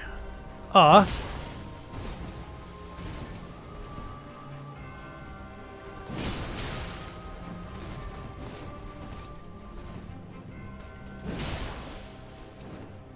Uh-oh, we're screwed. I am Malenia, blade of Miquella. I was out of position to deal with that. That was a little bit silly of me, I suppose. Even though we're in the base game, we don't have the Shadow Tree blessings to boost our stats, so we're, you know, still at like normal stats. But I'm at a pretty good stat for like fighting her, 174. It's higher than I normally am. Her famous move. What was that ghost doing? Saving to get to the grace? I could do that. It's whatever. We'll just get to like 175. Just too many. I need more poise for that, huh? Okay. Malenia, blade of Miquella. The question is, should I save my flask for phase 1 or phase 2? Maybe phase 1 makes sense just because of being able to carry it into phase 2. Maybe I will just pop it early.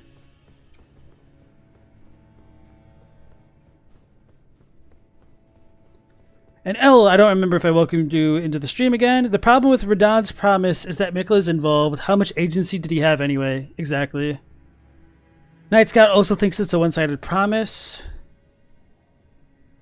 Malenia is just all in for Miquella's cause at that point, and Miquella probably asked once and was rejected. It seems that way. It's one hell of a way to gain consent. Murder. If Miquella is also mentally childish, maybe he's using child logic. I don't know. He might be more like a wonderkind, where, yeah, maybe you're right.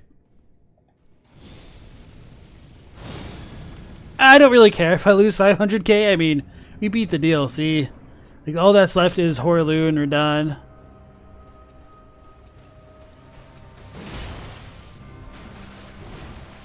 Wait, she did it. Oh, I thought that was actually the move for a second because of the delay on it. Okay, now we're good. That knocks her over? Guys, it's GG. Oh no, she lived a little bit.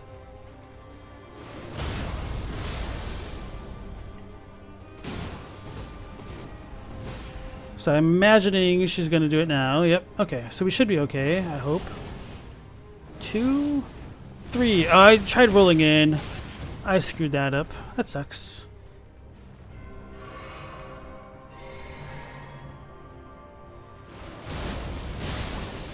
Okay, so she has hyper armor on that. So we just need to catch her off guard and then it's GG.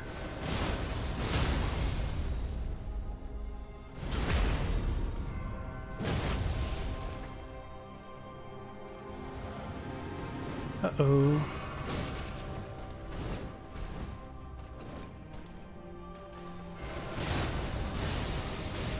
So I should have delayed that maybe?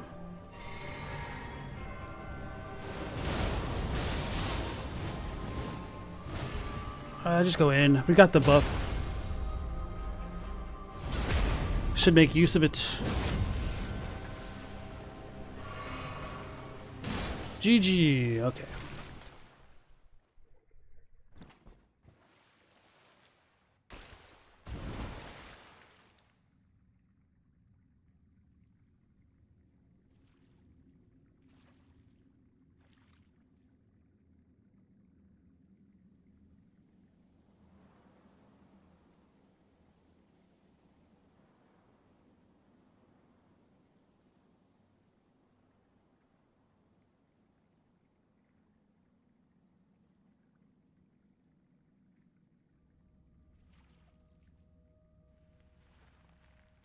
Wait.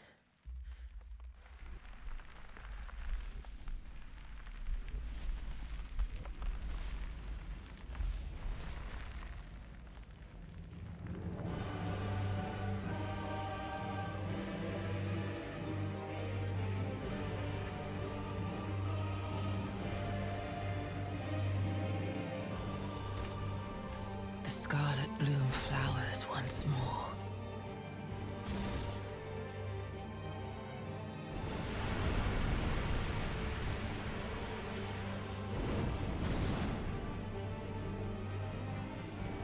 You will witness true horror.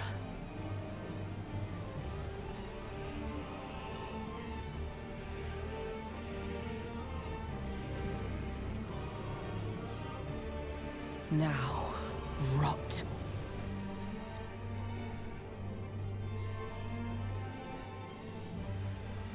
This really is such a badass cutscene, and okay, I cannot dodge. Oh my god, I'm so bad at dodging in this game. The scarlet rot.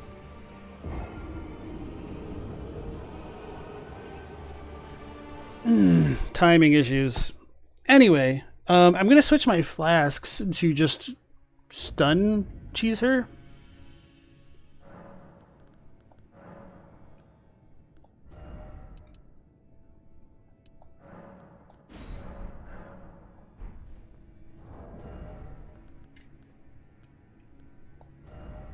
Screw healing, let's deal more damage. This isn't gonna work very well, is it?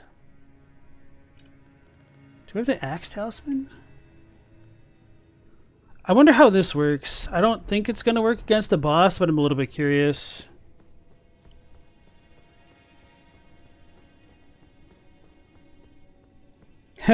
Ramina's ghost is really happy right now, or upset that's not actually what her buds look like. So yeah, I think the rot stuff is super cool thematically. Just in general, I think it's one of the coolest. Where are me runes? Maybe I lost them. Oh, there they are. I think. It's hard to tell.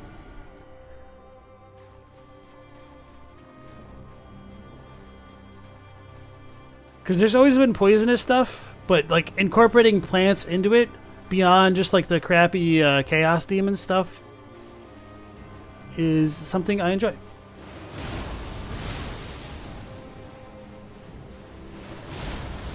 Alright, so I needed to be earlier with that.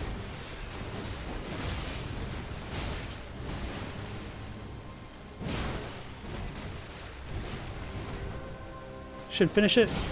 Oh!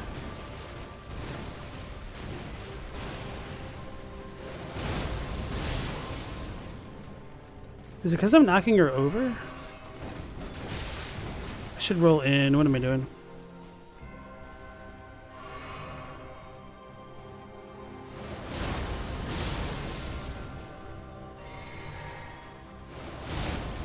That's not good.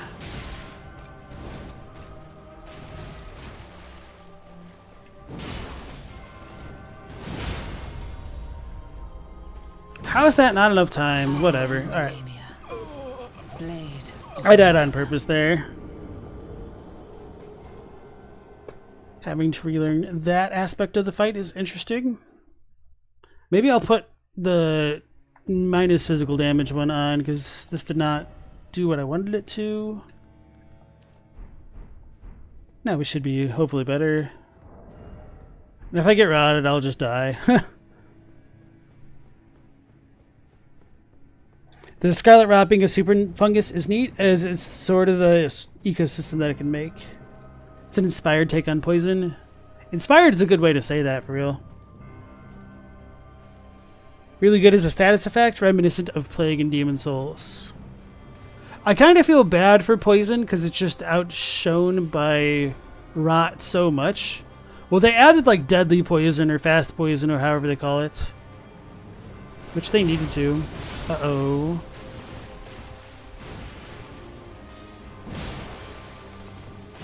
Get donked. And we've finally got a visceral off. Okay. Need more health. Or not health, but stamina.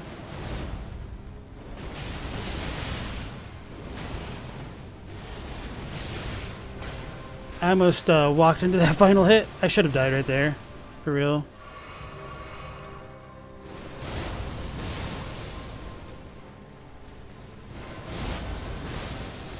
Alright, so I need to just spam it, I think.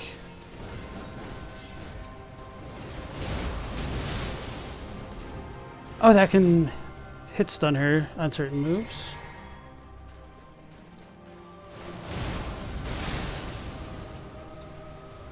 Spam it. Okay. No! That's garbage. That wasn't garbage. Oh no, I'm dead. I am Malenia, blade of Miquella. Isn't that kind of crazy though, that one can identify that just being slightly out of position that they're dead?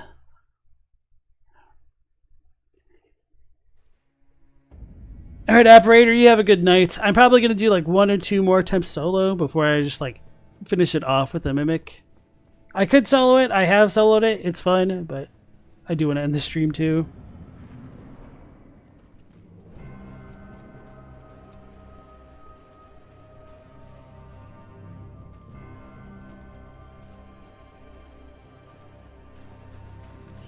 Alright.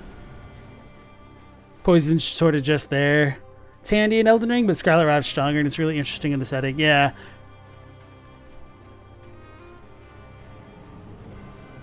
I wasn't guaranteed dead, but dodging gets way more precise. Sprinting and then doing a jump shortly after she begins would probably work. No, because I took too long in the first animation. I was animation locked, where I wouldn't have been able to dodge her first volley. And that was enough to kill me, I think. Because if I got hit by that first volley, then I was going to get hit by one of the follow-up ones. I think. Let's do this. Oh, I was trying to not do it like that. I was trying to stop and do a charged R2.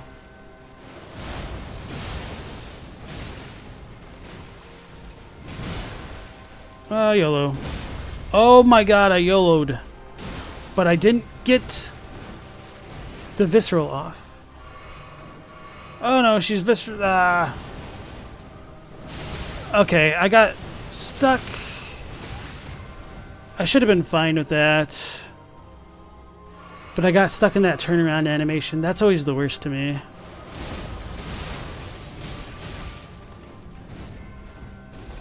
I am Malenia. Alright, one more attempt solo. And then we'll mimic. Her poise break so short. Yeah. I do wish it was a little bit more consistent for some of the bosses. Now, granted, I don't think it needs to be as long as like the Furnace Golem, but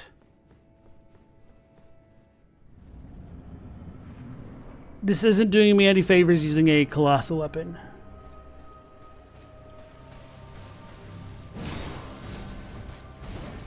Actually, I wonder if this will work.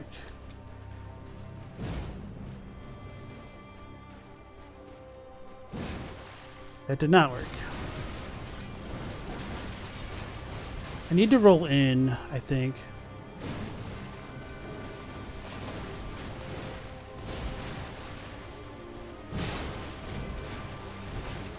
Now we should be able to jump hit her. See, that almost, I missed it. I almost did.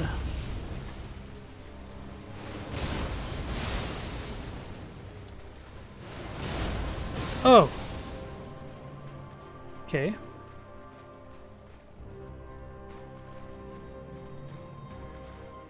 Yeah, let's just go ahead and heal. Get her to do waterfowl.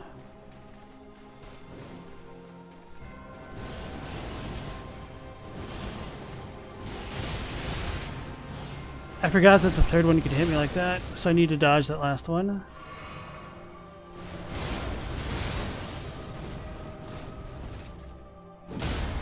Thought so. I'm not going to get it.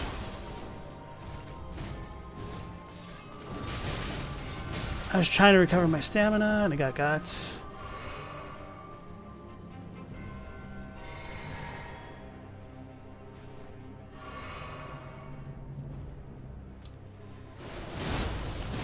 Why?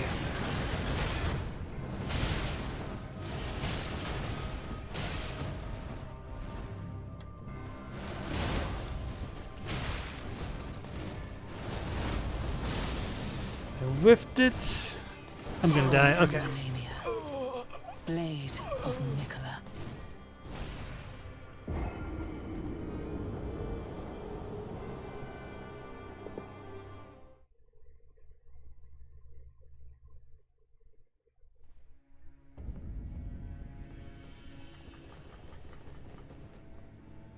This is why there's no shame. I mean, I'm not worried about the runes, guys.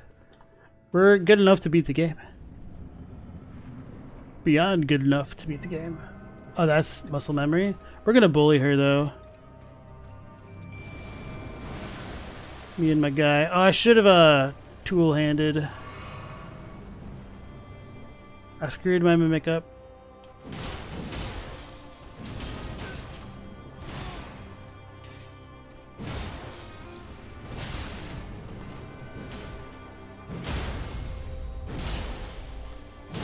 That's crazy. I kind of expected her to turn on me right then.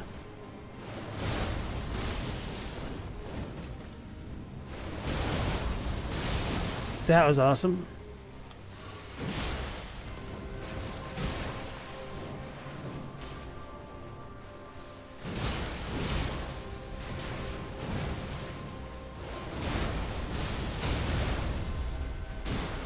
Oh, my mimic was in the way.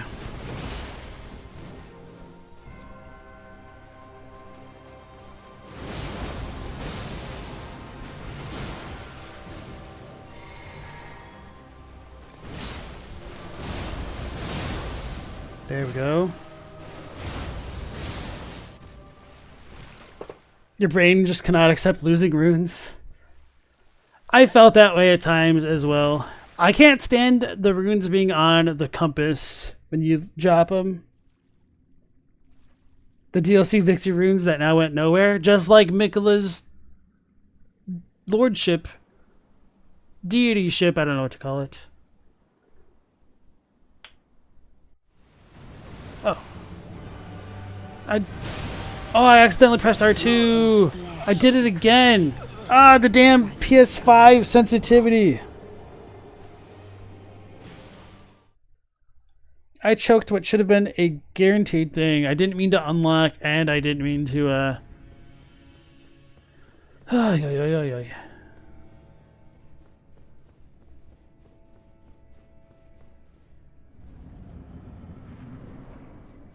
You wished if you dropped into 0 runes, there's nothing there to pick up? Absolutely.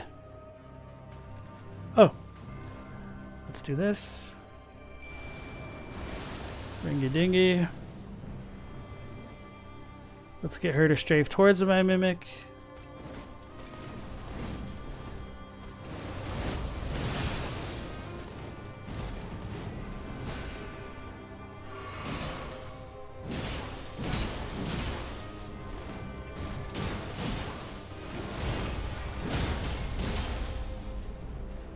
Couldn't follow that up. That's so stupid that you can't... Because I did a charged R2. I could not get a visceral off on her.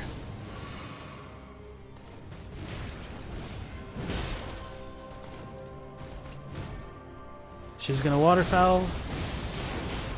Not like that, she's not.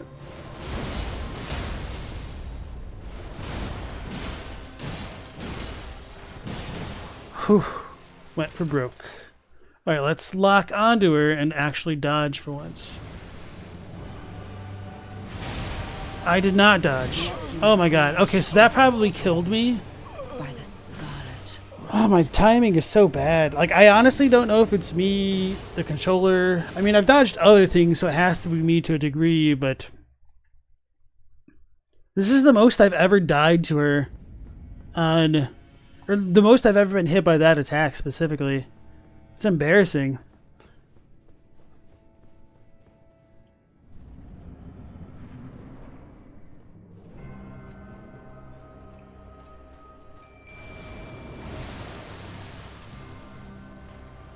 You say one less trip to the Albinoric farm, but how can you have one less than 0?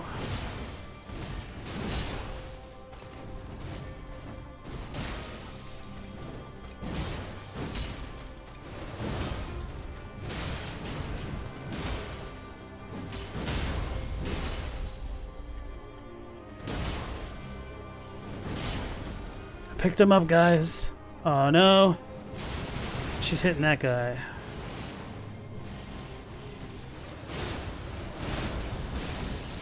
I think I hit her? Okay. Thank you, buddy. I was out of stam.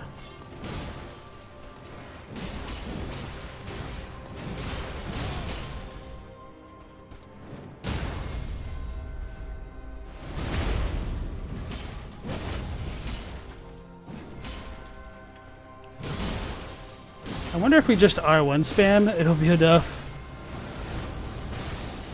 She's gonna waterfowl, isn't she?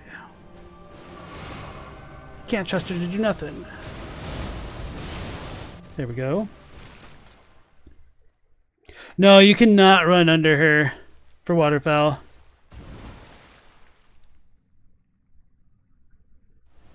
Maybe if you had, oh, you mean this one? Yeah, yeah. That's what I normally did. Because I'm too used to like fighting dragons or something. No, because that's what you do against dragons too. Oh my goodness. How, what? How did that not work?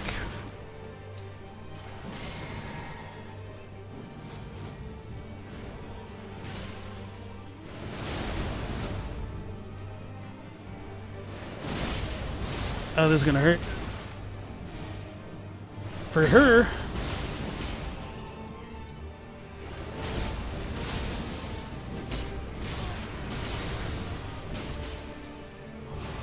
I should have used this a long time ago.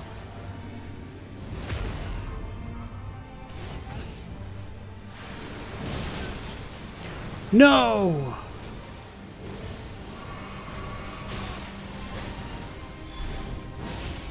Let your flesh Oh, I was routed that badly. by the scarlet rot. My hubris.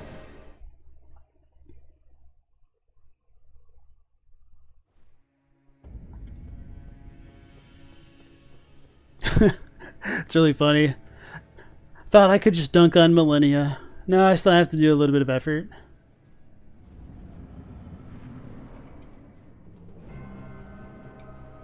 Alright.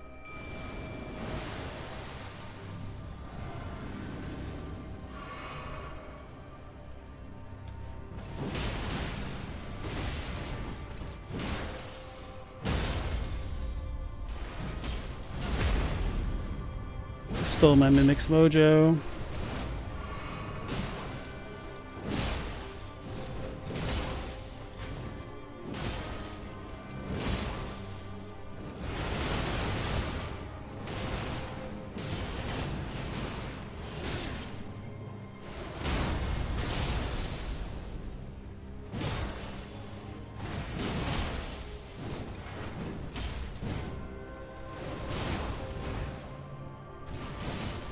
Here we go. Oh, is my flasks already out of juice? That sucks. It was good while it lasted.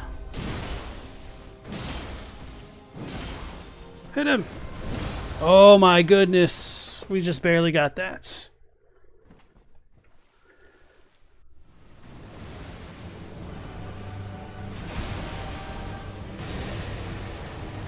Gotta wait it. Wait a little bit more.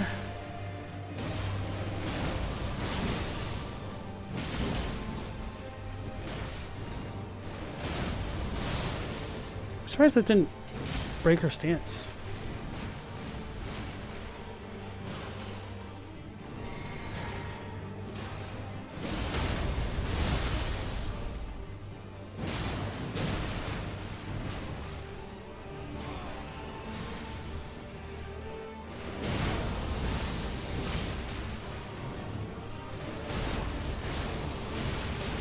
I pissed her off. Damn it. Okay, so I should have dodged. By the scarlet rot.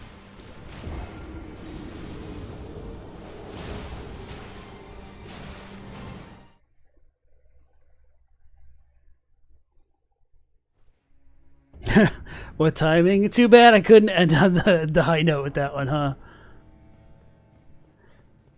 Alright, I'll be degenerate as hell.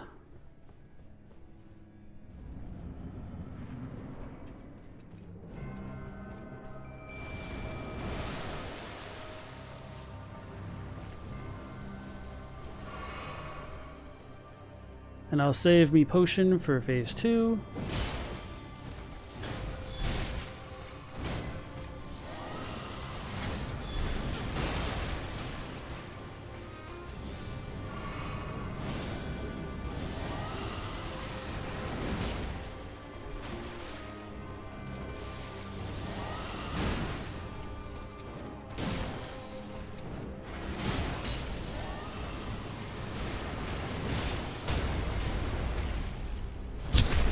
Oh, sorry for hitting the mic.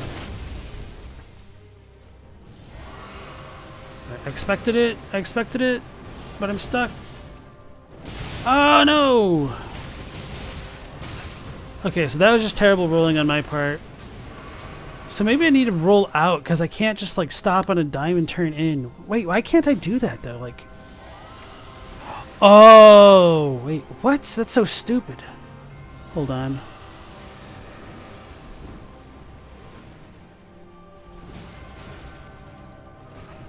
Nope, I'm still screwing that up. Why? Is this like a PS5 thing?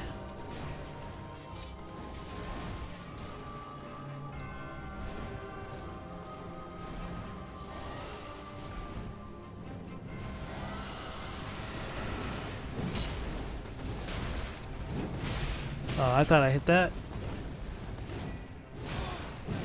Aw. So this might not be the run.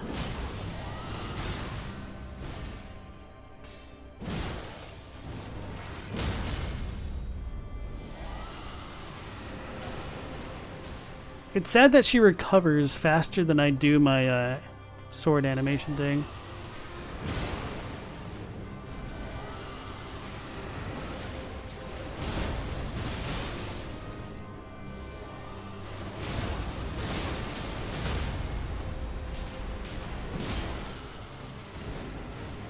Figure she's gonna waterfowl. Nope.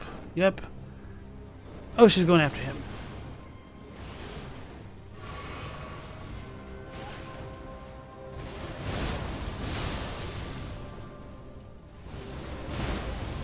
That's right, guys. We have rotted the rot goddess.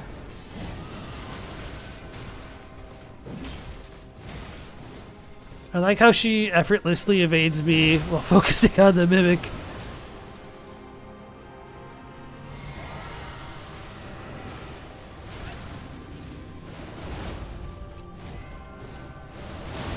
It just now occurs to me that we have the Malenia charge with the Meteoric or Greatsword.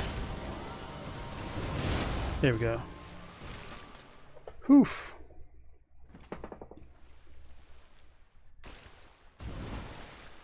You don't have a comparison because you only ever played on PS5? It feels like I can't pivot dodge. Like I get really stuck in the run animation. Okay, that's what we needed. We needed to delay that a little bit more.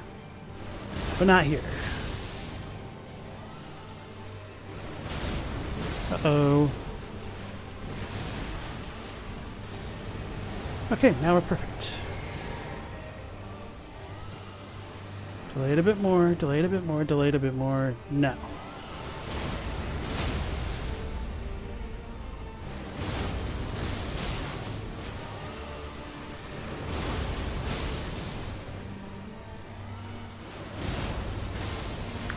No! Let your flesh be consumed by the scarlet rot. I thought it was out, in is the way you need to dodge. At least I'm mostly just dying to waterfowl. It's cold comfort. First, you didn't think it made sense that Malenia could be rotted, but she's actually losing body parts to rot, so you guess it does make sense. It is kind of interesting that she doesn't grow more because of the scarlet rot. Like in a cancerous type of sense.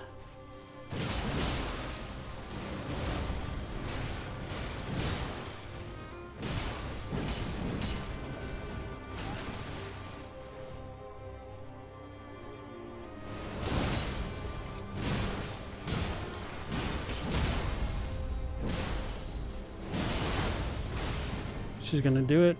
She's gonna do it.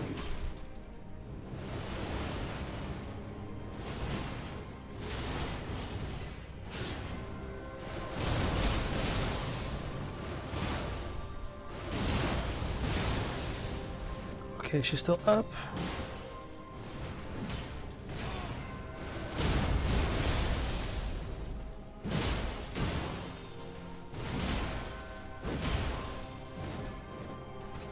She's gonna do it again. I'm in the wrong spot. There we go. Oh, I think she was just trying to do it, actually. Scarlet rot's a fungus, so the wings are probably like cordyceps sprouts. They're butterflies. Alright, phase 2, Rot Boogaloo.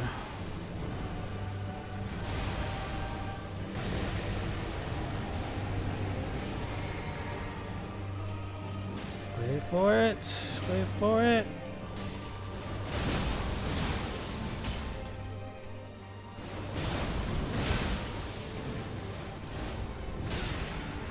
Damn it, not that move.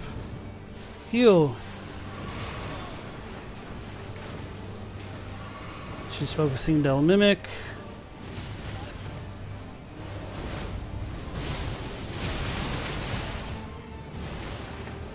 She still almost got me with that.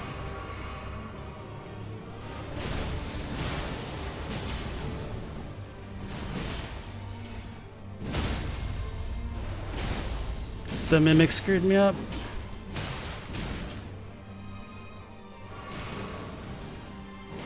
Did he poop her? Yes, he did. Oh no, I have to do my own work. That sucks. Okay, she's not pooped. And maybe she can be. Oh, I was not expecting it that way.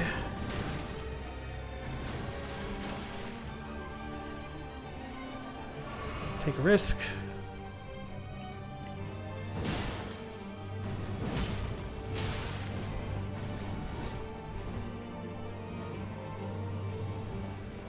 I'm out. Okay, I'm stupid.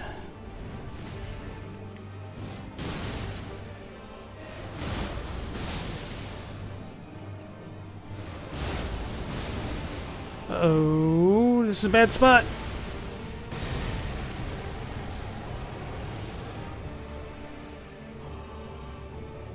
I'm scared, guys. That was too early? No. I should have healed my health. Or not my health. My, FP. By the scarlet rot. Bro, Malenia's kicking my ass. This is embarrassing. After all that work with Radahn, taking just as long with Malenia.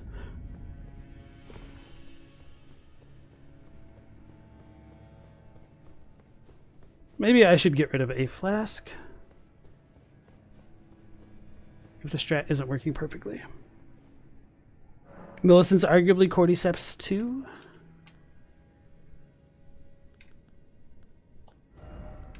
We're fine with this, actually. Poise. I had the wrong thing on this entire time. That probably would have helped me with the Radahn fight. Oh my god.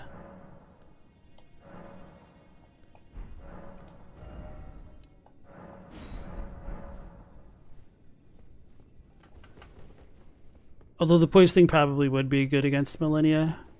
Well, she has like super hyper armor. I take that back. Malenia is the base game super boss. She's actually still comparable to the DLC bosses.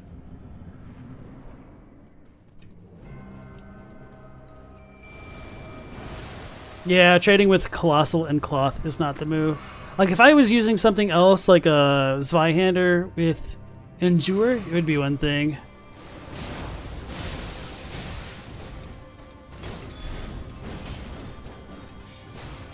She got scared of that attack.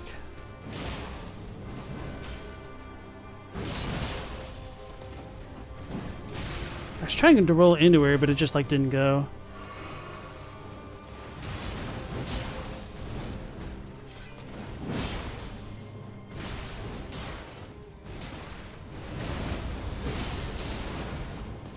What is her movement this fight? And I missed. That's funny. Oh no.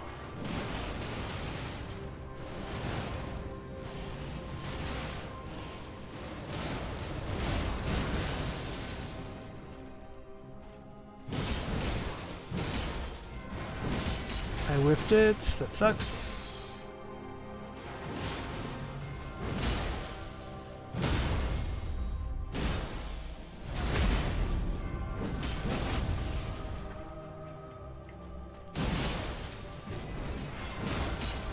Alright, so I just figured a good plan to just do a normal R1, so that way when I follow up with another charged R2, or not R1, do one R2, then charge the second one, because the arc comes from below, and it knocks her up.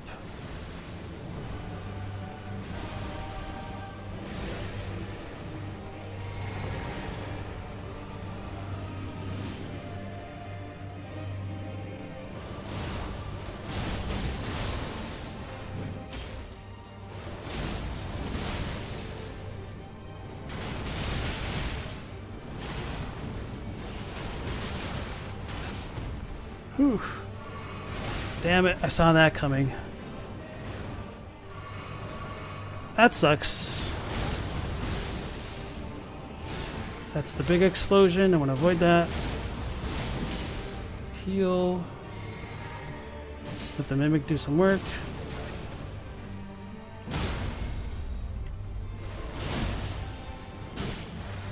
There we go. Damn it, she jumped over it.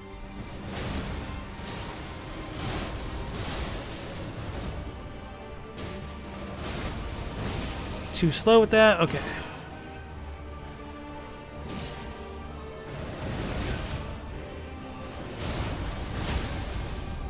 Ooh, baby, a triple? Nope. I'm dead. Let your flesh be consumed. So I could have fixed that last one. I just wasn't in the right mindset.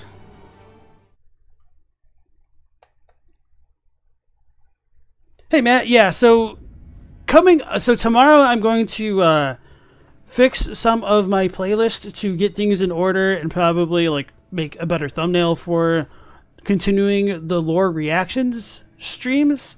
So I'll be looking at other people's content for Elden Ring, seeing like what thoughts it inspires, what I agree with, what I disagree with, what the chat thinks, etc.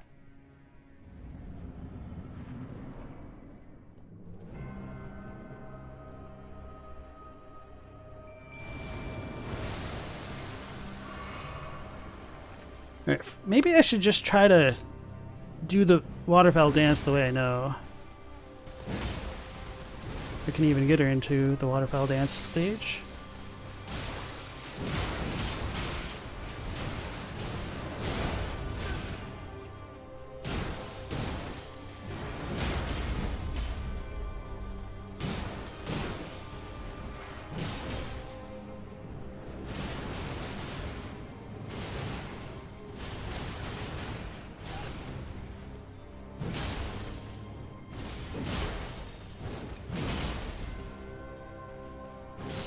She should be close to stance breaking.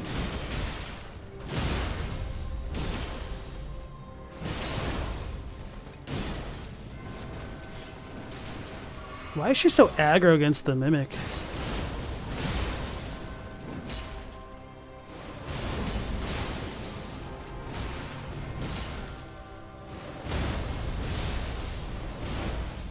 There we go.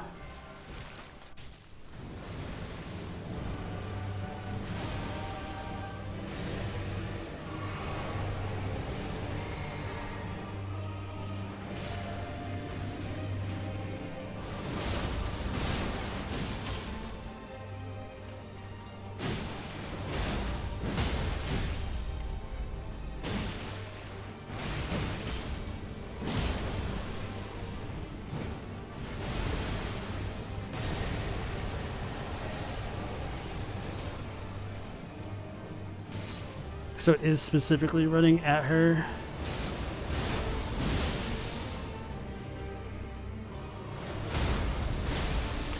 Why like this? Why like this? Extraordinary. The mark of a true lord.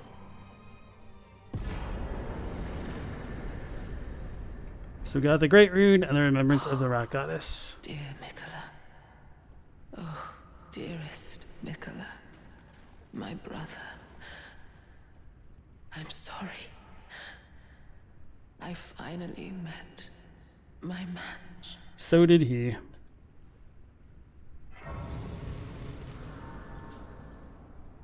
Alright, so, yeah, that's pretty much that. Except now we got a giant flower here, which is whatever number of blooms you think it is for Malenia.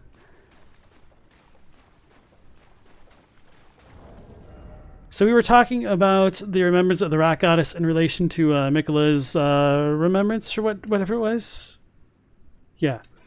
That Miquella and Malenia are both the children of a single god. As such, they are both Empyreans, but suffered afflictions from birth. One was cursed with eternal childhood, and the other harbored rot within. So these afflictions are a little bit... I mean, affliction's a good word for it, but like the Japanese implies that they're like more frail as well, rather than just like afflicted. But obviously the nature of these afflictions make it very obvious that it's not something that they're ever going to get over. But it is interesting, though, that because they are of a single god, that they are born cursed with these kind of afflictions, and that they're born fragile, which seems like that shouldn't work if it's like the god, you know? Like, so that's pretty much it.